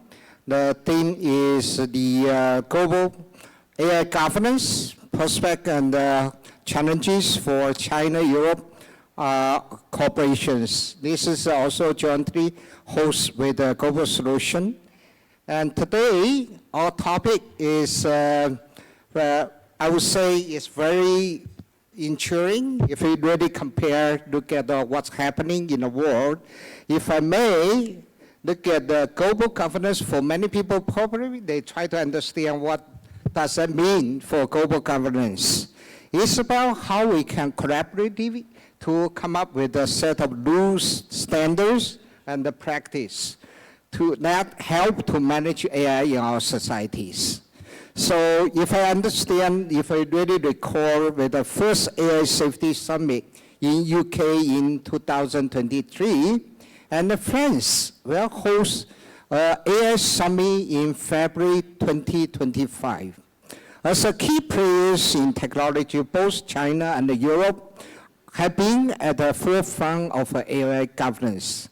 If I call a report from Chinese the AI Governance International Evaluation Index done by the Research Institute at the Chinese Academy of Science, top 10 countries around the world, European countries have been taking a full position.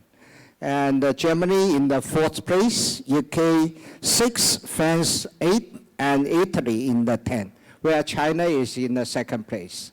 So the bigger question in front of us as we kick off this roundtable is about how can China and Europe play a pivotal role in advancing global cooperation and AI governance.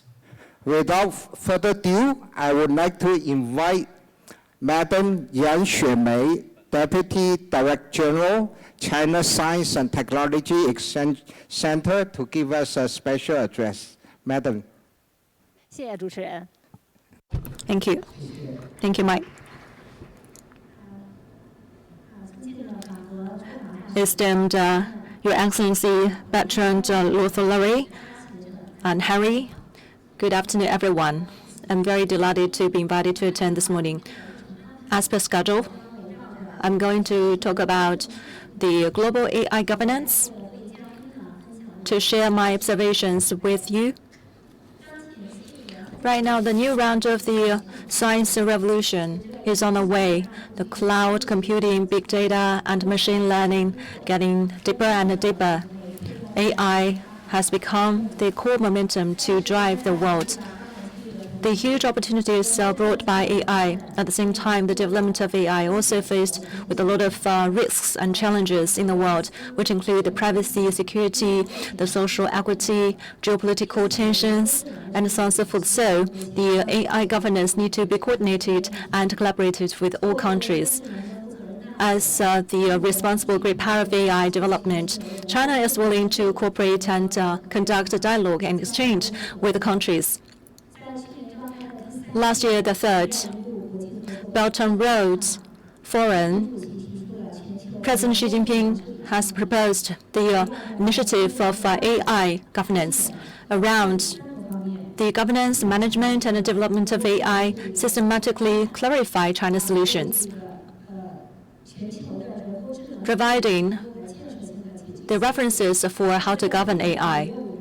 And between May 5th to 7th, when President Xi Jinping paid a state visit to France, we also issued the joint declaration of the governing the AI to make the AI systems more responsible and humanistic, to enhance the joint cooperation between China and France. EU is always the important platform for realize the future dreams of advancing technology and science, including AI. And before we, in collaboration with the leadership of France, as well as the EU countries, it has been declared that we want to expand the area of the scientific innovation cooperation with EU countries. And my center was established in 1982, acknowledged by the State Council, which is a national center for the exchange of the technologies with other countries. We are very active and determined to collaborate with the businesses, industry, and governmental agencies for advancing the technology cooperation. We have enriched the scientific cooperation between our two sides. We have built very good networks for innovation cooperation. We worked on life science, space science, and green and low carbon development. And in 2024, we held 5 exchange activities. We invited over 100 Chinese and European experts to give speeches, and over 20,000 representatives participated in those online sessions. That has deepened our mutual learning and exchanges. Last year, at the first BRI Science and Technology Exchange Conference, we also launched the International Science and Technology Cooperation Initiative to build a global community for shared future. AI is important to human destiny, and the world should work together to build a regulatory framework for AI to make AI technology more secure, reliable, and equitable. We hope that we can work together with the EU to increase AI governance cooperation and promote the orderly and healthy development of AI globally and ensure that AI will move towards the direction that is good for human civilization progress. Finally, I wish this conference every success. Thank you. Thank you, Madam Yang. Thank you for your comprehensive introduction. Why His Excellency Bertrand, Notary, Ambassador of French to China, to give us a special address. Ambassador, floor is yours. Thank you so much. 尊敬的王慧瑶先生 Mr. Henry Huiyao, Madam Yang Xuemei, distinguished guests, ladies and gentlemen, good afternoon. I appreciate the organization this afternoon by CCG of this forum, and particularly the roundtable that just started on the global governance of AI, which, as you know, and as we just heard yet again, is a very major issue for France in general, and I would say particularly this year. As a matter of fact, France will be hosting an AI Action Summit next February, where we intend to further the efforts that were initiated at the Bletchley Park and Seoul summits, while widening both the scope of the topics under discussion and the breadth of the countries represented. The issue of AI global governance, as we see it, is one that requires the building of a large international consensus, not only on the question of safety that was already discussed in the previous summits, but also on how to build an inclusive and sustainable AI that benefits all. To this end, our approach will be to hold discussions topics such as the development of safe and secure AI for our citizens, the future of work, or how to support innovation and creation ecosystems to make AI the industry of the future. In terms of method also, we choose to be inclusive and bottom-up. We know that we all have different sensitivities. France, for its part, is attached to the principle of the EU AI Act, which is the world's first comprehensive regulation on artificial intelligence. But we consider it essential that all countries, whether they have a big AI industry or not, be given a say in the way this technology should be developed and regulated. This is why several dozens of heads of states will be invited to attend the summit, and China, of course, is no exception. For us, it's absolutely paramount that China be in Paris at the highest possible level. It also goes without saying that we consider it paramount to fully embed this work in the framework established by the United Nations, and especially the Global Digital Compact that was adopted in September. As I said, in the context of the upcoming Paris Summit, AI can be, and hopefully will be, an important topic of engagement between Europe and China, considering both parties' interests and contributions on the matter. Ladies and gentlemen, from a recent visit to China of President Macron's special envoy for the summit, there is a large potential for cooperation on this global issue, as most of the opportunities and concerns that AI raises are shared, and most of the answers to these can only be global in scope. In this endeavor, and building up on the first bilateral statement agreed during President Xi Jinping's state visit to France back in May, we are pleased to be working very closely with our Chinese counterparts and all Chinese stakeholders on the best ways to ensure sound AI governance without hampering innovation, while ensuring sustainability and inclusiveness.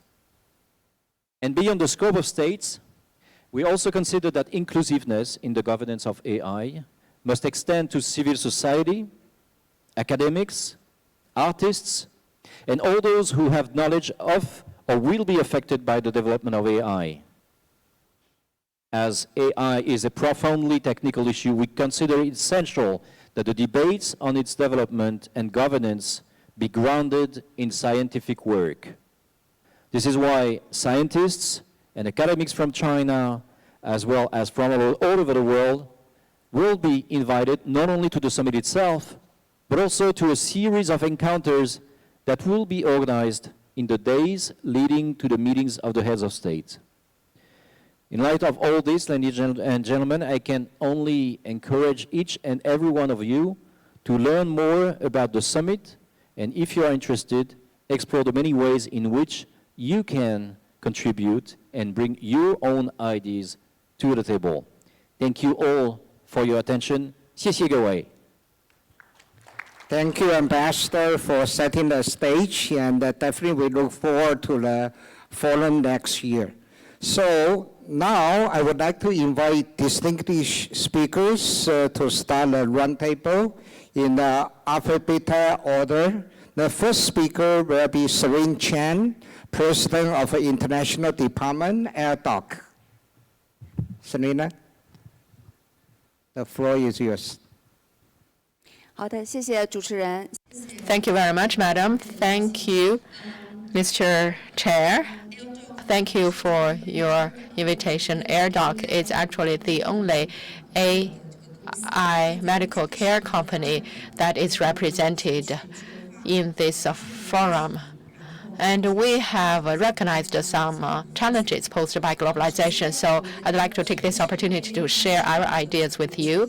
First, AI governance cooperation should be focused on the following 4 points. First, we are committed to people-centered and positive intelligence. And everything should serve the common values of mankind. And second, we should ensure that the development and regulation and governance of AI should ensure equity of opportunities and rights. And third, we should increase cooperation on privacy protection. And fourth, we should bring together the expertise of China and Europe and increase R&D on medical AI products and technologies. So, as a representative of AI medical company, I have the following 2 initiatives to make for today, and we are also welcoming your criticism and guidance with regard to these initiatives. First, we want to build a global medical care data alliance. And we know that in Paris, there will be a summit next year. And actually, I feel that in 2019, I already felt that President Macron was talking about the development towards this direction. And we need to use this platform to bring together clinical data and research data. For example, COVID-19, just 4 years ago, China was the first to share the data on clinical studies and on this variety of the virus. But it was still challenged by many countries. So I think we need such a platform to better share data and they make better contributions to the global efforts. I think AI can help us to do this. And second, under the support of the Data Alliance, we need a data sharing and protection mechanism. First, we need to develop the commonly used diagnosis model based on the data and AI diagnosis model. I'm very proud to say that AirDoc has the largest data for the eye organ. Probably it depends, just us alone is not enough. So we want to have good cooperation with many universities. I believe we will have a greater scope for cooperation. And what can we do with the data? Actually, it can be used for treating many diseases, for example, heart disease and vascular diseases. So that eye organ is retina in English. So retina is very useful, and many of the diseases are prevalent in Asia. Actually, with the prevalence of internet and such diseases are also very common in Europe too. I'm sorry, we only have 3 minutes, everyone, so I hope that you can be very brief. Okay, I'm about to end. You know, at the Parliament of France in 2019, they issued an act. They hope that they will use AI to solve the shortage of medical personnel. I think AI can help us. Okay, just a few seconds more. Finally, I hope that China and Europe and the whole world will have a kind of a cooperation fund to support the development of platforms, the collection of data, and the development of models. And for the shared data, we can have encrypted protection and sharing of patented rights. And on behalf of AirDoc, I want to say that AI must be people-centered, so we want to use AI to improve medical efficiency, and that is what we want. Thank you very much, Madam Chen. And now I'd like to invite Gu Dengchen, Director of the International Policy Research Center of Ali Research. Thank you very much.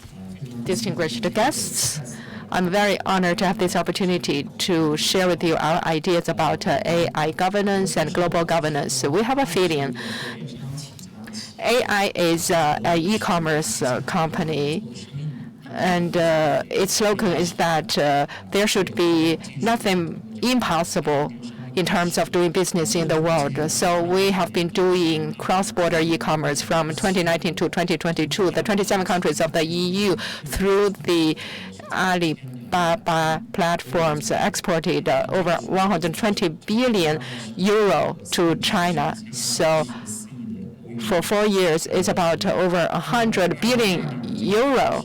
In 2022, over 30 billion, up by 30% above 2019. The topic today, because the application of AI has to be combined with the workflow and the models of your business. For example, on the EU platform, they can use the different tools to make and produce the images, pictures, and video that can penetrate into the sales. So the tools of AI can be used and accessed to observe the market trends and to analyze the customers and to produce new product that is adaptive to this market. So the logic of AI actually has not fundamentally changed. Right now, we can see that is the framework of the governance is like this, and U.S. they're used in news framework to promote the AI governance, and EU they have AI Act. Now they also have the AI Office to promote this kind of model. In UK and other EU countries, they are in AI sectors framework.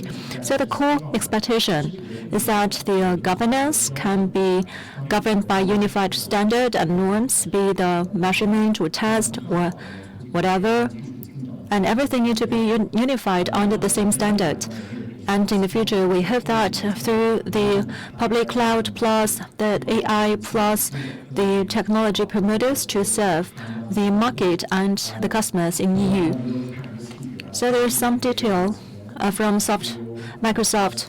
Alex Smith, the CEO, received an interview. The models of AI from China is advancing way beyond the expectations of the Westerners.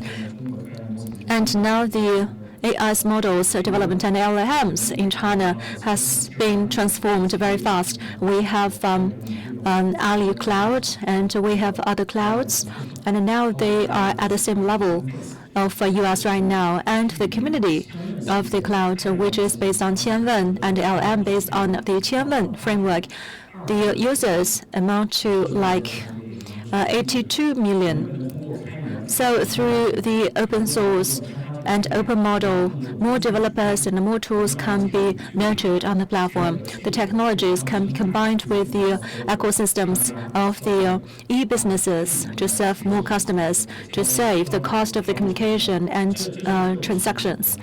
And this is our expectation for the AI environment. And to respond to the question regarding the situation of AI governance from U.S., I'm sorry, because 3 minutes is very stringent. 20 seconds. So we think that the administration and the jurisdictions should also come first, and there will be no 180 degrees of a U-turn. We probably have to make sure that everything is predictable, and we will not be shocked by any surprises. That will be beneficial to the customers. Thank you, Mr. Gu. A bit pushy, given a very large size of the panel here. Now let's switch back to English channel. Let me invite Mark Hong, President of Merck China, to share your thoughts on this. Mark.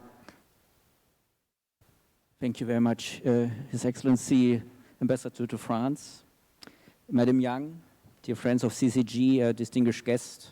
Very honored to be here and to share our view from Merck. I'm representing Merck here in China. We are a science and technology company from Germany covering life science, healthcare, and electronics. And we've been now here in China for 90 years, and that's why for us, Sino-European relationships are very close to our heart. So when it comes to cooperation in AI, we believe there are a lot of vast opportunities and complexity in that field. It is clear that AI is inherently a global question, which means that we need to work on that together. And we believe by combining Chinese technology strength with European focus on regulations and ethical behavior, these two regions really have a potential to work together and lead the global conversation. Let me share what I mean by that. We have in China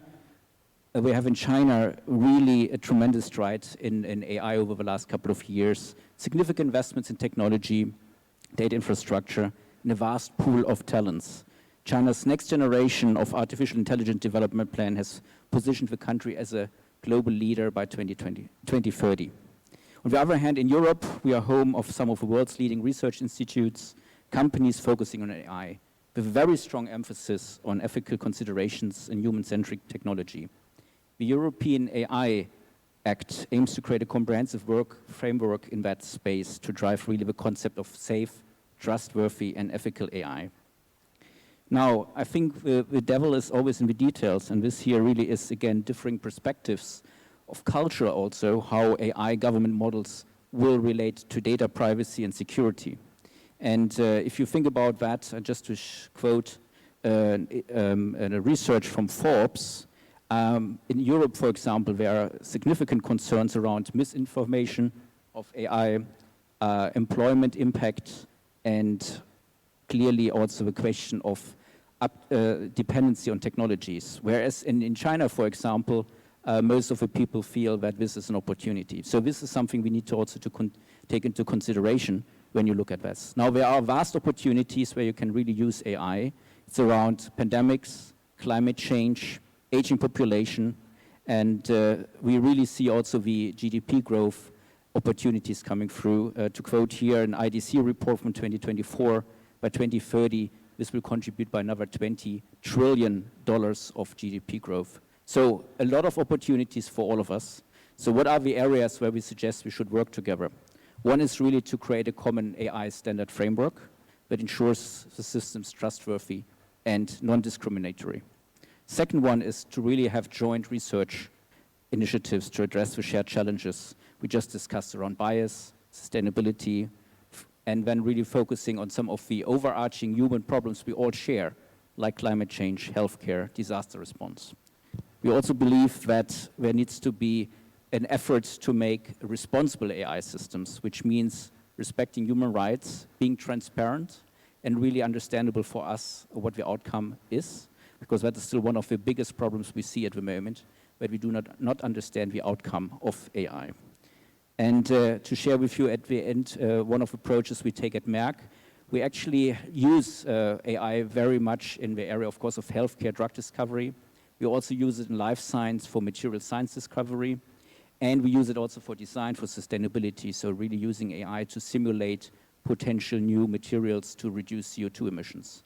On the other hand, because we are really at the edge of a lot of technology questions, we also are supported by a global panel of experts in the AI, but also in the ethical space, to really consult us, to support us, because we truly believe this topic really requires all stakeholders, as the ambassador already elaborated, at the table. So you need to look at society, you need to look at the companies, you need to have the policymakers and the government all sitting at the same table.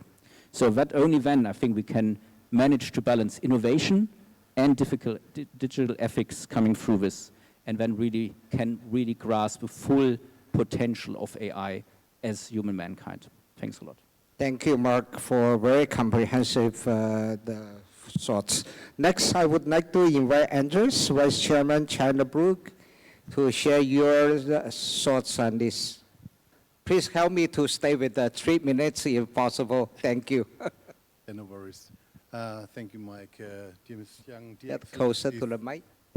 Okay, better now? Yeah. Okay. So Mrs. Yang, Excellencies, Henry and CCG, it's a very big honor for me to be here again after I had the opportunity to join last time. I'm representing the China Bridge, which is a public diplomacy platform.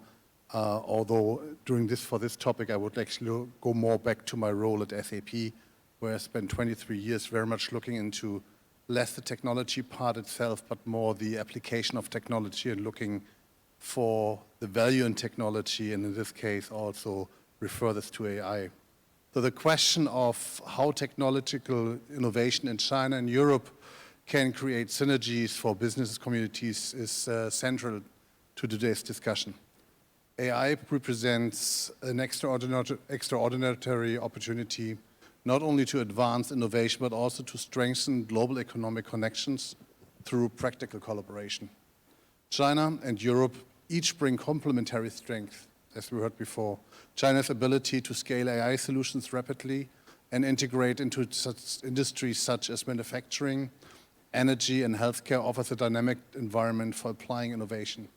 On the other side, Europe, with its strong ethical frameworks and regulatory foresight, provides a foundation of trust and accountability.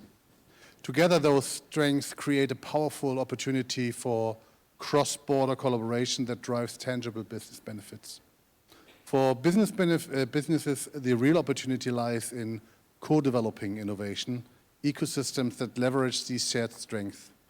Imagine combining Europe's advancements in sustainable technologies with China's AI-driven infrastructure capabilities. This could transform industries like green energy or urban mobility. Similarly, in healthcare, Europe's focus on precision and China's ability to deploy solutions at scale could address global challenges such as in aging populations and personal medicine.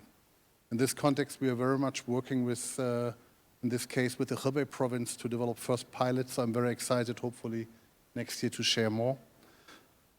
In my role with China Bridge, I firsthand see how essential it is to build trust and enable practical connections between stakeholders in both regions.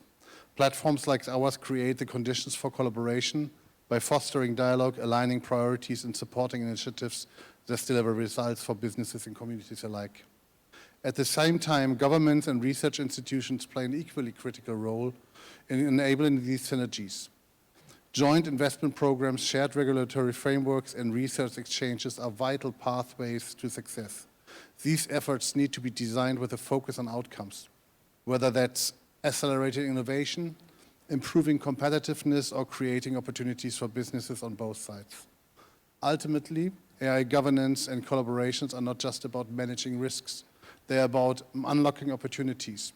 By working together pragmatically, China and Europe can not only lead in innovation, but also set a global standard for transparency, inclusivity, and shared progress. Business operating within such cooperative framework can reduce uncertainty, expand into new markets, and contribute to sustainable economic growth. In this context, I would like to close my remarks and looking forward for further discussions. Thank you. Thank you, Andres. Next, I would like to invite Tony Jin, the Vice President of the European region and the Chief Rep to the European Institute from Huawei. Tony, the floor is yours. Thank you, Mr. Liu. Dear Madam Yang, dear Ambassador, dear Harry. So good afternoon, everyone, friends. I'm honored to be here to share some of our views, Huawei views on artificial intelligence. AI is changing our society, and as a global leader in the digital domain, Huawei is committed to advanced AI innovation and its proper usage. Last year, 2023, the company invested over $23 billion in research and development, and based on the EU figure, ranking the global number 5. So large portion of this investment went into the AI technologies. Huawei believes in using AI for good. So AI can free up productivities, support digital transformations, and of course, to improve the welfare for humans and the society. So I'd like to give you a few of the cases, most of them in Europe. Environmental protections. At the this year actually, the last March, the Mobile World Congress, Huawei's Norway Salmon Protection Project won the GSMA Global Award. GSMA is the organizer for this event, the big award. And this project using AI to save the endangered wild salmon in Norway. It means a lot for the country. And the AI system achieved 100% accuracy in identifying invasive salmon. The second one is talk about meteorology. So based on the 40 years of the global weather data, Huawei together with the partners developed an open-sourced large model for meteorology. And the European Center for Middle Range Weather Forecast, ECMWF, used this open-sourced model, increasing weather forecasting speed by 10,000 times, and they reduced the mistakes by over 12%. So they are very satisfied with these solutions. Healthcare, Huawei worked with the Spanish hospital IIS Alagon and Dive Medical, a Spanish startup, to create a solution based on AI technologies and can help detect early sign of the vision problems for children. These vision problems affect 19 million children globally, and this solution has been deployed in more than 10 countries. So last case I want to share is smart automobile.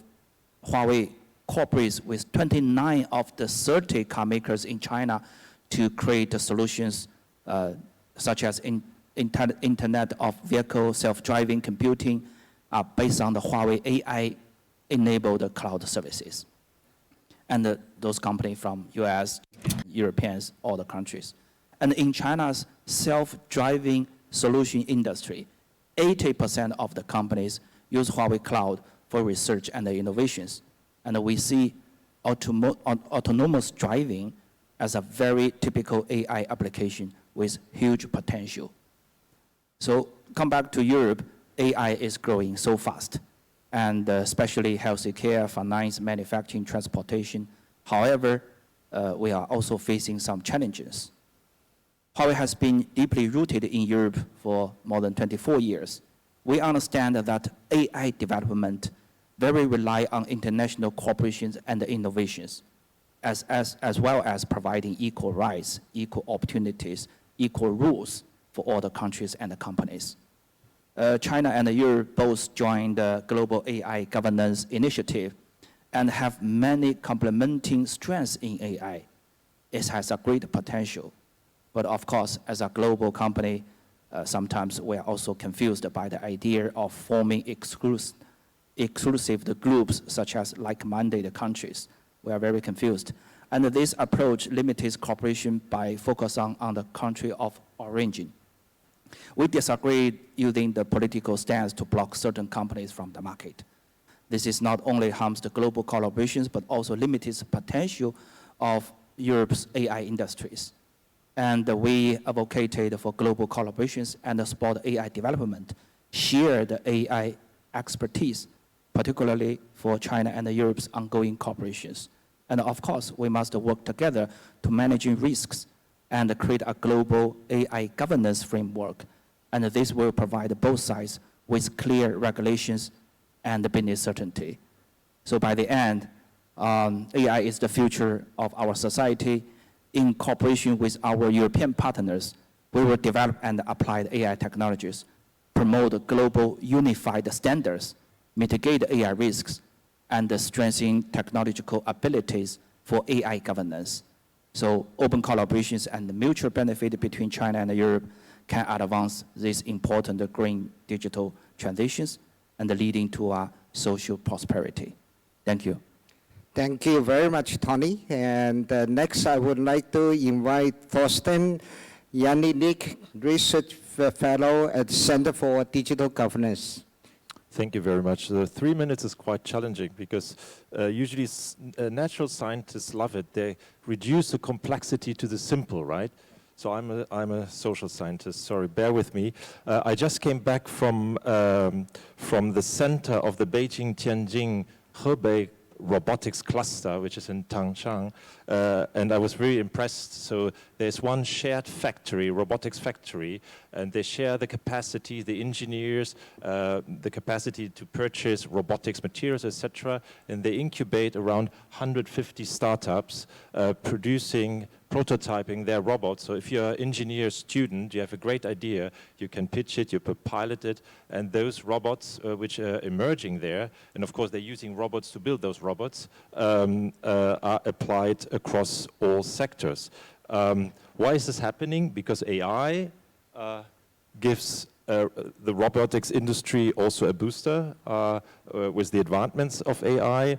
And what I could feel, and those are some of those more gloomy estimations, that maybe in 15, 20 years, robots will not just replace jobs. Actually, this kind of robotic revolution will completely change the labor system, giving it new properties and new metrics, etc.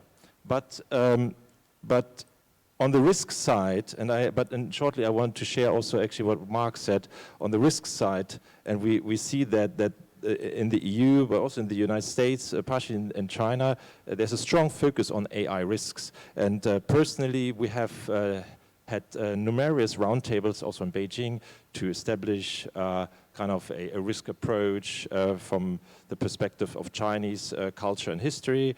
We had a G20 policy brief already in 2020 arguing for a global governance, also working on the UN side. But actually, I have changed a little bit on that, because the risk emphasis is not natural. There's a certain fear, and I would like to share that. And actually, what we need also a very positive approach. And why do I say that? Not because we don't need to mitigate those risks, and I think the forum in February in France is very important, a very important contribution. But I think once we face highly capable, ubiquitous AI, whenever this comes, or AGI, I think to focus on that is as utopian as to say, let's focus on the positive side. And with positive side, I mean that not governments or regulators should mainly prove the unsafety of AI, but businesses should ensure the safety of AI. That's number one. The second one, I think we should focus on the solutions. And I think we heard something, though Henry, I would say all the business has to pay a little bit for the advertisement here, but we hear some great solutions, and I think we would, in the collaborative way, we should focus on solutions rather than overemphasizing the risk side. If you look at the word profit, the etymological origin of profit means actually to solve problems, and making money is secondary. And I think this is how governments and how businesses should lead that revolution. Thank you. Thank you very much. I know I have a very tough job, keep everybody on this 3 minutes. Next one, I would like to invite Steve Li Gang from Tencent. Li Zong. Thank you. Thank you for having me. I'm from Tencent, and there's a lot of progress in the AI developments in the last few years, and Tencent just launched its large language model on last September, and just a few days back, we launched a new function of the AI-generated short videos. It's kind of like a benchmarking with OpenAI Sora, with very amazing product. On the one hand, the AI made a lot of progress. On the other hand, this is my personal experiences when I interact with public, with reporters, with government officials, I feel like their perceptions about the developments of AI is kind of mixed. On the one hand, some of them are quite exciting to see the progresses. On the other hand, they are kind of worried. There's I would call them a lot of misperceptions about the AI. What is the AGI? Will AGI replace all the human beings? And will AGI has its own purposes and goals? All these kinds of worries, different kinds of mixed feelings about the AI development. Not only the public, the journalists or the government officials, but some of the insiders of the AI research communities also holds the same kind of mixed feelings, which I think is quite a positive thing. It's not, for me, this is my personal view, it's not these AI governance that keep me sleep well at night, but those insiders within the AI research community which holds this dubious view of the AI development that make me feel safer. If there's something really happening there, there will be a whistleblower within the community. For Tencent, we closely followed all these developments in the global AI governance procedures in China, in Europe, and in the United States. And although the details of these wordings of these documents are kind of different, but I think they hold the same principle. That is, we wanted to put a guardrail under the developments of AI, but we don't want it to disrupt the developments of AI, which was, for me, it was very, also a positive sign. As long as all these wordings are clear, and the rules are specific, it's not like a very general language and you can interpret it in one way or another. And that's to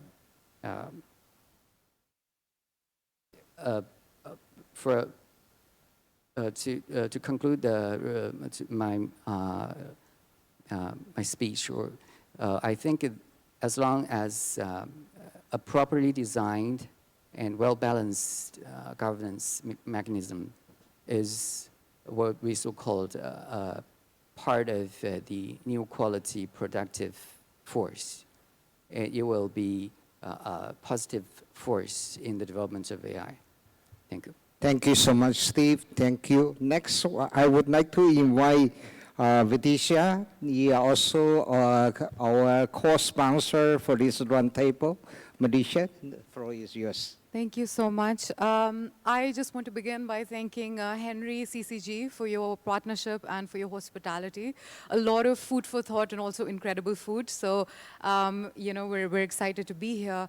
Global Solutions Initiative was founded in 2017 after the G20 presidency of Germany. And since then, we have been working across presidencies to really push forward concrete policy recommendations on key issues of global concern. And AI is definitely one of those. As we've seen in this panel, AI is so ubiquitous. It is so omnipresent at this time. And it's only going to become more so, that there are many approaches and angles and definitions through which we can approach those issues. This is where, you know, multilateral fora like the G20, the G7 still have immense value, because I think we still are at that place where AI governance needs a lot more coherence. And it's not there at the moment. So, you know, since I don't have a lot of time, I'll perhaps just summarize some of the points I've already heard through these speakers, and also, you know, in conversations with several audience members, and to to sort of also mention that GSI will be a part of the AI Action Summit. We're doing a side event in January. We hope to feed a lot of these perspectives back into that side event and then to the AI Action Summit. In terms of the key emerging themes, I think some things are very clear in all of the conversations we've heard since morning. Current multilateralism institutions are not fit for purpose. AI has immense transformative potential, certainly in the context of the SDGs. We know that there's data to show that we're actually off track, we're actually backsliding in terms of achieving 30% of them, and AI can perhaps help in that. But the current AI governance landscape is not prepared for that. The risks actually outweigh the transformative potential at the moment. That is not a cause to be disheartened, but that is a cause for sustained, intentional global cooperation. The current regulatory and governance frameworks are inadequate, not because the risks are not recognized. I think we know that there is evidence and there are many like-minded actors, many multi-stakeholder groupings that are working on identifying the risks and building safe, secure, and trustworthy AI.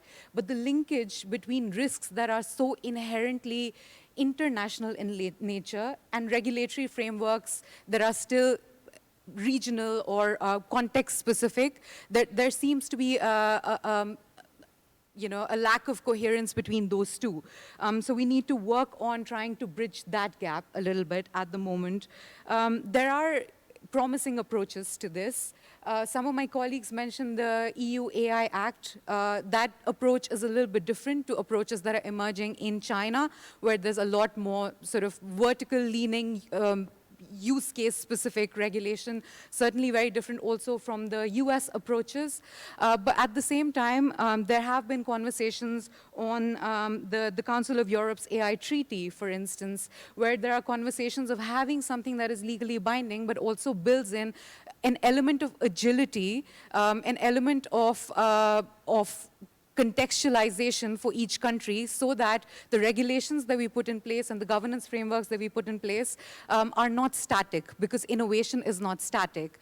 So in essence, we do need to have more conversations where we're not decoupling innovation and regulation, because those two are not mutually exclusive in an AI world.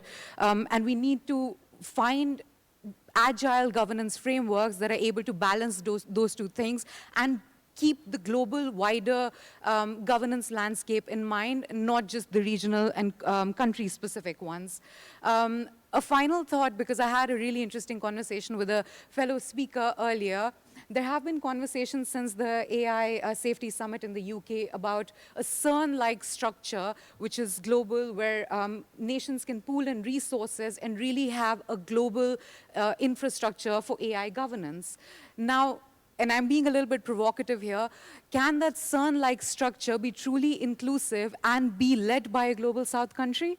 Because we have had so many conversations about how current multilateral institutions have been very focused on certain countries and led by certain countries. But if we're looking at a world where we have to rethink new institutions and new frameworks for AI, can we also rethink our approach to building them? That's where I'll stop with and hope to have more of these conversations later. Thank you so much. Next one, I would like to invite Mr. Pan Xiaofeng from 中科院. Pan 老师.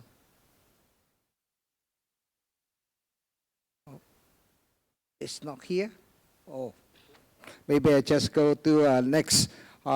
Next, I would like to invite Mr. Sun Yongfu, Senior Fellow, Center for China and Globalization, also former Director General of MOFCON Department of the European Union. Sun 市长，有请。 Thank you very much for having me here for this very important panel. I'm not an expert in AI, but I'm young.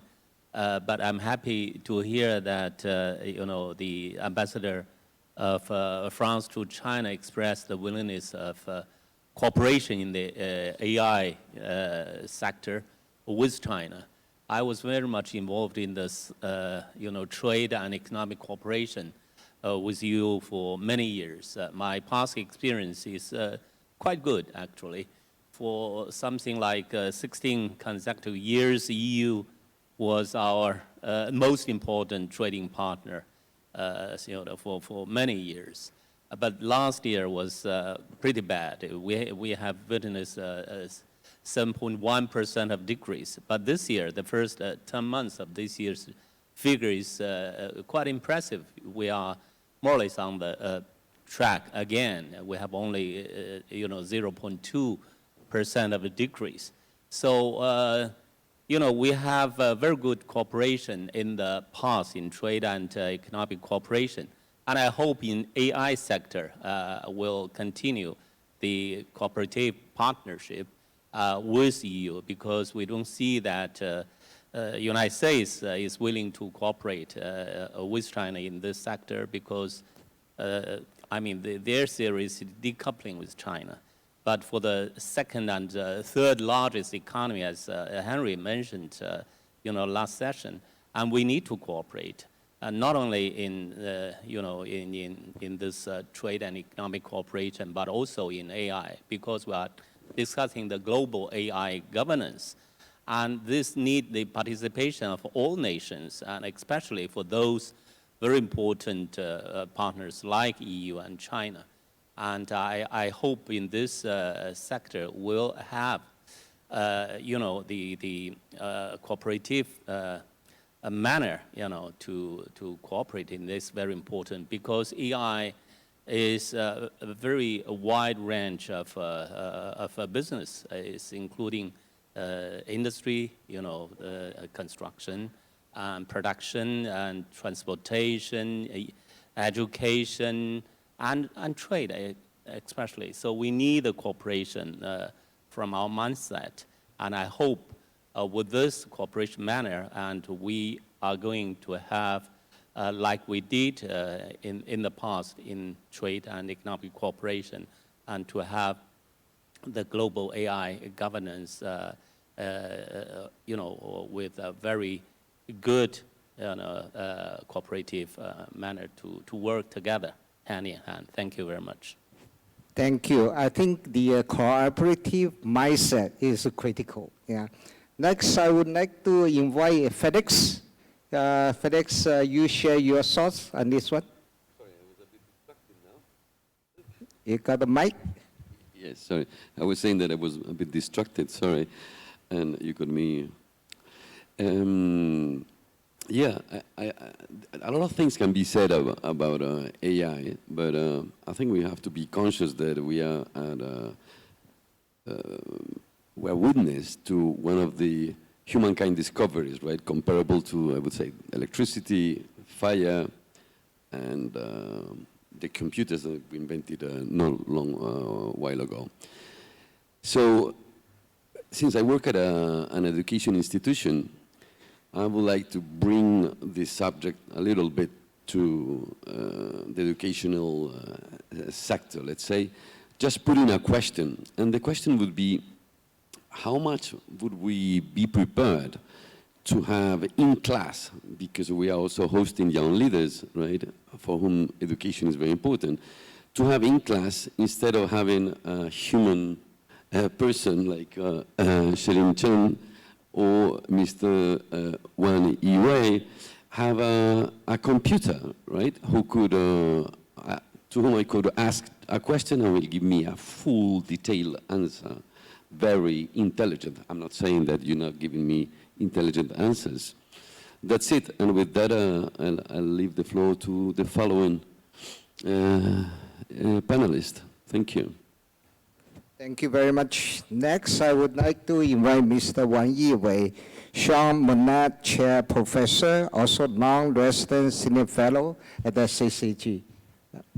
Thank you. And my ID has the two names, Yao Monet and also Xi Jinping. I'm the Vice President of the Xinping Thought on Socialism with the Chinese characteristics. Sometimes too long, I say it's a Xi levelization, from civilization to civilization. Okay, it's easy to be understood. Okay, 3 minutes in 6 recommendations. So there's the EU AI dream, not turn into the bipolar world to multipolar world, or maybe tripolar world. The EU has strong potential and capacity to be the first class of the AI innovator and be the independent AI model. Not just the claim the US is more private, capital driven, China is more government. EU claim the social market economy.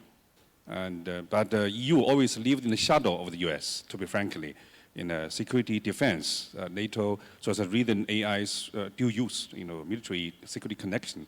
And also ideology in the tech side between China and the United States, so that's the reason for AI development, EU need really strategic autonomy. So 6 recommendations to improve our cooperation. First is about the infrastructure. The Chinese electricity, the price is only 1/3 of the Paris and 1/4 of the Berlin. So EV and AI, you need electricity. Now Trump, the promise to build the cheapest electricity price system in the world. So the first competition is about electricity price and system, stable supply chain. So infrastructure building. Actually, China and EU can cooperate in this regard. China is a very frontier. It's not only new energy, but also nuclear plant and also some. I remember Henry made the suggestion to China-US cooperation jointly invest in infrastructure a couple of years ago in the China Daily.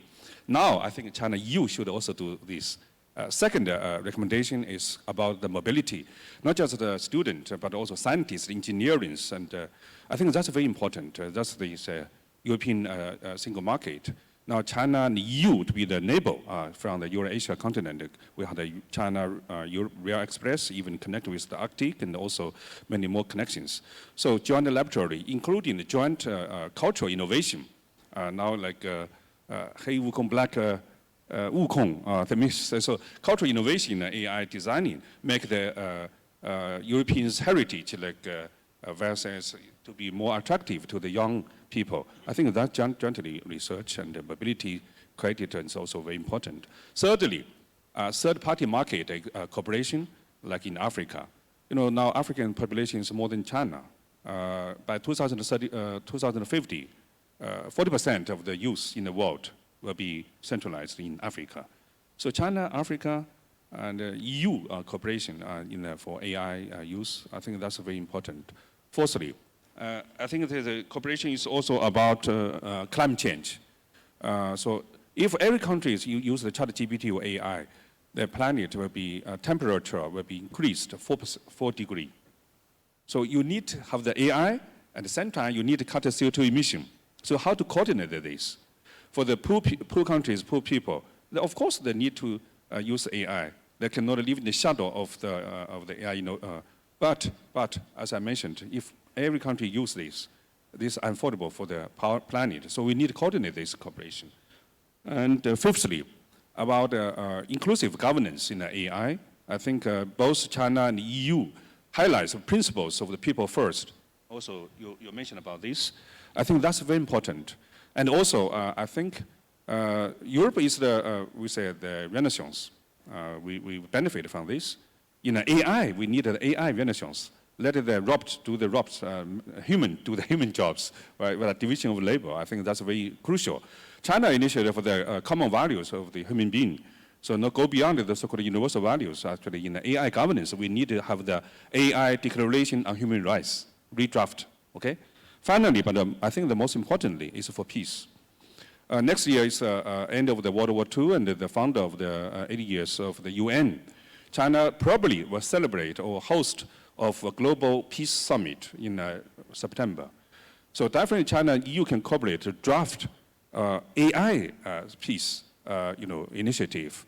So AI safety, AI arms race, and can be not to be used to damage our planet and the human security. So that's lots of the themes we can cooperate. I think the China EU would not lose this opportunity. Thank you. Thank you, Professor Wang. I look at that just beautifully conclude our distinguished panelists for this very stimulating roundtable discussion. Now, I would like to invite the two GYLD partners. First one is Guido Casanova. The second one is Credo Isaac. So one of our beauty, we just enjoy our conversation. Let's listen to the young minds. I really like, what we have heard before. And kindly keep your question very brief, crystal clear, and you can direct your questions to whoever you want get answered. Thank you. Thank you very much. I'm Guido Alberto. I work at ISPI, an Italian think tank, and I mostly specialize on East Asia and China and Japan, Korea, and technological issues. My question would be for Mr. Hube.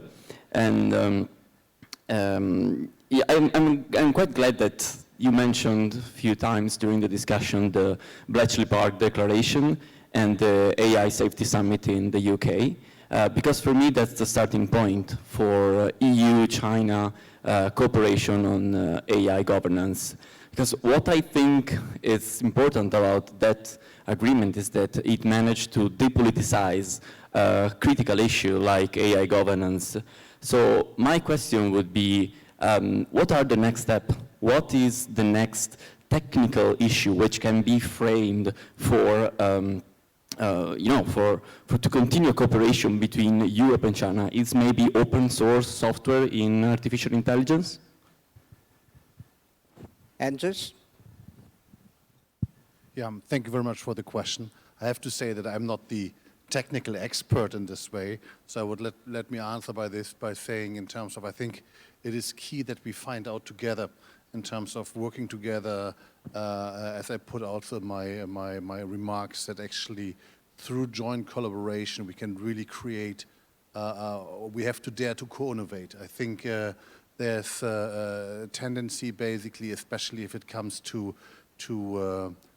like countries like Germany looking into China in terms of innovation, potentially a certain hesitance in terms of now opening up and working together. So basically I think it is key for us, especially from the European or German side, to see the potential what we have in China, look into new technologies there and see where the application is. So basically, I wouldn't like to point out any specific technology right now, but really see in the end, for me, as I also said, the technology must follow a purpose.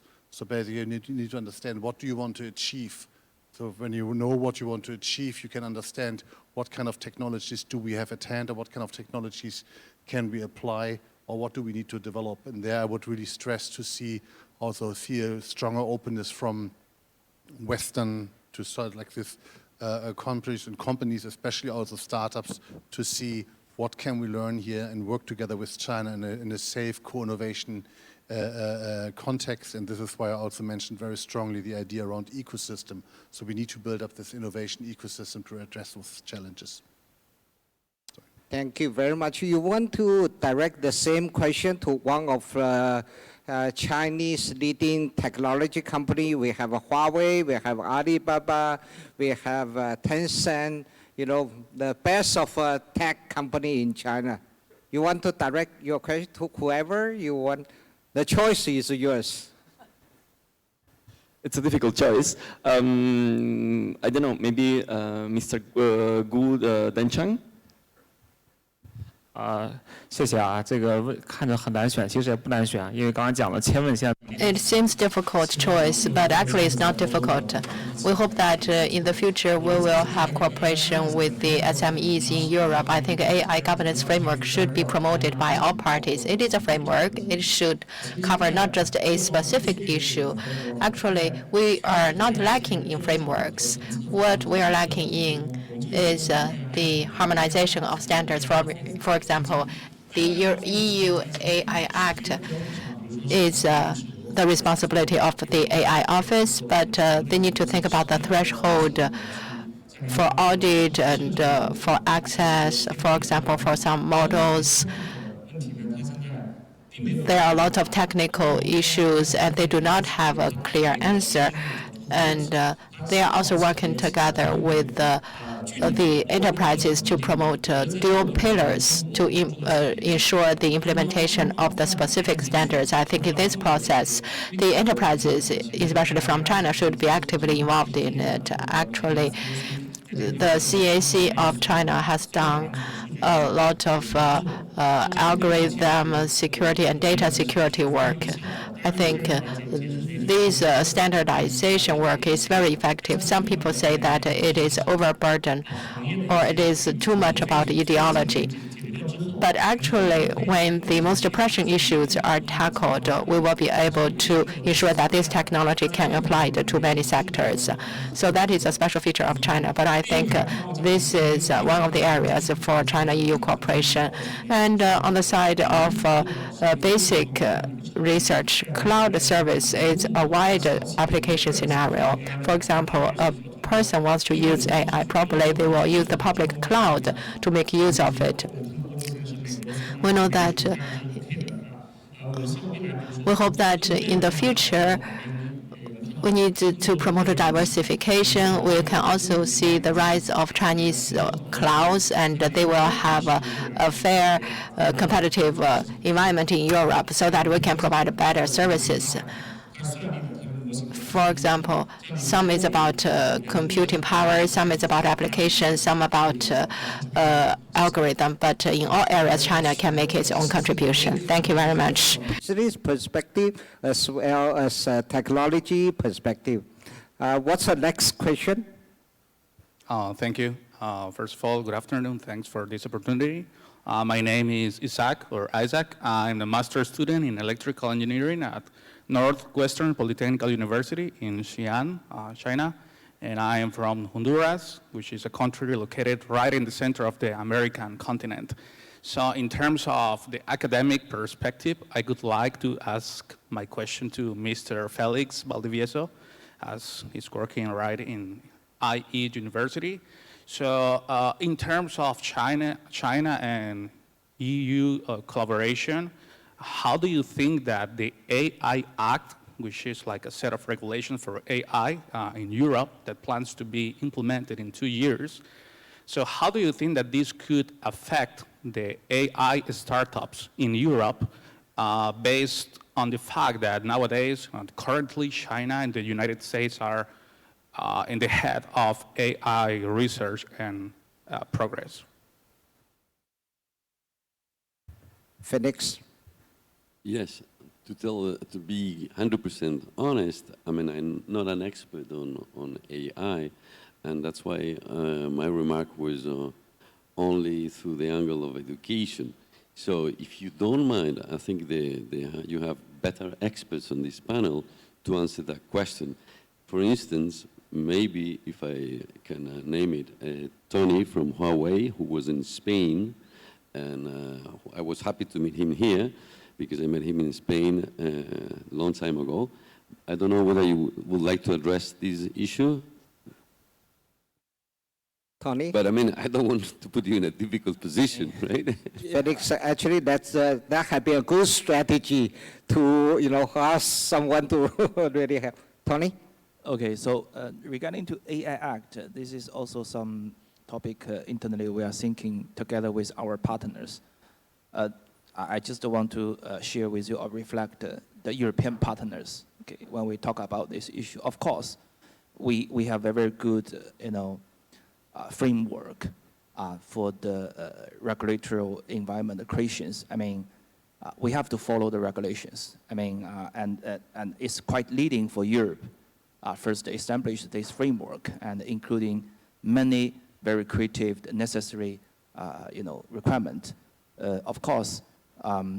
All the business, at least in our sectors, we all believe that digital inclusions are using the technologies to help the people. I mean, we don't want to damage the people's wealth or people's benefits. But we have to understand the regulation, how they remove, because we know there are implementation act or concrete, regulations. For our business, we have the obligation to follow. This is for sure. We have to do that. And I think the rest of the world also is learning from Europe. This is a very good point. But for the business, we really want to a unified regulatory environment. Not the situation in Europe is like this, but another situation in China. Okay, I mean, so we are global business. Secondly, we need to have a balance. This is always the business point of view from the companies, that you cannot depress the innovation because of the regulations. Okay, there are famous joke. I think you know that Europe is very leading on the regulations. Okay, I mean, so not depressing means that we need to allow the expertise or the companies to practice. The practice means implement the technologies to the real cases, allow them to grow, and then discuss for the better regulations. Thank you. Thank you, Tony, for really summarize this really well. And I look at all these things. I want to really thank our distinguished speakers for sharing your thoughts or ideas and how to be, we can safeguard this whole thing. In summary, may I just borrow a quote from Albert Einstein? The quote is, "The human spirit must prevail over technology." I think that says the future for technology as we march towards. Thank you so much. Please join me in thanking our distinguished panelists here for having a wonderful conversation. Until next time, thank you so much.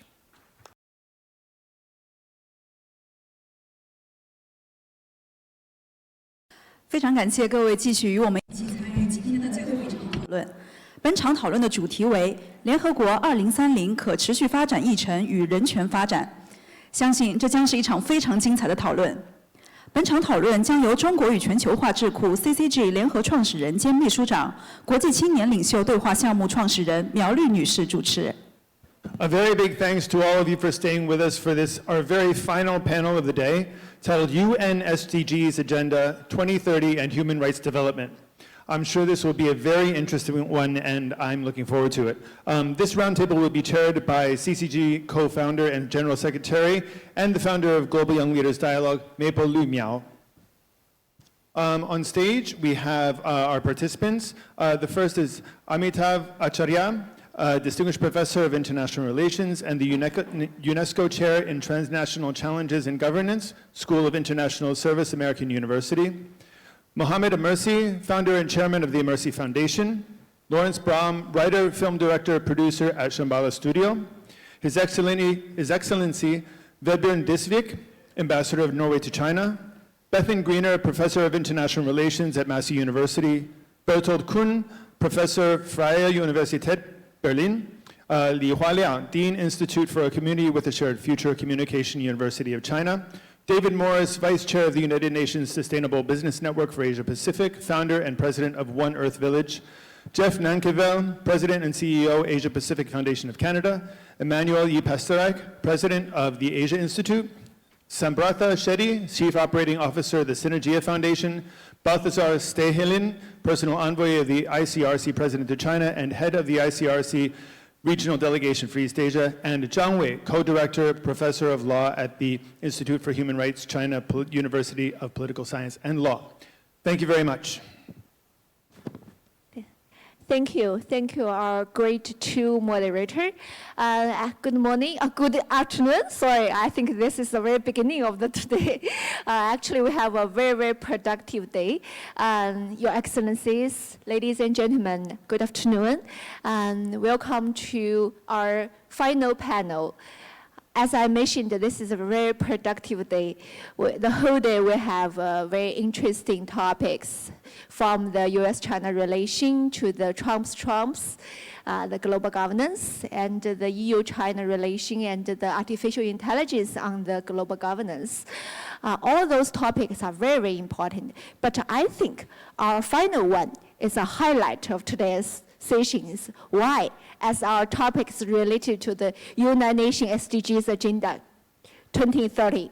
I think United Nations SDGs are the kind of KPI of human being. Last week I was in Seoul, met Ban Ki-moon, Secretary General of United Nations.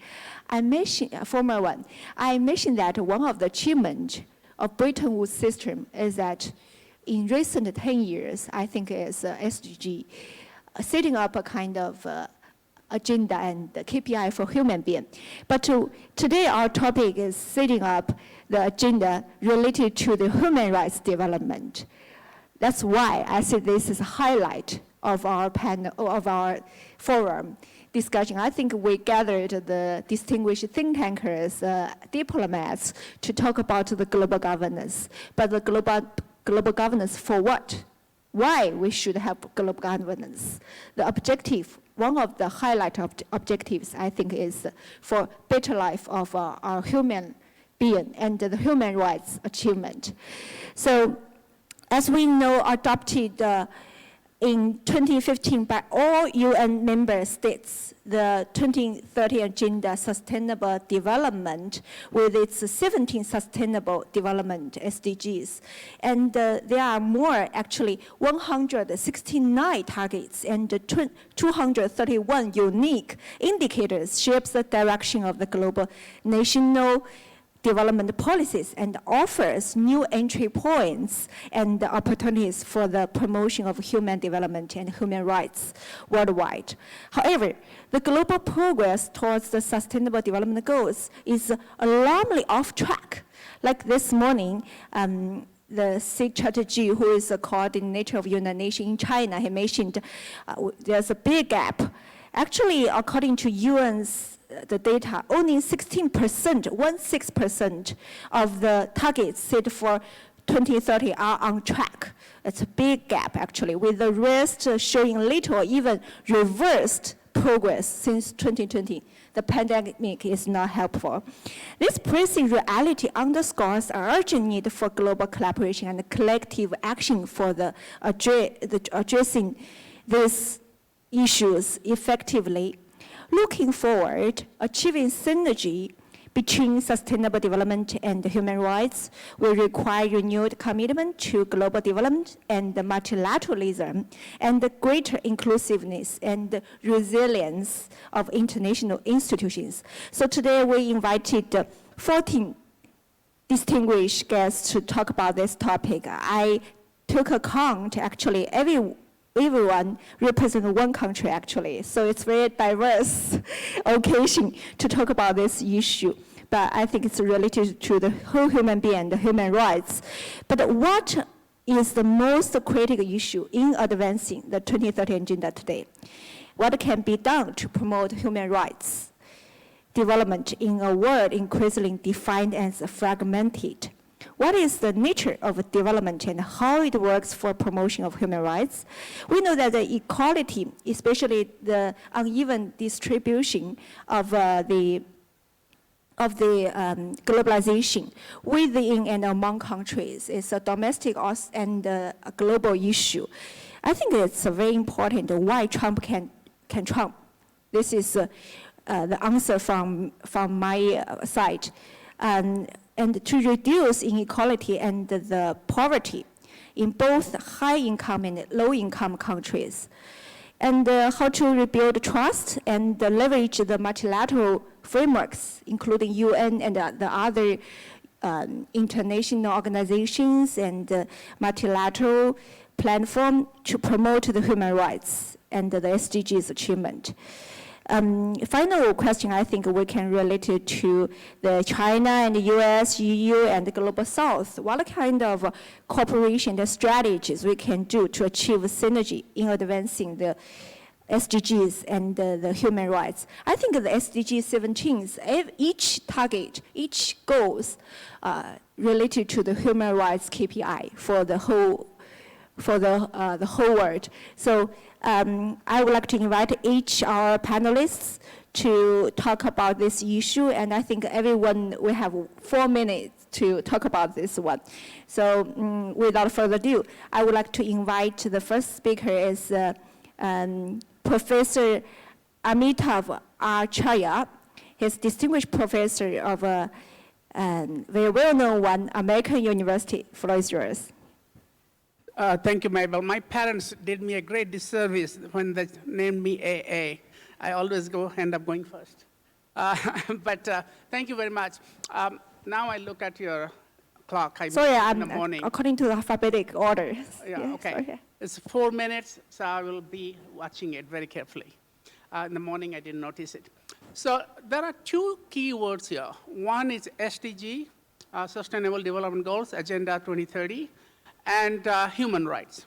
The problem is that SDG does not mention human rights. It mentions a lot of things, but human rights, you can just double check. I just double checked. Why? Because human rights is controversial. But SDG mentions something we call human security. Human security is security for the people, is close to human rights, but not quite human rights. And there has been a big debate in the policy circles about how to bring these two together. Now, if you look at SDG, a quick background to human security. In 1994, the UNDP defined human security with 7 components, and some of them are very familiar to you. This, for example, food security, economic security, political security, environmental security, community security, personal security, and health security. If you look at SDG, these are full of them. SDG really speaks to all these. For example, number 1 and 2, no poverty, no hunger. Number 11, sustainable cities and communities. SDG 3, good health and well-being. But it never mentions something that is already in human security, which is political security and personal security. So this disjuncture has to do with the kind of usual divide between the West and the developing countries. Even though human security was coined not by Westerners, it was coined by Mahabubul Haq, a Pakistani economist with help from Amartya Sen, an Indian economist. And it was adopted by UNDP. You know that there are human development reports for about 150 countries. But somehow, human security doesn't mention human rights, and SDG doesn't mention human rights. I think that's a change. There is no reason why Sustainable Development Goals should not include human rights. But the Western countries narrowly define human rights as political rights and individual liberties. But that's not how human rights started. By the way, 2 of the biggest, most important covenants of human rights actually include civil liberties, but also economic and cultural rights. So this is a false debate created by the Cold War, and somehow we separate human rights. We think human rights is Western, and human security is non-Western. We need to, non-Western countries define human rights in sociocultural terms, even though they were the biggest champions of political rights. At a time when Britain and the United States were defending British colonialism, it was the developing countries, global South countries, that asked for civil liberties, asked for political rights. Anyway, so my suggestion is it's time to confront this head on, meaning that the Sustainable Development Goals should include human rights. And the human security definition and the human rights definition, whatever the way you put it, the UN Human Rights Council is too politicized. But maybe there should be a new UN resolution say that human rights is actually not just narrowly civil liberties, but also include all these things that we are talking about in Sustainable Development Goals. Otherwise, we're not going to have a false divide. False divide, we will think that Ajib, the global South, doesn't care about human rights, and the West doesn't care about human security. Okay? Yeah, good. Thank you, Professor. I remember actually this May, we were in Washington, D.C. to talk about the similar topic. I remember including with Professor Zhang and other distinguished colleagues, we're talking about, invited some think tank from the U.S., talking about that the human security is rather than, security is rather than national security. We talk too much about the national security and geopolitical issues, but like you mentioned, we couldn't divide the world into 2 parts. One part is global north, we're talking about human rights, so-called human rights. Another part is the security or the other concept. The whole world should be devoted into one is that one word we need the human rights with SDG, those targets, those rights. It's very important. So next we would like to move to next speaker is the founder and chairman of the Amidst Foundation. Yes, we will invite Mr. Amidst to talk your opinion. Thank you very much, CCG and Mabel, to have me here at this very august gathering. So for those that may not be fully familiar, the SDGs are 17 goals each with numerous targets, all to be met by 2030. The SDGs are a succession to the Millennium Development Goals that were founded in 2000, but largely they were criticized by human rights organizations for omitting mention of various existing human rights obligations of governments and the manner in which the targets that they did set were de-linked from the relevant human rights standards. The SDGs are more ambitious, more clearly linked to human rights standards, and their universal scope ensures that all governments, all members of the UN carry responsibilities to, for example, ending poverty and inequality. Yet the problem with the SDGs is that they remain political commitments with weak systems to monitor a country's progress of meeting them and with no real accountability if they fail to do so. So here is where I believe there is a very huge opportunity for China and the BRICS countries to show leadership, just as they have done at COP29 in Baku on climate issues, to take leadership in ensuring that SDG goals are fulfilled, at least by the Global South, which would be a very interesting turn of events when the international community, the Western alliances, are failing in their achievements of SDGs, whereas the Global South can turn their attention to fulfilling the SDGs. My foundation's main work was involving around Goal 8. And we worked very closely with the Vatican as well as the Church of England in eliminating modern-day slavery. This is a very big problem. I worked with Theresa May, the former British Prime Minister, who's now the UN envoy for modern slavery, to help eliminate this, but obviously it is still widely practiced everywhere. I was then introduced to Goal 16, which is probably the most important goal in the SDGs in my view. It focuses on the global goals of peace, of justice, and strong institutions. These are prerequisites for progress and a mutually reinforcing framework. All the other 16 SDGs rely on achieving Goal 16, because without having strong institutions, without promoting peace and justice, there can be no human rights for everyone. Goal 16 is very interesting, and I would urge you all to look at it because it sets out 12 targets and 23 indicators. Most of them are human rights indicators, and countries will be measured on how well they are able to perform on these indicators. The SDG report of 2024 has suggested that countries are moving backwards rather than moving forwards on the achievement of these goals, and especially on Goal 16, where international and domestic institutions for enforcement of human rights still remain rather weak. Now, recently, the United States, which has not been known for its enforcement of SDGs, but they convened a very important event in New York, which I participated, on how to expand the scope of Goal 16 to ensure that Goal 16 focuses on putting together strong institutions for the achievement of peace and justice. Justice is not an ideal. Justice is a prerequisite. It is a necessity for peace and for human rights. What I noticed in New York, though, was a major omission, and the omission was the lack of participation from BRICS countries. So this is something that should serve as a wake-up call for BRICS to embrace the SDGs as strongly as possible, and especially Goal 16. And my final point would be that this dialogue that the U.S. convened is just a drop in the ocean, and as the UN Office for Access to Justice has underscored, that this dialogue is just the start.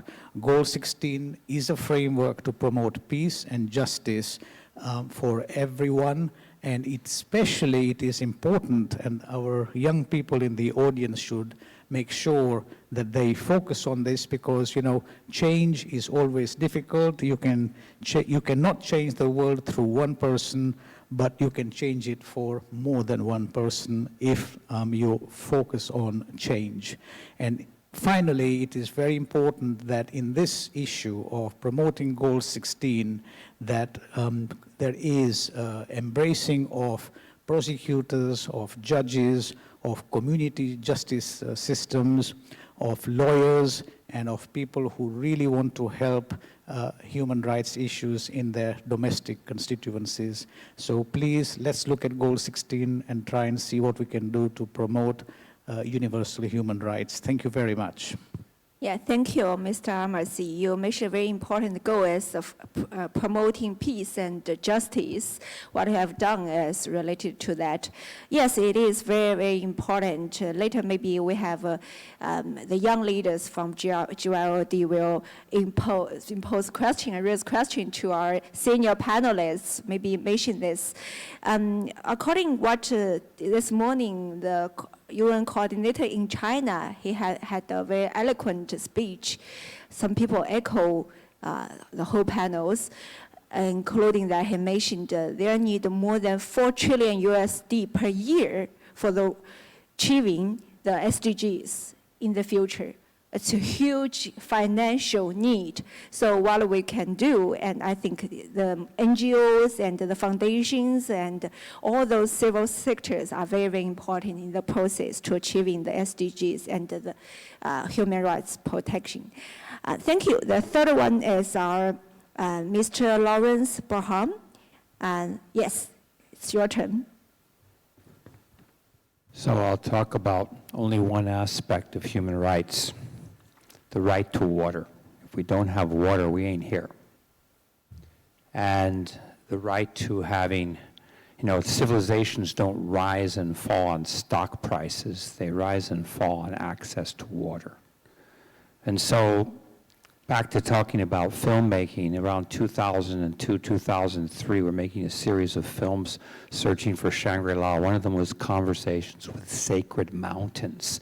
And what really was apparent was it seemed all indigenous people around the Himalayan area have a sacred relationship with snow-capped mountains, which is not superstition. It happens to be that their entire river systems, water systems, and agricultural systems come from that snow. And that then led to, Mabel, remember we had an organization called Himalayan Consensus, which was trying to bring together entrepreneurs together with environmentalists and policymakers to create the kind of foundations that would allow business and environmentalists to work together with solutions to keep the snow-capped mountains. At that time, I served on a panel with the former Iceland president, Grimson, and Shirin Topge, the prime minister of Bhutan, called the Third Pole, because for our region here, basically all the key river systems, Yangtze, Yellow, Salween, Brahmaputra, Ganges, Mekong, all of these systems come from snow-capped mountains. So how do we preserve the snow? And that became the priority. And so, we then moved into another project called ecological civilization. We proposed it to the Chinese leadership, to the State Council, that actually we need to shift the entire grid away from fossil fuels. So this is now about 80% of China's energy was fossil fuels, mostly coal at that time, and we need to shift it to green. And it made a lot of sense to the leadership for purely pragmatic reasons, because the cost of economic repair, or the economic cost of environmental repair, would be much greater than the cost of investing into new systems that would create new energy, and all the systems will change. You need to not only have technology advancements, this involves all big data, it involves new ways of training lawyers, it involves green finance. At the time, China did the first green bond, and now it's one of the biggest green bond financiers in the world. And so ecological civilization became the national policy. And by, I think, 2050, China will be 80% green energy. And actually, the environmental, the ecological civilization policy has been written into not only the national policy, but also into the Communist Party's own constitution, making it the greenest of all green parties in the world. So We talk about human rights, we talk about the right to clean water, clean air, it's food security, it's water security, it's health security. This is the bottom line with human rights. And just to sort of wrap this up, my session here, I'll give you a kind of a scene from one of our latest movies. And in this sci-fi movie, a tour group of a diaspora of children from around the world. You have African, you have Middle East, you have American, you have European. They end up being taken by a tour guide into the abandoned subway system at 42nd Street, New York, where archaeologists are looking at the graffiti and trying to decrypt the reason why ancient civilization suddenly disappeared. So on that note, that's the place we don't want to go. So I encourage ecological civilization and water as our first human right. Thank you, Lawrence, your great speech. Yes, like what you mentioned, the water issue is a typical one. Usually we treat it as a regional issue. It's a neighbor country's regional one, but it's not just related to regional or the geopolitical one. Actually, it's a human rights issue. It's related to all the people, all the living in this region, and it's a basic right for them according to the SDGs. Okay, next we would like to invite His Excellency Ambassador this week, who is the ambassador of Norway to China. We know Norway has done a lot of achievements for human rights and SDGs. So we would like to invite you to deliver your opinion. Well, thank you very much, Mabel. Regarding Laurent's intervention, I certainly hope that the graffiti of my youth is not being dug up to interpret anything. It would not be representative, is probably the word. Nice that you noted that Norway is a strong supporter of the SCG framework and also the human rights framework that we have to work within. The sad fact is that we are far behind schedule when it comes to the SDGs. We are not going to reach most of them, and on some of them we're even going backwards. Part of the explanation, of course, is COVID. Another part of the explanation is that we now have more wars than we've had in many years. And wars are both very detrimental to human development, but also one of the main sources of human rights violations. But this leads us to asking some big questions. I think there's a need for us to have more substantive, more concrete, more open debate about how we run our societies, how we run the world, how it is organized. And this, I think, is where the SDGs and the human rights question also meets. We need to use the best knowledge we have available on how to run our countries and how to run the world, so that it is compatible with sustainable human development. And that should be the goal of all of us.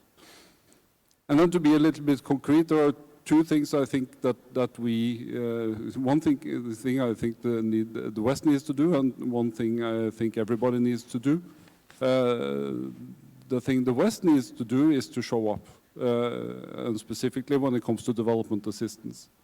Because development assistance is not going to solve all the problems, but if we manage to get the world up from 0.37 to 0.7, that will be another $220 billion a year in development assistance, and it would solve a lot of problems. Currently, we have 5 countries that are above 0.7, and that also includes money going to Ukraine and to the global public goods like climate. And then the second thing I think we all should do is that we should bring our values everywhere we go. There is a lot of talk about double standards. I can tell you, coming from a country that tried to apply a single standard and a single morality, I can tell you that it is much easier. Because if you manage to be equally concerned about the war in Ukraine as you are about the war in Gaza, if you manage to think that the suffering of children, no matter where they live and who they are, is something that you should be concerned about, if you manage to keep both eyes open when you approach the world, and be a voice for peace in all situations, it becomes much easier. And I think we are skirting around this issue too much, and there are too few countries that are willing to take the risk of also antagonizing people that are close to you in saying this out clearly. And I think many countries are in this situation. And then you have to remember, maybe from your own personal life, your best friends are the ones that dare to tell you the truth and to tell you when you're doing well, but also tell you when you're not doing well. And I think we can all learn from that. So if the people who are concerned about Gaza could also be equally concerned about Ukraine, and if the people who are concerned about Ukraine could also be equally concerned about Gaza, the world will probably be a better place. Thank you. Thank you, Ambassador. You raise a very important question to all of us, similar to what Professor Amitov at the very beginning mentioned. Actually, there's a big gap between global north and the south to recognize what is human rights concept and the SDG achievement. Like you mentioned, the double standards. I travel around the world. It's totally different narrative around the world from global north and the south. They have, from global south, people believe, oh yes, global north, they have a great life, they have a lot of achievements on SDGs, but they impose their value on us for what is human rights. Every time when I meet this question, I give them an answer is that maybe SDG can bridge two of us, bridge the two parts, the global north and south. This is a KPI of a human being. Let's measure the human rights standards according to SDG. Maybe it's a common standards for all of us. Thank you, and for your great speech and the Norway's great achievement for the human rights and SDG. Next, we would like to invite Professor of International Relations, Massey University from New Zealand, Bethan Greener. Yeah, thank you. Floor is yours, Madam. Tēnā koutou, tēnā koutou, tēnā koutou katoa. Thank you so much for the invitation to come to the forum. It is my first time here and I have really enjoyed the day. In thinking about, so we've been asked to identify what we believe to be the most critical issue for advancing 2030 Agenda for Sustainable Development.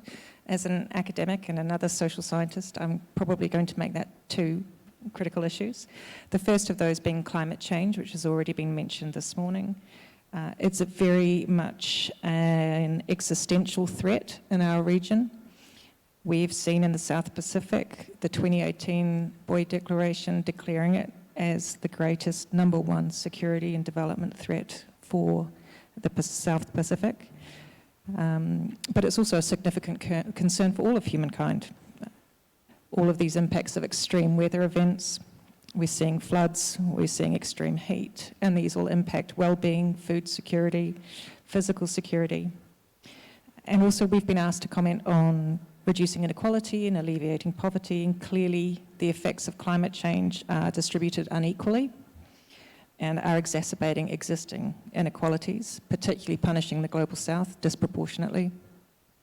So addressing climate change is clearly an urgent priority that would have wide-reaching effects to alleviate human and ecological suffering both.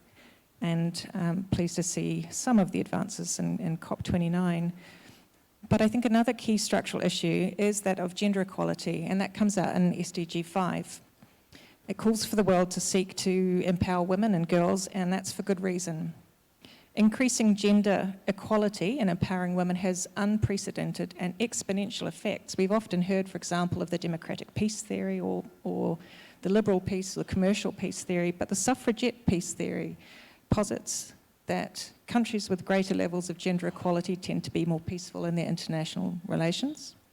We know that peace agreements that have women at the table are 35% more likely to persist past 15 years.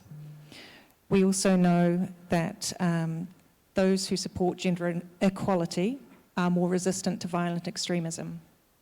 So we see this in the SDGs as well as the UN's Women, Peace and Security Agenda. But there are also development aspects that are really clear. Increased gender equality improves economic efficiencies. They're more resistant more resilient and more productive. And when we support women in all aspects of life, we see a vibrant economy. A recent statistic has shown, for example, that income per capita across the world increased more than 20% if women were employed at the same rate as men. And we also come full circle back to climate change, because when we have more women in decision-making roles, businesses not only make more profit, but they tend to have lower CO2 emissions when they're in charge of particular commercial firms. So I think to secure peace and prosperity, reduce inequality, alleviate poverty, and rebuild trust, we can work together to tackle climate change and to prioritize effects to attain gender equality. And it's also very helpful that these two areas are potentially less politically charged than others. Thanks. Thank you, Professor. You also raised a very important goal of SDGs is the gender equality. Actually, next year marks the 30th year of Beijing Declaration for gender equality. But I interviewed many people around the world. They said the gender equality issue almost setback and reversed of Beijing Declaration. So how to push forward the Beijing Declaration? And it's quite important for our SDG achievement, also related to gender equality. Thank you. Yeah. Next, we would like to invite Professor Bathang Kuhn, who is a professor of Foreign University of Berlin. Sorry, I cannot pronounce very well the German. Yeah, you can introduce yourself, Professor. Thank you, Mabel, for your relevant questions, and it's great to see you again. We just participated in the Berlin Science Week, and we did an event on Megatrends 2024 with focus on China and India, with ample reference to the SDGs as well. The SDGs have developed into a very powerful reference framework, even though they are pretty complex. And I tend to disagree with the statement that the SDGs are a weak system. Actually, the UN has made a great effort. And today, in the morning, we witnessed the very powerful and inspiring speech of His Excellency Siddhartha Chatterjee, resident representative of the United Nations here in Beijing. And the United Nations has done a tremendous effort to broaden and to deepen discourses and actions on the SDGs. And of course, we have other complementary frameworks. And the SDG framework has also given way to other guiding frameworks. And we've not yet mentioned the environmental, social, and governance, the ESG criteria, which are becoming increasingly important for corporations here in China, including the financial industry. So I think we have to go on this journey to broaden and to deepen SDG discourses and actions, but at the same time, we also have to avoid setbacks. And of course, conflicts, wars are the biggest setbacks. At the moment, Russia is bombarding energy infrastructure in Ukraine. And that means a huge setback for the energy transformation goals of Ukraine, necessarily. But let me still close with a positive note. I think there are so many actors now on board to further advance the SDG agenda, including the financial industry, so that I'm still optimistic that even though Trump might be a climate change denial, there are so many actors in the field helping us to further promote the SDG agenda. Thank you. Thank you, Professor. You saved 1 minute to us. Thank you. But actually, you also raised a very, very important topic, is that the sitting back of SDGs. The challenge, there are 4 challenges for our SDGs. Maybe later we can talk about more about the sitting back, what kind of challenge for the SDG achievement, like the Trump new administration, how their attitude on the climate change, and many SDG issues. So that's why at the very beginning I mentioned that maybe we should raise more questions about how to balance and get to the achievement to reduce the inequality in the low-income and high-income countries both. So it's a big one. After all the international distinguished panelists, I would like to invite the Professor Li Huailiang, who is the Dean of the Institute for Community with a Shared Future, Communication, University of China. Mr. Li Huailiang is Professor Li Huailiang is the Dean of the Institute for the Community with a Shared Future. I think this is, it means, from my interpretation, is towards shared future. It's another interpretation of SDG achievement, actually. So that's why I would like to invite you to talk about this. Thank you. It's my great honor to be here. Thank you, CCG, for your invitation. The SDGs, this word is very, very familiar to us. I have no any doubt before. But this time, I have a question. If we want to do something, we should believe that that thing is worth doing. Now, is the sustainable development still worth doing? The answer is yes and no. Yes for most people, no for some people. The initiative of sustainable of SDGs was brought up in 2015. At that time, we are at a time of globalization. Leaders from the world have some basic common beliefs, some consensus. For example, presidents from the U.S., for example, President Bush, President Reagan, President Clinton, and President Obama, all they believe the market economy and free trade.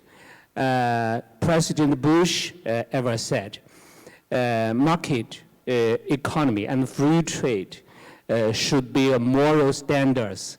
In China, China's leader, for example, Mr. Deng Xiaoping said the themes of the world are peace and development. So there are some basic consensus. But in the post-globalization, now we have different ideas about market economy and free trade and even climate protection. For example, President Trump and his team believed in tariffs. We know so development means increase wealth, means prosperity, simply to make a big cake. But President Trump and his team believes in cut a cake, use the knife of tariff to cut the cake of global development. So now we need a common base. What will be the common base? I believe the initiative by China's President Xi, that concept of common value of all mankind. Simply to say, the fairness, justice, peace, development, democracy, and freedom. He has also 3 other initiatives. The Global Security Initiative, Global Development Initiative, and a Global Civilization Initiative. I think these ideas should be the basis, the common value basis for sustainable development. Thank you. Thank you, Professor. You mentioned the 3 major global initiatives from China. And you also mentioned that free trade brings peace and prosperity for the human being. It is, indeed. I remember, my generation nurtured the process of the opening up and reform and so-called the free market and globalization. But the recent few years, I haven't heard about the free trade and free market in the many Western contexts. I feel very strange that right now more people mention about more fair market or stress more the domestic market or regional ones.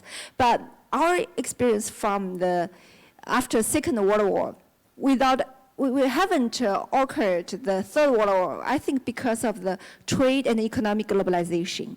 But right now, I think our narrative full of the overcapacity, full of so-called the more fair, not the free trade market. I think we should consider that the #1 goal of SDG is reducing the hunger and the poverty. So how to reducing hunger and poverty? I think free market and the economic prosperity is so important for many global South countries, including domestic market in China. That's why Chinese government proposed so much about the common prosperity to reduce the poverty and achieve the balanced domestic market. Okay, thank you very much. And so from your title of institute to share the community with the shared future, I think it's a common value for the human being. We sit on the same boat. It's a very good, vivid picture that all the countries, more than 200 countries on the earth, we sit on one boat. Sometimes up, sometimes down, but still on one boat. It's a shared community and shared future, like this year's Future Summit of United Nations mentioned that is towards a shared future. I think echo to your title.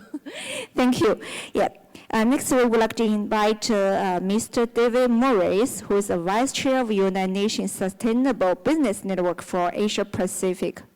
And another title is founder of president of One Earth Village. I think echo to what we mentioned, a shared future for mankind. Thank you very much, Mabel. And I'm so pleased that I can follow that comment that you've just made, actually, because you're absolutely right that we've learnt the lessons over the last few decades. The world has learnt lessons about economic openness, that if the more we reduce barriers to trade and to investment and to movement of people, the more we prosper. And we know that here in East Asia more than anywhere else. And so the retreat into ethno-nationalism, populism, protectionism is, we know, a recipe for economic failure. We know it from the 1930s, we know it from many other periods in more recent history as well. And so I'm an optimist. I think those countries that are erecting more barriers are learning that it doesn't work. And I think we'll see that perhaps it's much more about chest beating and it's much more about negotiating outcomes than an actual philosophical belief in erecting barriers. But it's more than just economic development. We've realised now, finally, after 29 COPs, for example, and after more than 3 decades of scientists warning us about the threats to our planet's survival, and our standard of living is under real threat. Our human existence in large, important parts of the world is under such threat that our lifestyles, our economies, our societies are at risk. So we don't just need economic development, we need sustainable development. And we've tried in the last years to engender a new discussion. I've been wearing this SDGs badge for the last 6 or 7 years, and you know what? 9 out of 10 people ask me, what is that? They don't know. So it's not just a PR failure by the United Nations, but the United Nations is the sum of all its members. We haven't shifted our minds. We still talk all day. We've had a great day today, by the way. Congratulations to Mabel and Henry. It's been such an interesting day. But we talk about geopolitics. We talk about trade and tariffs, and sustainable development comes at the end. And this is perfectly normal, by the way. It's not a criticism. This is the way that all of our narratives are happening all around the world. We put sustainable development at the end of the day. It's like an afterthought. Now, I'm optimistic because you know what? With the young generation, sustainable development comes first. So we're all too old on this panel, I think, at the risk of insulting a couple of people who certainly look much younger than me. But if you are talking to young people, and I just had a workshop with young leaders in Bangladesh this time last week, and you know what? Sustainable development for them was #1 priority. This is in one of the poorest countries in the world. You could have expected them to be focused only on economic development, but they know that their future requires not just local action, but global action on sustainable development. So young people understand this. We've got to change our mindset. We have to, when we're talking about technology, we need to be talking about rolling out technologies as fast as we can for the green transition. And congratulations to China for rolling out solar cells and wind towers and electric vehicles, by the way. So countries putting up their barriers against these things are missing the point. The point is that we need to be rolling out these innovations faster, not slower. We need to be reducing the barriers and actually making this rapid transition. And if China's going to lead the way on that, that's actually a very good thing that should be welcomed. At the end of the day, I'm going to conclude. I know I only have 12 seconds, but we really do need the next generation. Our generation has missed the boat. The next generation, it's over to you guys, and I'm glad we have these global young leaders in the room. We need to come up with a new mindset that really does put humans and the environment first. Finance, technology, even international relations, the international relations system. Instead of putting power politics first, we've got to find a way to put human and sustainable development at least at the same level as the geopolitical contests that will always be with us, but they're going to deliver us failure unless we address sustainable development. Thank you, David. Yes, that's not just the free market or the trade. We should have the sustainable ones. This is also the core value of SDG, Sustainable Development Goals, right? So next we would like to invite Mr. Jeff Neckenville, the President and CEO of Asia Pacific Foundation of Canada. Yes, please. Thank you very much, Mabel. And I fear being overexposed today because it's the third time I've been up here. So let me try to make a contribution to tie some things together. And I think it follows very well on the last couple of interventions. So the one thing that I would pick that I think brings a lot of this together is, I would put it in 2 words, inclusion and participation. So if we want to really bring this down to the community level, to where people live in their households around the world, we have some significant work to do, but I'm a techno-optimist. I think we have the tools, and it's the phones and the connectivity that is spreading around the world at a rate we could not have imagined, and it's reaching people right down to the bottom of the pyramid. And so when I talk about inclusion and participation, this is and I'll give a very concrete example of bringing people from the informal to the formal economy. In the poorest countries, these are the places where you have the largest proportion of citizens, of residents, who are not in the formal economy. And we know we have excellent examples around the world where using mobile phones, using internet technology, e-formalization, they call it, to bring people into the formal economy. I was at APEC in Lima. We were hearing fantastic examples from Chile and Peru that have very high levels of informality, of tools that are bringing thousands and thousands of people into the formal economy. And once they come into the formal economy, that's when they have better access to education and health services and social services and the things that enable them really to maximize their potential as fellow human beings. And there are places, including large countries like India, that have developed amazing amazingly efficient payments systems, and in Kenya and Africa and other places. So there are some practical ways to address the addressable problem, and I think the low-hanging fruit of bringing people into the formal economy. And in doing that, we can also address the big geopolitical and existential problems of our time, because a lot of what we've been talking about in geopolitics is about a lack of trust in institutions, that people in these elections we've seen around the world, we do see large numbers of voters, not everybody, but large numbers of voters who are motivated by a fundamental lack of trust in their local institutions, but that also feeds to the national and the international level. And we cannot hope to address climate change meaningfully unless we can build globally a much higher degree of trust, and it starts right at the bottom level. And with the tools that we have now at the local level, through using mobile phones, mobile technology, to increase transparency and accountability for officials at the local level, for people who are responsible for administering programs or managing schools or local health clinics, where citizens, residents can see where their money is going and hold the people responsible to account. That's the really basic human right on the civil and political side that makes possible all of the things that we aspire to in the human security side. So with these e-tools for inclusion, for transparency, accountability, we can address at least 4 of the 17 goals: the decent work and economic growth SDG, reducing inequality, the SDG 16 for peace, justice, and strong institutions, and very importantly, and I'm glad it has been mentioned now, SDG 5 for gender equality.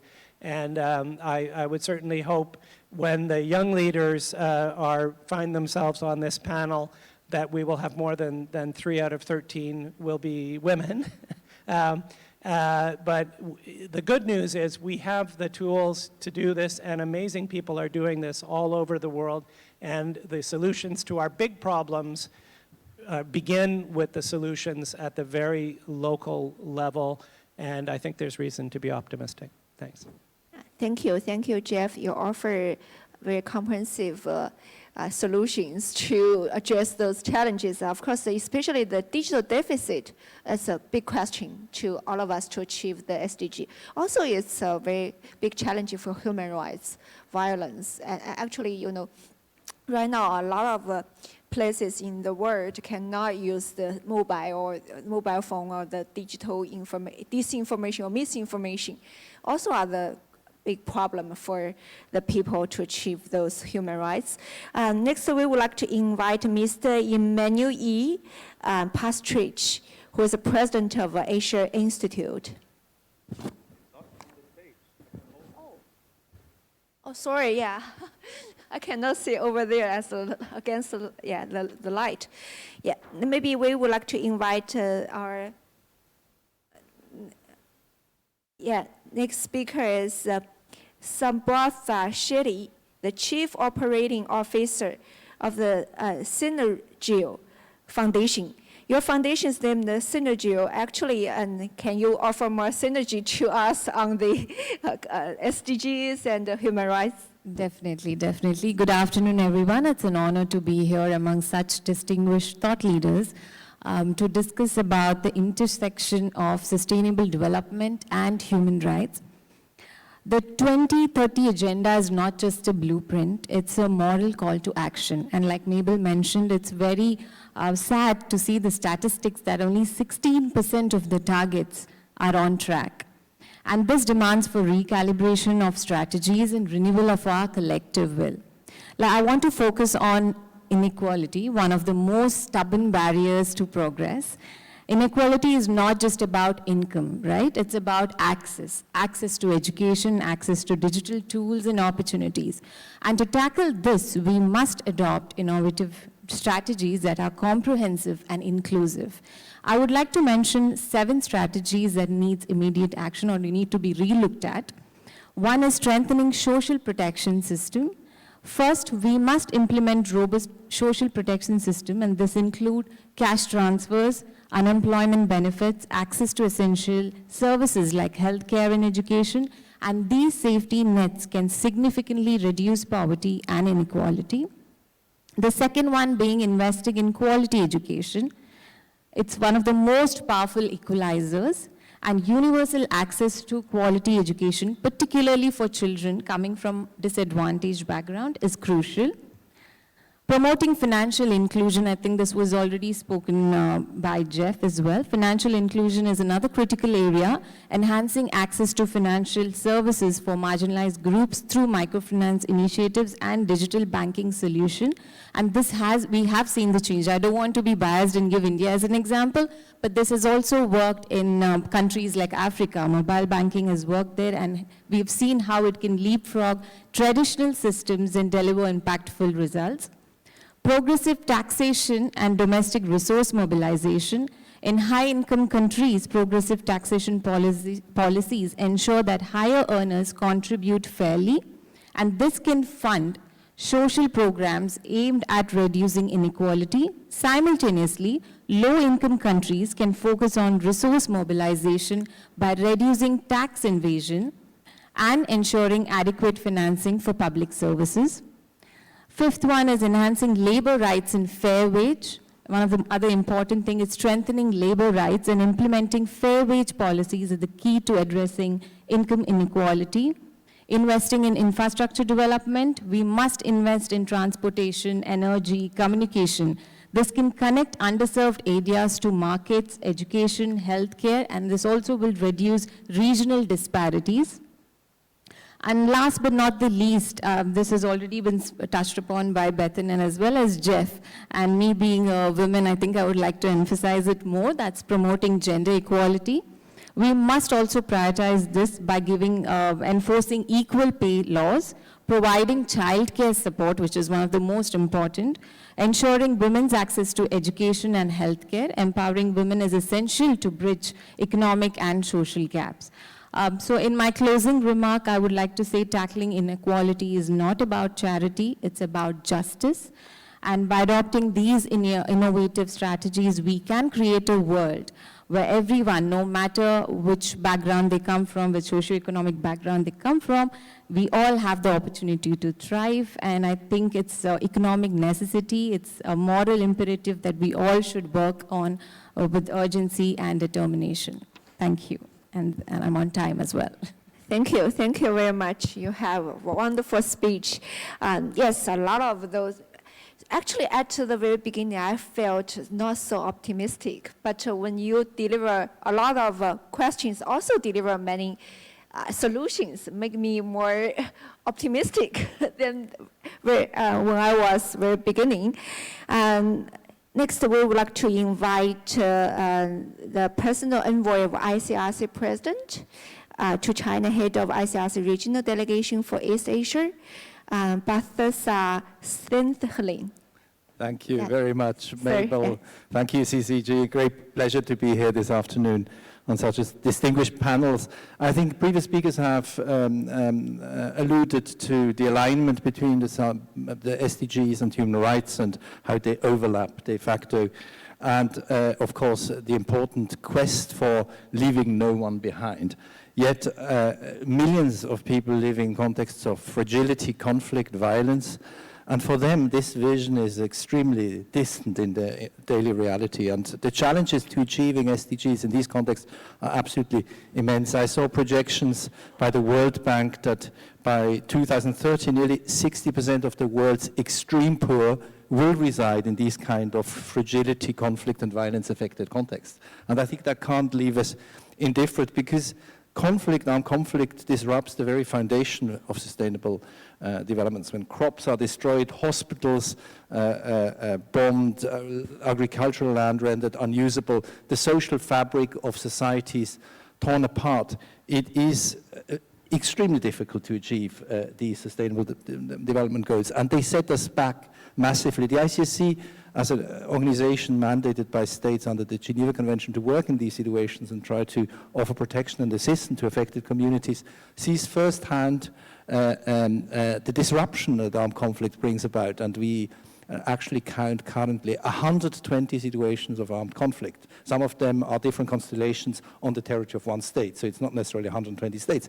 But it is absolutely massive, and they are protracted, often lasting more than 30 years, with political solutions relatively difficult to achieve in a geopolitically divided world. So armed conflict and fragility and our concern, what we do with that must, from our perspective, be at the very center of the concern, because these are the most left behind. And of course, you could on one hand sort of say, is that now cause for despair? But I think there's a number of clear action that can be undertaken and must be undertaken. And the first one is really respect for international humanitarian law, which is the law of armed conflict.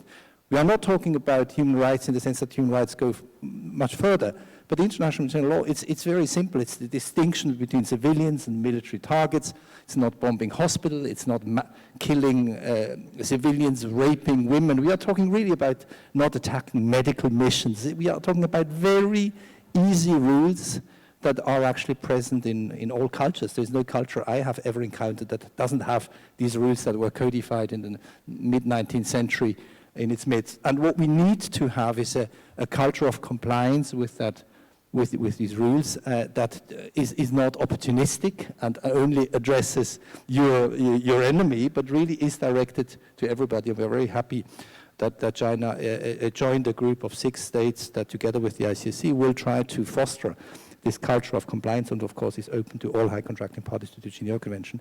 The other thing is that humanitarian actors, of course, have to intervene together with development actors in these situations. Development actors don't normally go to some of these fragile contexts. It's difficult, it's not under state control often.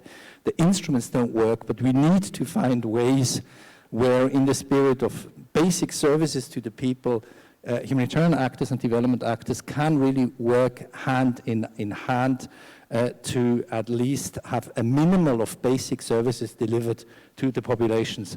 Finally, I would sort of say, if we have better respect for international humanitarian law, we have also greater chances of societies to heal, to reach out, to leave conflict behind, whereas if we have total war without any limits, I can assure you that it will be almost impossible to make peace, and these situations will remain with us for decades and will thwart any chance to achieve the sustainable development goals. But it can be done if we work hand in hand. Thank you. Thank you, sir. And what you mentioned reminded me that a few weeks ago I was in Berlin, in the Berlin Foreign Policy Forum. Your ICRC President, Madam Spolialitz, she was there and delivered a very sad speech, actually. When she mentioned, you guys mentioned a lot of sovereignty, territorial integrity, those very important value. But at the same time, meanwhile, the individuals, those humanitarian corridors were blocked by many people. We couldn't open that for the kids, for the women, for the individual rights, the human rights. But of course, ICRC has achieved a lot of assistance to the human rights on the earth and at all the occasions when the individuals meet the human rights issue. So I think it's a very important topic today. We mentioned many times that human security is rather than national security. Right now, it's just too much prioritize too much about the so-called national security. Of course, that is very important, but at the same time, we should call for more about the human security as well. So last but not least, I would like to invite Professor Zhang Wei, who is a co-director, professor of law at the Institute for Human Rights, China University of Political Science and Law. Professor Zhang. Thank you, Dr. Miao. And I would like to thank you thank the CCG for organizing this very important forum for several years. I first came last year, and I realized it's becoming a very important forum for exchange of knowledges for the past years. Today, I would like to actually talk about the promotion of knowledge of sustainable development goals and also human rights. And I want to emphasize on the exchange of the knowledge. Our university has been working very actively in the field of human rights for the past over 30 years' time. And we actually benefit from this kind of international exchange a lot. If not because of this international exchange, we would probably not be able to carry out this human rights education in China. And shortly after I sat down here, I noticed the Norwegian ambassador here, because we had a very long collaboration. Actually, we received a lot of assistance, technical assistance from Norway from 1998 until today, actually. So this human rights education collaboration with Norway has been a very fruitful there was a very fruitful outcome from this, because we worked very closely with Oslo University. And we started the first drafting of international human rights law manual, a text manual in China. This book is still being used in China for university students. And together with Oslo University, we also started the human rights training programs for university professors. From that, you can see that we are able to reach out many hundreds of thousands of Chinese university professors. This one of the outcome of this education was that the 14 national human rights centers in China, which are directly funded by the central government of China. This is one of the outcome of our collaboration. I'm also sitting next to the Red Cross, because with Red Cross, we also had a very long collaboration. We promote the university teachers training program on IHL for several years. So all those collaborations and in the field of human rights and in the field of international humanitarian law were able to help Chinese university to improve and to be able to promote these knowledges in China. So with this understanding, we also hope that to continue our collaboration with our international partners, not only working in China, but also reach out in Asia, in Africa, in Latin America, to promote human rights knowledge, to try to narrow the gap of this human rights knowledge and humanitarian knowledge among different nations. By doing that, I think we will have a better world. In the near future, we will be able to reach the sustainable goal for our humankind to promote human security and human rights at the same time. Thank you very much. Thank you, Professor Zhang.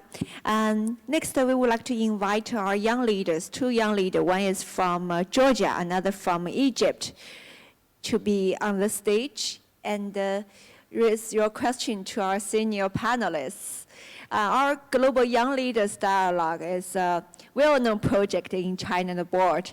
We established that in 2020 and convened more than 200 young leaders under 45 years old with a different background, different languages to discuss the global governance and the China and the foreign relations. It's a very important platform. So yeah, today this is a conclusion and the last imposing question, I think. You are very lucky, and our young leader, you can introduce yourself and to raise question. Each one raise one question. You can impose any of our panelists. Thank you. Introduce yourself first. Good evening, everyone. Nice to meet you all, and it's a pleasure to be here.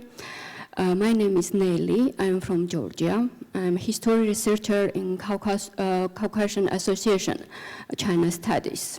My field is contemporary and modern history of China and China-Soviet relations. But today we are talking about CDG and human rights, so I will ask a question as a Georgian. I'm sure you all know that in Georgia we have protests, unstoppable protests already 6 days. According to last night data, 320 people have been arrested only in Tbilisi, only in one night. All of them was beaten to the death. Among them are girls who are also beaten and threatened with rape by the police. One of them is a 22-year-old boy who is still in a coma. They arrest everyone, interrogate them in their homes, and chase them in the streets. Not only the Georgian people, but the world are faced with the fact that human rights are violated in Georgia, in a democratic country. Also, no one is punished, but rewarded. And now I want to ask you maybe for suggestion, maybe not question. As Georgians, what else can we do that the voice of our people can be heard? Thank you. Maybe another question together. Yeah. Thank you so much for the invitation. Thanks for the insightful comments. This is Islam Al-Halawani. I'm from Egypt. I'm doing my second master's degree in Beijing, and I previously worked for S&P Global and taught in India for some time, and worked for a few think tanks in Egypt and the Middle East. So I'm very much concerned with what the SDGs represent for the global south or developing countries, however we name it. I remember from 2015 to 2020, me and my friends as young I don't want to say leaders, but aspiring leaders were inspired by the concept and the agenda and how multi-thematic and multi-dimensional it is, right? It's covering all the topics that concern the global north and the global south, justice and equality, green transition. However, in the past probably 3 years with the headwinds, the geopolitical headwinds, we've seen we can see sort of, like for example, take the COP conversation that has been happening for the past 3 years. It's solely focused on the green transition, for example. We cannot bring a topic like CBAM, which is related to green transition or like concerned to energy to COP, because one are limited. And this is just an example. So I mean, like, why we turn it from this trajectory where we can connect things together, have a multidisciplinary conversation to just one dimension in probably like 3 or 4 years. This is just an observation from following even like the last COP conference. So how you think, my question is, how you think we can resume this track of discussing a more comprehensive framework for development? Thank you. Yes, so please. So yes, Professor Kuhn. Yeah, thank you very much for your questions. Let me start with the second question. I mean, first of all, the 2030 Agenda for Sustainable Development is the first truly global agenda, because the Millennium Development Goals the predecessors of the SDGs, and China was also a champion in achieving progress under the MDG framework, they were focusing on developing countries. So this is a great achievement that we have a truly global agenda. And when it comes to the Climate Action Conference, I mean, there's a lot of complementarity between the SDGs and the Paris Agreement and the COP agendas. And I have followed several COPs, and one decisive COP was the one in 2009 in Denmark, and there was a lot of China bashing in 2009. But actually, in China itself, this COP triggered a big progress and a big process. And each COP has different priorities. And I think the Baku COP, the recent one, I mean, in terms of possible commitment of China to contributing to financing climate action, I think this is an achievement. Yeah? So each COP focuses on different aspects, and I think it's very important that the location of the COP changes every year. So as I mentioned in my contribution, you know, broadening and deepening the discourse, getting actors on board, sometimes even difficult actors. Yeah? So this is the strategy, and I think it's a wise strategy of the United Nations. Yeah. Yes, Amitav, you would like to answer? Only if you allow me to answer one of your points. Is that okay? I mean, I see that running through most of the discussion today is this idea that the West has a different view on things and the rest has a different view on things. And that's true of climate change, page, and on human security, it's quite, and human rights. I want to tell you a little story about human security, because my UNESCO chair is actually about human security. I was a consultant to UNESCO, and we created this chair for multilateralism and global governance. And I think UNESCO will be under threat under Trump, because the US had worked out before under Trump, and Biden came back. But we'll see. The issue is that human rights was not invented by the West. It was actually, the Magna Carta was nullified by the Pope 10 days after, and it only benefited the rich serfs and not the common people. Most of these concepts are 20th century concepts, but we somehow give false credit to the West, and we think the rest of the world doesn't follow by human rights. But actually, the two covenants of human rights, and even the Universal Declaration, was substantially drafted by Global South, or even before they became colonized. There was a woman called Hansa Mehta from India. To her, we actually owe the fact that the UN Universal Declaration talks about all human beings, as opposed to all men are created equal. So in human security, since the ambassador of Canada and Jeff from Canada, ambassador of Norway and Jeff from Canada is there. When the idea of human security came in 1990s, and we had Lloyd Axworthy in Canada, I was teaching in New York, Toronto, the Canadians and Norwegians immediately thought human security is about freedom from fear. The Japanese and the Thais, Thailand under democratic rule, thought human security is freedom from want. And they had this tussle. And as a result, Japan was funding most of it, activities, and the money could not be spent. So much so that the president of the UNGA, a Swiss president, convened a special session of the General Assembly in 2011 to debate the meaning of human security. One of the 4 people that spoke at this entire General Assembly was myself as the UNESCO chair. And I felt that most of this could have been avoided, because as a result, we don't have progress in human rights, we don't have progress in human security. I don't see why MDGs cannot have something about personal security and political security. I don't see why the West cannot acknowledge that human rights is not a Western monopoly. And there are actually, as Amartya Sen pointed out, many ideas about human rights came from King Ashoka, the Mandan Charter in West Africa, and also the Chinese traditions. So unless we get rid of this false divide, and this is what I've been spending a lot of time, over 5,000 years going back in history, looking at common shared origins of many of these concepts. Human security is a great concept, SDG is a great concept, but it should not exclude human rights, nor should the idea of human rights exclude human security. So this is my appeal that go back and this West versus the rest divide has to go. It's false. Maybe, yeah, Ambassador. 1 minute, as time is limited. Yeah, I'll have to be conclude. quick. Sorry. Very happy that the professor mentioned human security, Norwegian-Canadian initiative.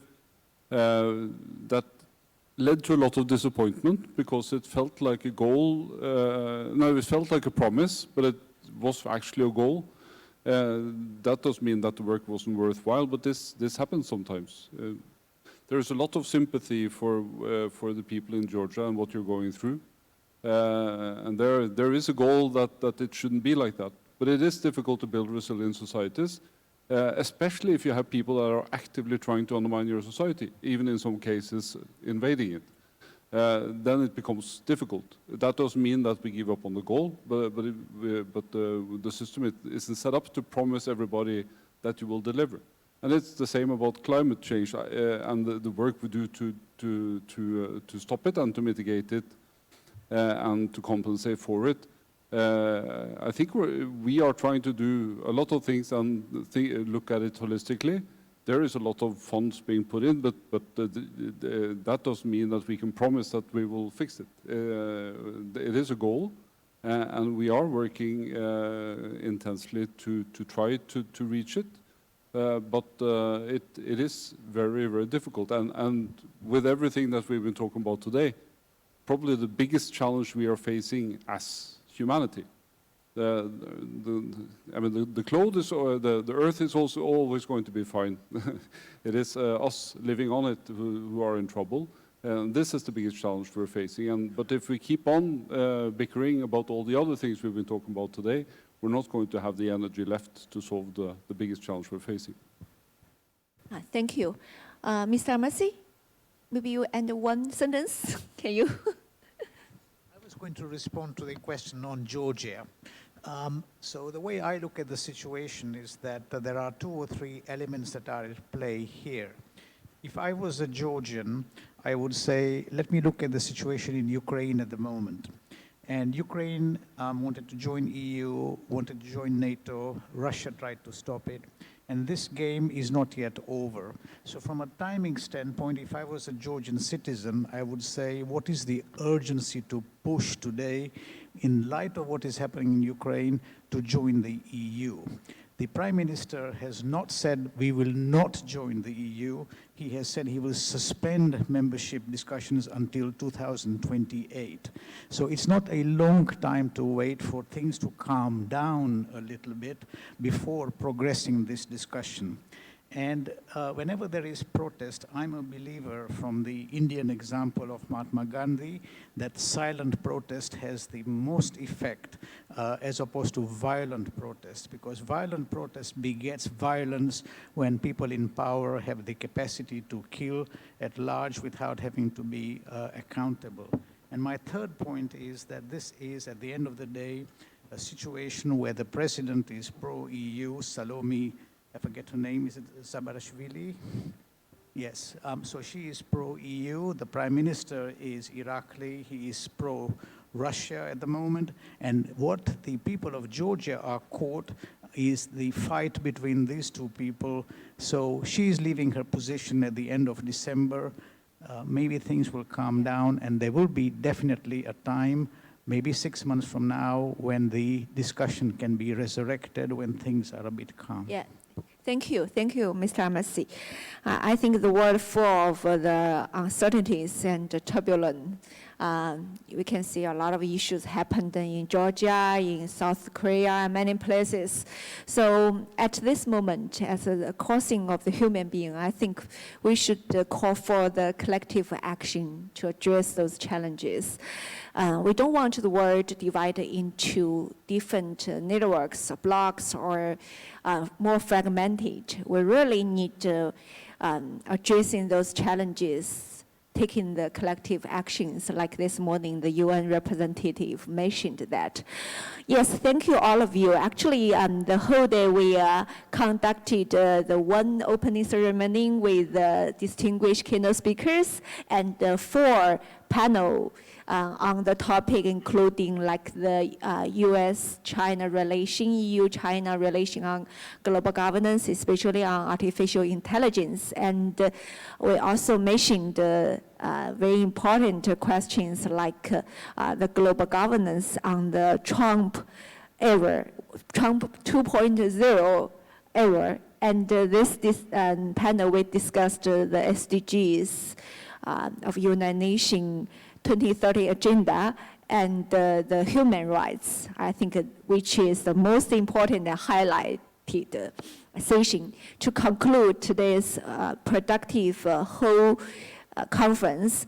This time we invited many distinguished think tank researchers. I love this word, think tankers. This is the industry, actually. So every year in the past 9 years, we consistently organize this innovation summit. I think innovation summit, not just for the industry. Innovation is for the world to call for the collective actions to addressing SDGs. I told Mr. Pan Ki-moon that SDG is the KPI for human being. We already had the KPI, but how to achieve that? It's a question. We are not the people without wise, but without wisdom, but why we are not so wise to achieve the KPI, voted by more than 190 countries collectively. But so I think think tankers, we should do something together. And looking forward, I think CCG, we are the largest non-government think tank in China. We try our best to continue our work, call for more collective works, especially from a think tank industry, to do something for the world, for the better life, the betterment of human being with dignity, with sustainable development. I think this is our goal. I think in the future for global governance should and inject the think tank industry, the achievement from a think tank industry. In the past, I think our global narrative ignored the think tank's achievement. We're just talking about you are the advisory of the policy making. We didn't mention that how important as the neutral status or neutral, maybe the third way of the global governance at the turbulent moment. Thank you, all of you. I would like to say thank you our global young leaders from more than 15 countries, and we selected 26 from 140 ones directly fly from outside China overseas, and there are more than 200 guests participate in our events. I think more than half are the foreign guests convened in China. Many people told me and gave me the feedback. Today is a productive one, and with so many foreign factors in China, I think this is the convening power of think tank industry and the convening power of Chinese think tankers. So thank you, all of you.